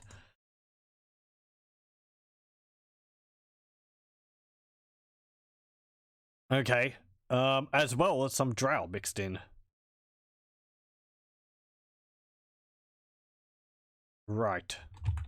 Well, we've got weapons for dealing with, Did I not memorize my spells again? Fireball's pretty useless against them. I believe they're at least resistant to fire damage.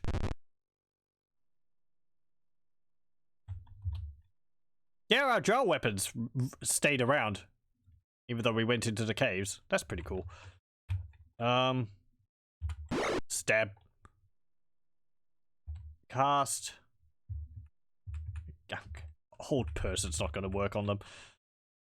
Resist fire.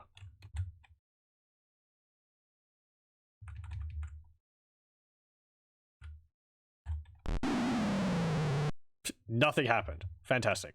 Ice Storm.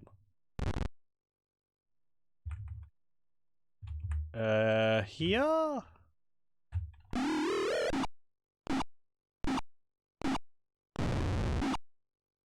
Cool. Cool, that's one dead. Target. Erala. Oh, hang on. Center? Sure. Target Belegar. This only targets one person. Oh, I can actually control him now. That's cool. Maybe he's become like a proper party member. He can discard.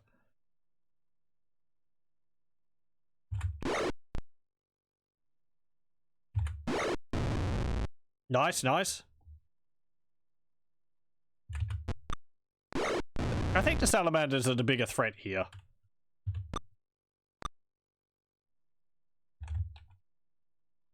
Depending on whether they have their, you know, fire auras.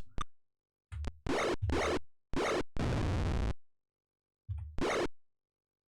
could perhaps have handled that a bit better. Oh well. View. Items.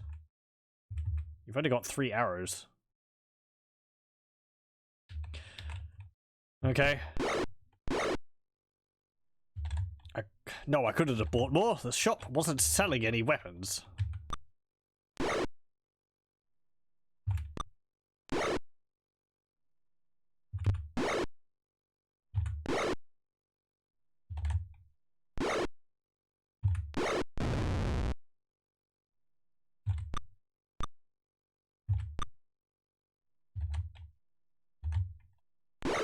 Ow!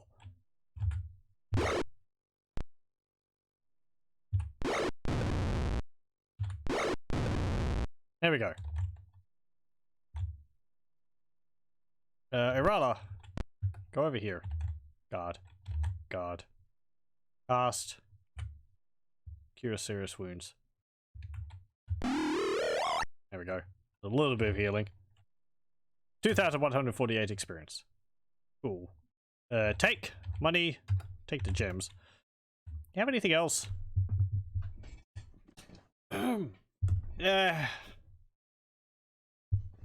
No. No. Oh, you got the arrows. I'll take the arrows. Let's see. Exit. Take the arrows. There we go. We'll just leave everything else. Since it's going to disintegrate anyway, so... in the long run, so we'll use it while we've got it, but... you know. Encamp. Save. D. No. Fix. Fix. Magic. Memorize. And, let's see. Bless. Resist cold. That's not going to be too useful here. Resist fire. It'd be useful. It'd be useful if it was like multiple, like resist fire, 10-foot radius.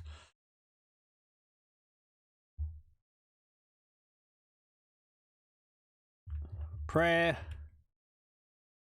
The salamanders count as snakes. There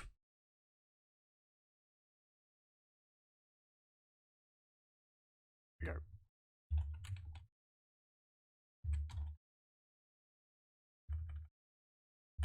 Detect magic. Magic missile.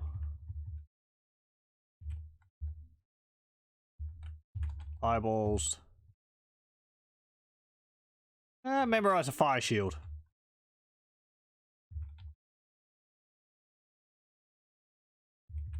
Magic missile. Lightning bolt. And ice storms. Rest. Nice.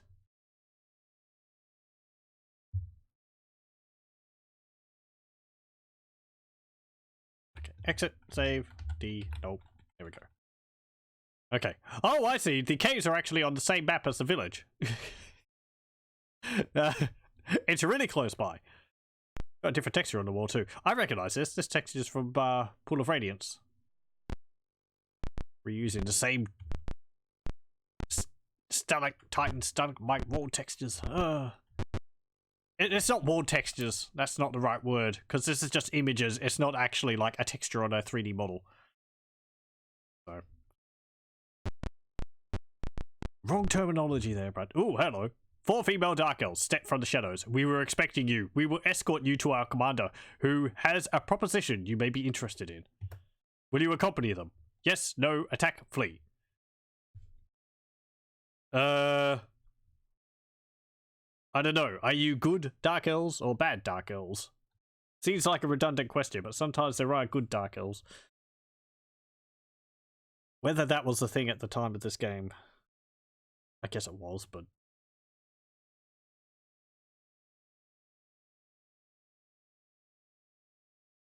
What, you're just going to take us into, like, a room surrounded by Efreet? I'm wondering what Akabar's going to do, though. If we say no, if we say yes, he's probably just going to go, nah, kill them all. Yes. Let's see. A dark elven woman steps forward. Her hair is dark with a single streak of white. Don't they usually have white hair? Shouldn't it be the other way around? Or whatever. On the back of her hand is a symbol that resembles a stylized swan. You may call me Silk. I have been waiting for a group such as you, Erala. Step forward and receive our mark. Do I want it? She continues, and you record it in journal entry 44. Will Erala step forward? Let's have a look and see what we've got here. What was it? Journal entry 44. Okay, I'll just note this down. Drow, elf, woman, talking in caves, journal entry 44.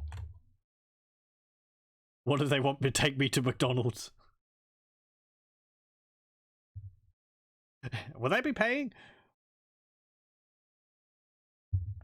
Get a hamburger with none of those pickles in it. Though if we get the pickles, we can do pickle racing. Let's see. I am the current leader of Swan Maze since Kith and Belinda disappeared on the Great Glacier. We need someone to infiltrate the Red Wizard's tower. Is this like a Red Wizard of Thay? And we heard that Dracandros was looking for a party bearing those symbols on your arms. Dracandros has gathered all the black dragons in the area to his tower. We need to get a special piece of one of them. If you accept our mark, you will be eligible for a share of our reward. I have influence with several families that are guarding these caves, so I can get you to the tower. Once there, we will be most happy if you could get us a part of a dragon's heart, or at least get them to leave the tower. Swan Maze? I don't recognize that. I don't know who Kith and Belinda are. I guess they're just other members of the group which you're a member of. You see, there are, like, good Dark Elves. They worship a god of the Dark Elves, which is pretty much... which is outlawed, because, you know, most Dark Elves worship Loth, whether they want to or not, because Loth is like that. I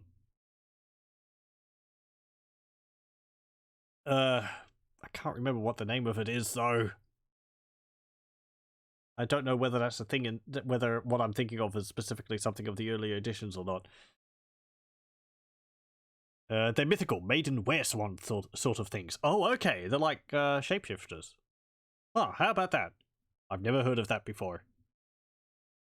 This is as I said before, this is something I enjoy playing of, like, these older CRPGs. It's like a lot of other things which I've never seen in these games before. It's like, oh, new bits of lore which I've never come across.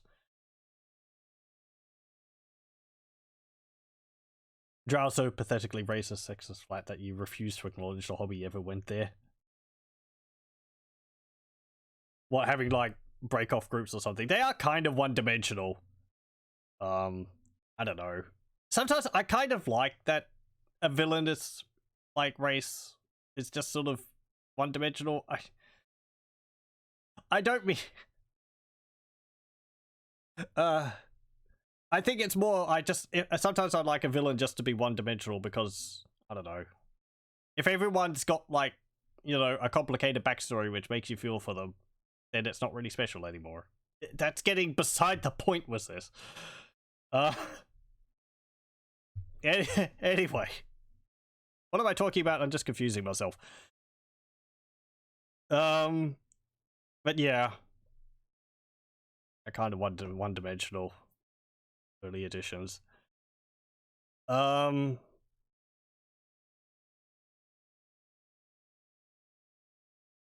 Your influence with several families in guarding these caves.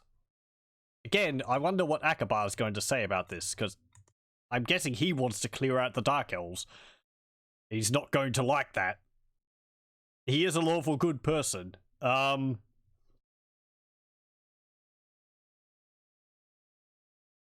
We helped him clear out the village. I mean,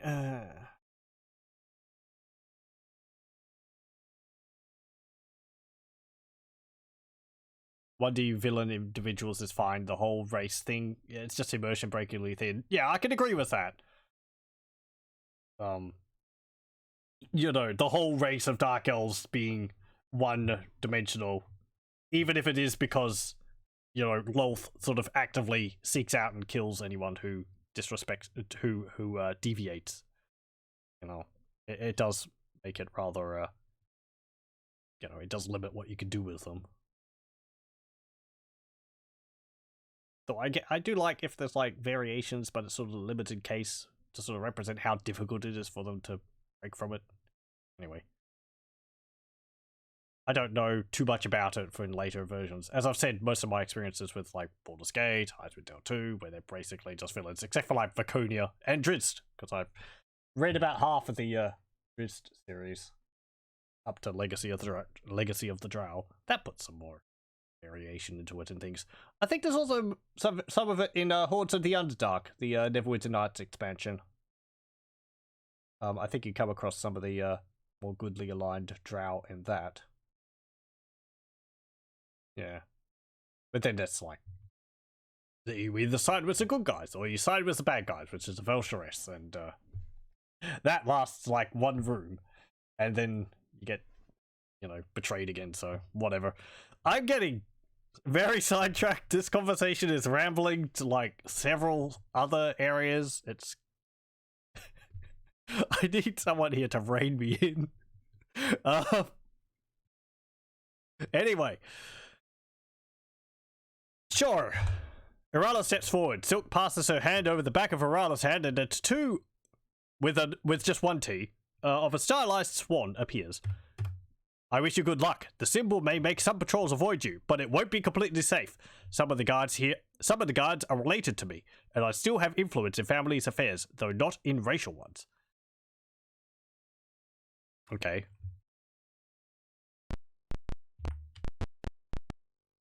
Oh, a party of elves spots you, but seeing Silk Spike, they move away.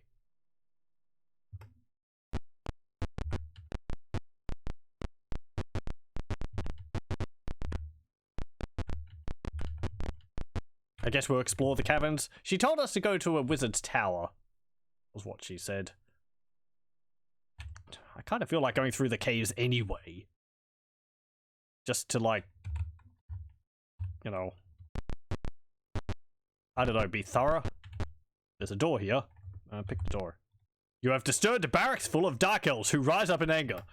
Oh no, a battle begins. Okay. Who would have thought?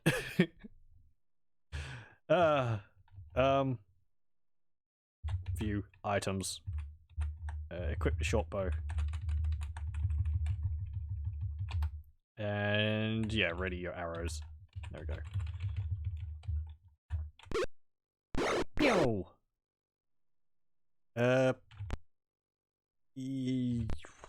Yeah, move to there. Guard. Oh, I put you on quick, didn't I? Don't want you on quick. Cast. Fireball.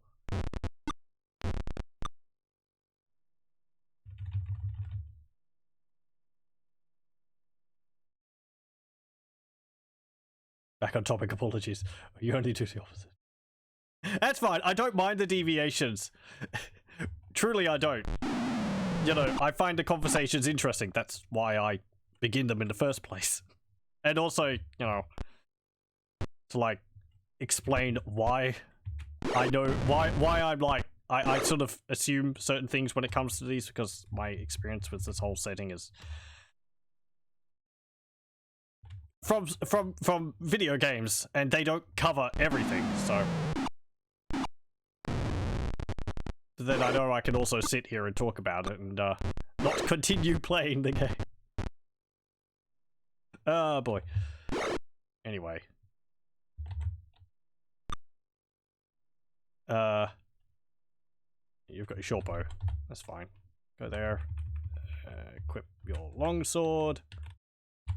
And stab. I should have probably buffed before we came into here, considering it was a locked door. I could have assumed that there would be fighting behind it. Locked doors do tend to have like irate people behind them. Especially in a cave system filled with drow, you know. I could have perhaps seen it coming. Only two of them?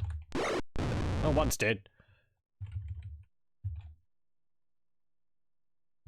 We're gonna get this drow lady very upset with us. You've killed off all of our guards! No, Volkmar! No, Erala! I thought I asked you to help us. You've murdered everyone. But they're drow. They're chaotic evil. I have no problem. There's no problem with me killing them.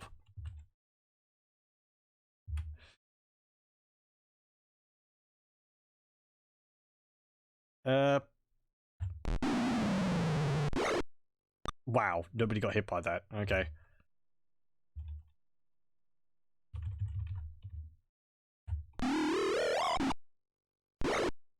Ow. I really don't know if I'm missing with these fireballs or they're just making their saves against it.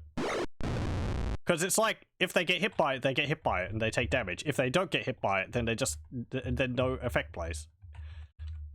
I don't know whether they're within range. I don't know, you know, if they're not taking damage because I missed them.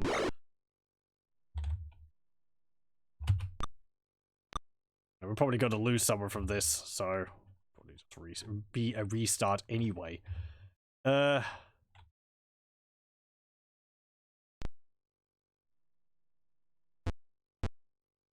up here. Lightning bolt.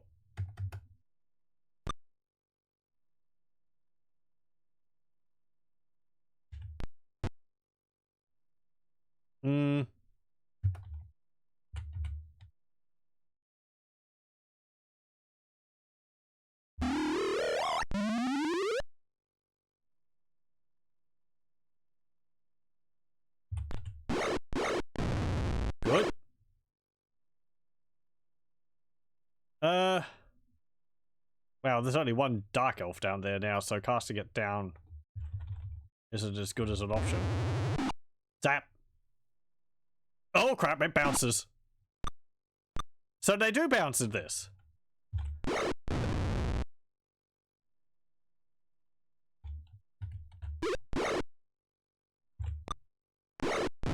And Volkmar's dead.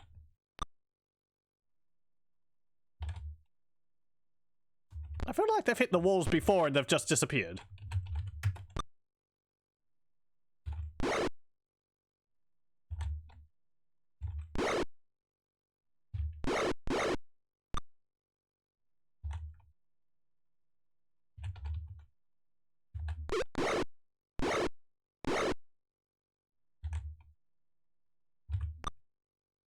Eh.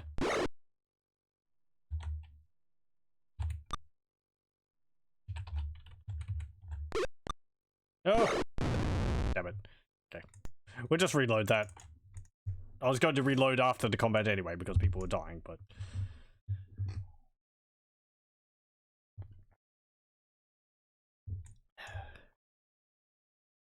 How are we going for time? Okay, we might have to actually end it here soon. I might explore a little bit more of the caves. Maybe one more combat. Let's see. Load. Oh, I said load. What is the most recent one? E. That explains the name of the map, because it's including the village and the cave. It's actually spoiled something for me. Yay! And it's spoiled it for everyone else as well, because it shows it up there.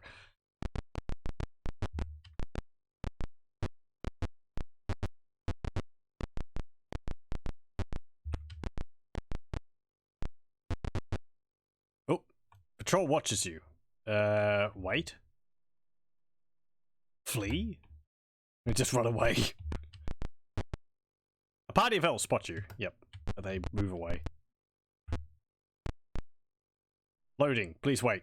This room is filled with active geysers and lava pits. Salamanders are sporting in the pools. They're playing like volleyball or something. The salamanders come up to investigate. Can you parlay with salamanders? I don't know how intelligent they are. I guess reasonably intelligent. Flee? Ah.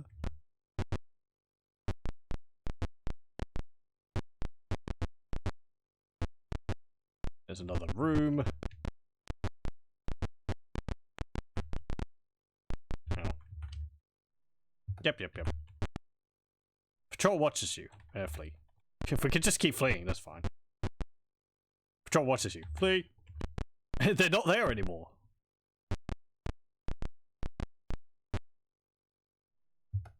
Oh, I was actually saying something different. I didn't see. Ooh, what the heck are these things? Are they unkegs? They're very noodly looking unkegs. If that's the case. Yeah, they're unkegs.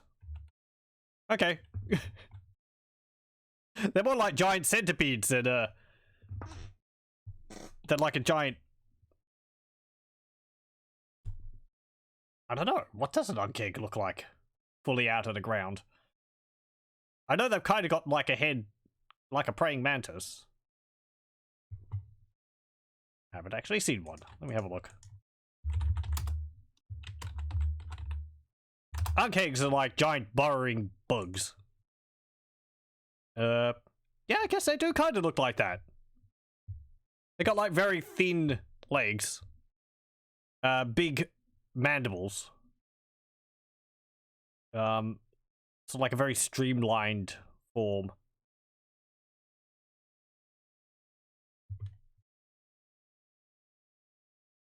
So yeah, they're perhaps not as noodly as they look in this.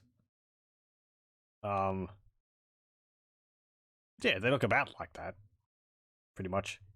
Kind of like a kind of like a, is it a defiler? from StarCraft Root Wars. Except they don't have the big, like... some of these images have got, like, big claws on the front. But they're more like praying mantis' claws, not giant bone scythe claws like the, No, it's not the Defiler, is it? It's the, What's the burrowing one? It evolves from the Hydralisk. Is that the Defiler? Hold on.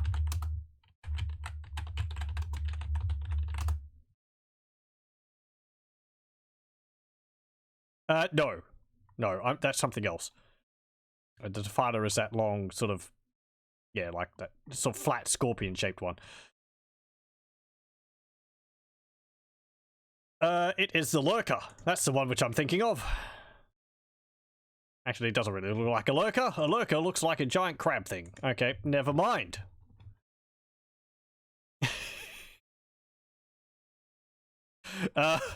Segue aside. Maybe we can make some armor from them.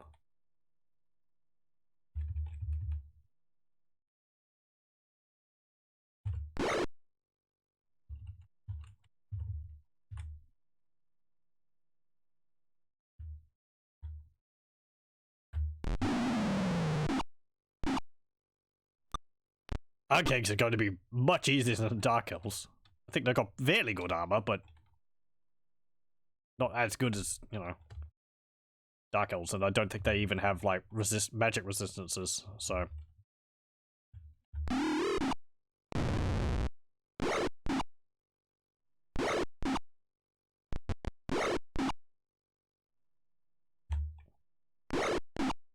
Don't they have, like, a acid spit attack or something like that?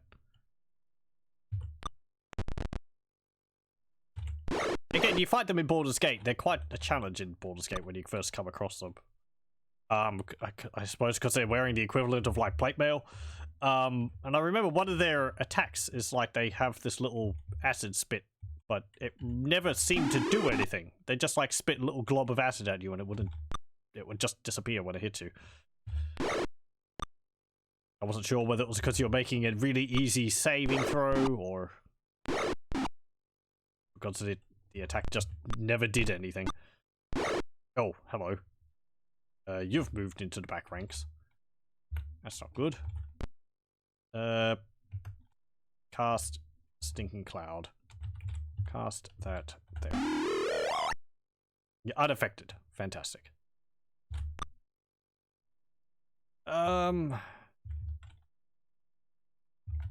Cast Mirror Image.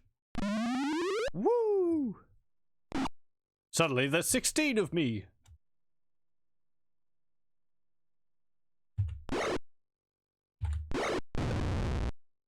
Which one's the real me?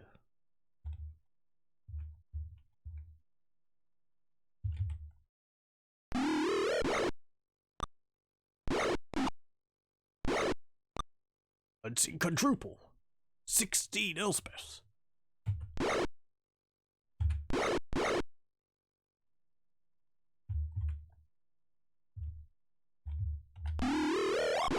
Damn it. No, Scampers.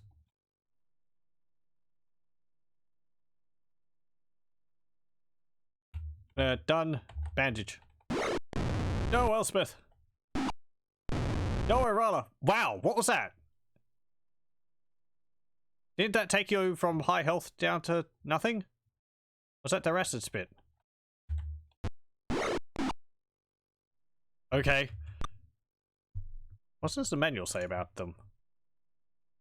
Or whatever their attack, which I'm trying to remember what it is. Unkeg.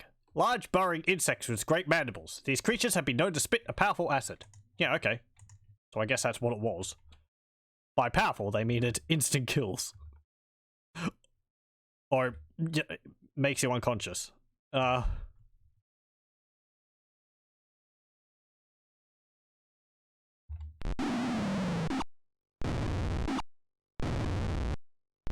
Good. Scampers is lying unconscious on the floor. She won't take any damage from the fireball.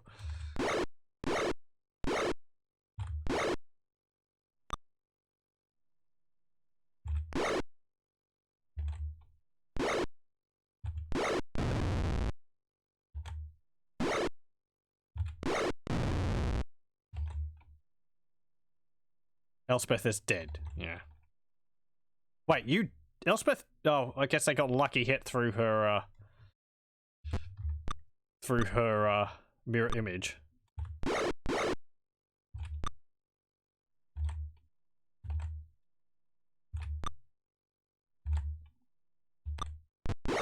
Now he's running away. There we go. Okay. Nope. Yay, but, you know, 2 of us are unconscious, 1 of us is dead. Don't have anything useful? Items? No. We're not really going to get much from all this, are we? Because they're all just going to be equipped with Dark Elf stuff. Okay, so, yeah, I'm not going to save that. I think I am going to stop the game here, and we will continue next time, because it's getting quite late. So, yeah, we've done a fair bit. We got out of Tilverton. We've actually dealt with one of the people who put these marks on our hands, so we've only got 4 of them left to deal with. And we seem to be on the way to dealing with one of them. I think it's the flamed symbol, I would guess, which seems to be related to some kind of red mage or something like that, who is bringing dark, black dragons into his area, under his power, into his tower, something like that. Yeah, now we're going through a cave with a bunch of dark elves in it. I would like to go through here completely. I don't know. I might turn around next time and see if we can leave. It depends what Akbar does, because he was wanting to deal with the Dark Elves. And, I'm not sure. We've made an agreement with the Dark Elves to go and deal with the Wizard, which is what we want to do anyway. Whether Akbar is going to go scorched earth and be like, you know, no Dark Elves alive, remains to be seen. Though it does seem like there's some Dark Elves here which are going to attack us regardless of our agreement with this other Dark Elf. These Were-Swans, apparently? Very interesting. Yes. From having the name of this area spoiled, I don't know whether we're going to be able to deal with this yet. If the name is true, that's quite the powerful thing to deal with here, and I don't think we're anywhere near enough to be able to deal with that. So yeah, we might have to put this off and come back later, which is fine. I had to do that in Pool of Radiance a few times. Those kobold caves were quite a bit later than I thought, just because there were so many of them. Anyway, we'll call it there, and we'll continue with Curse of the Azure Bonds next time. Thank you very much for joining, and hope you'll join me then.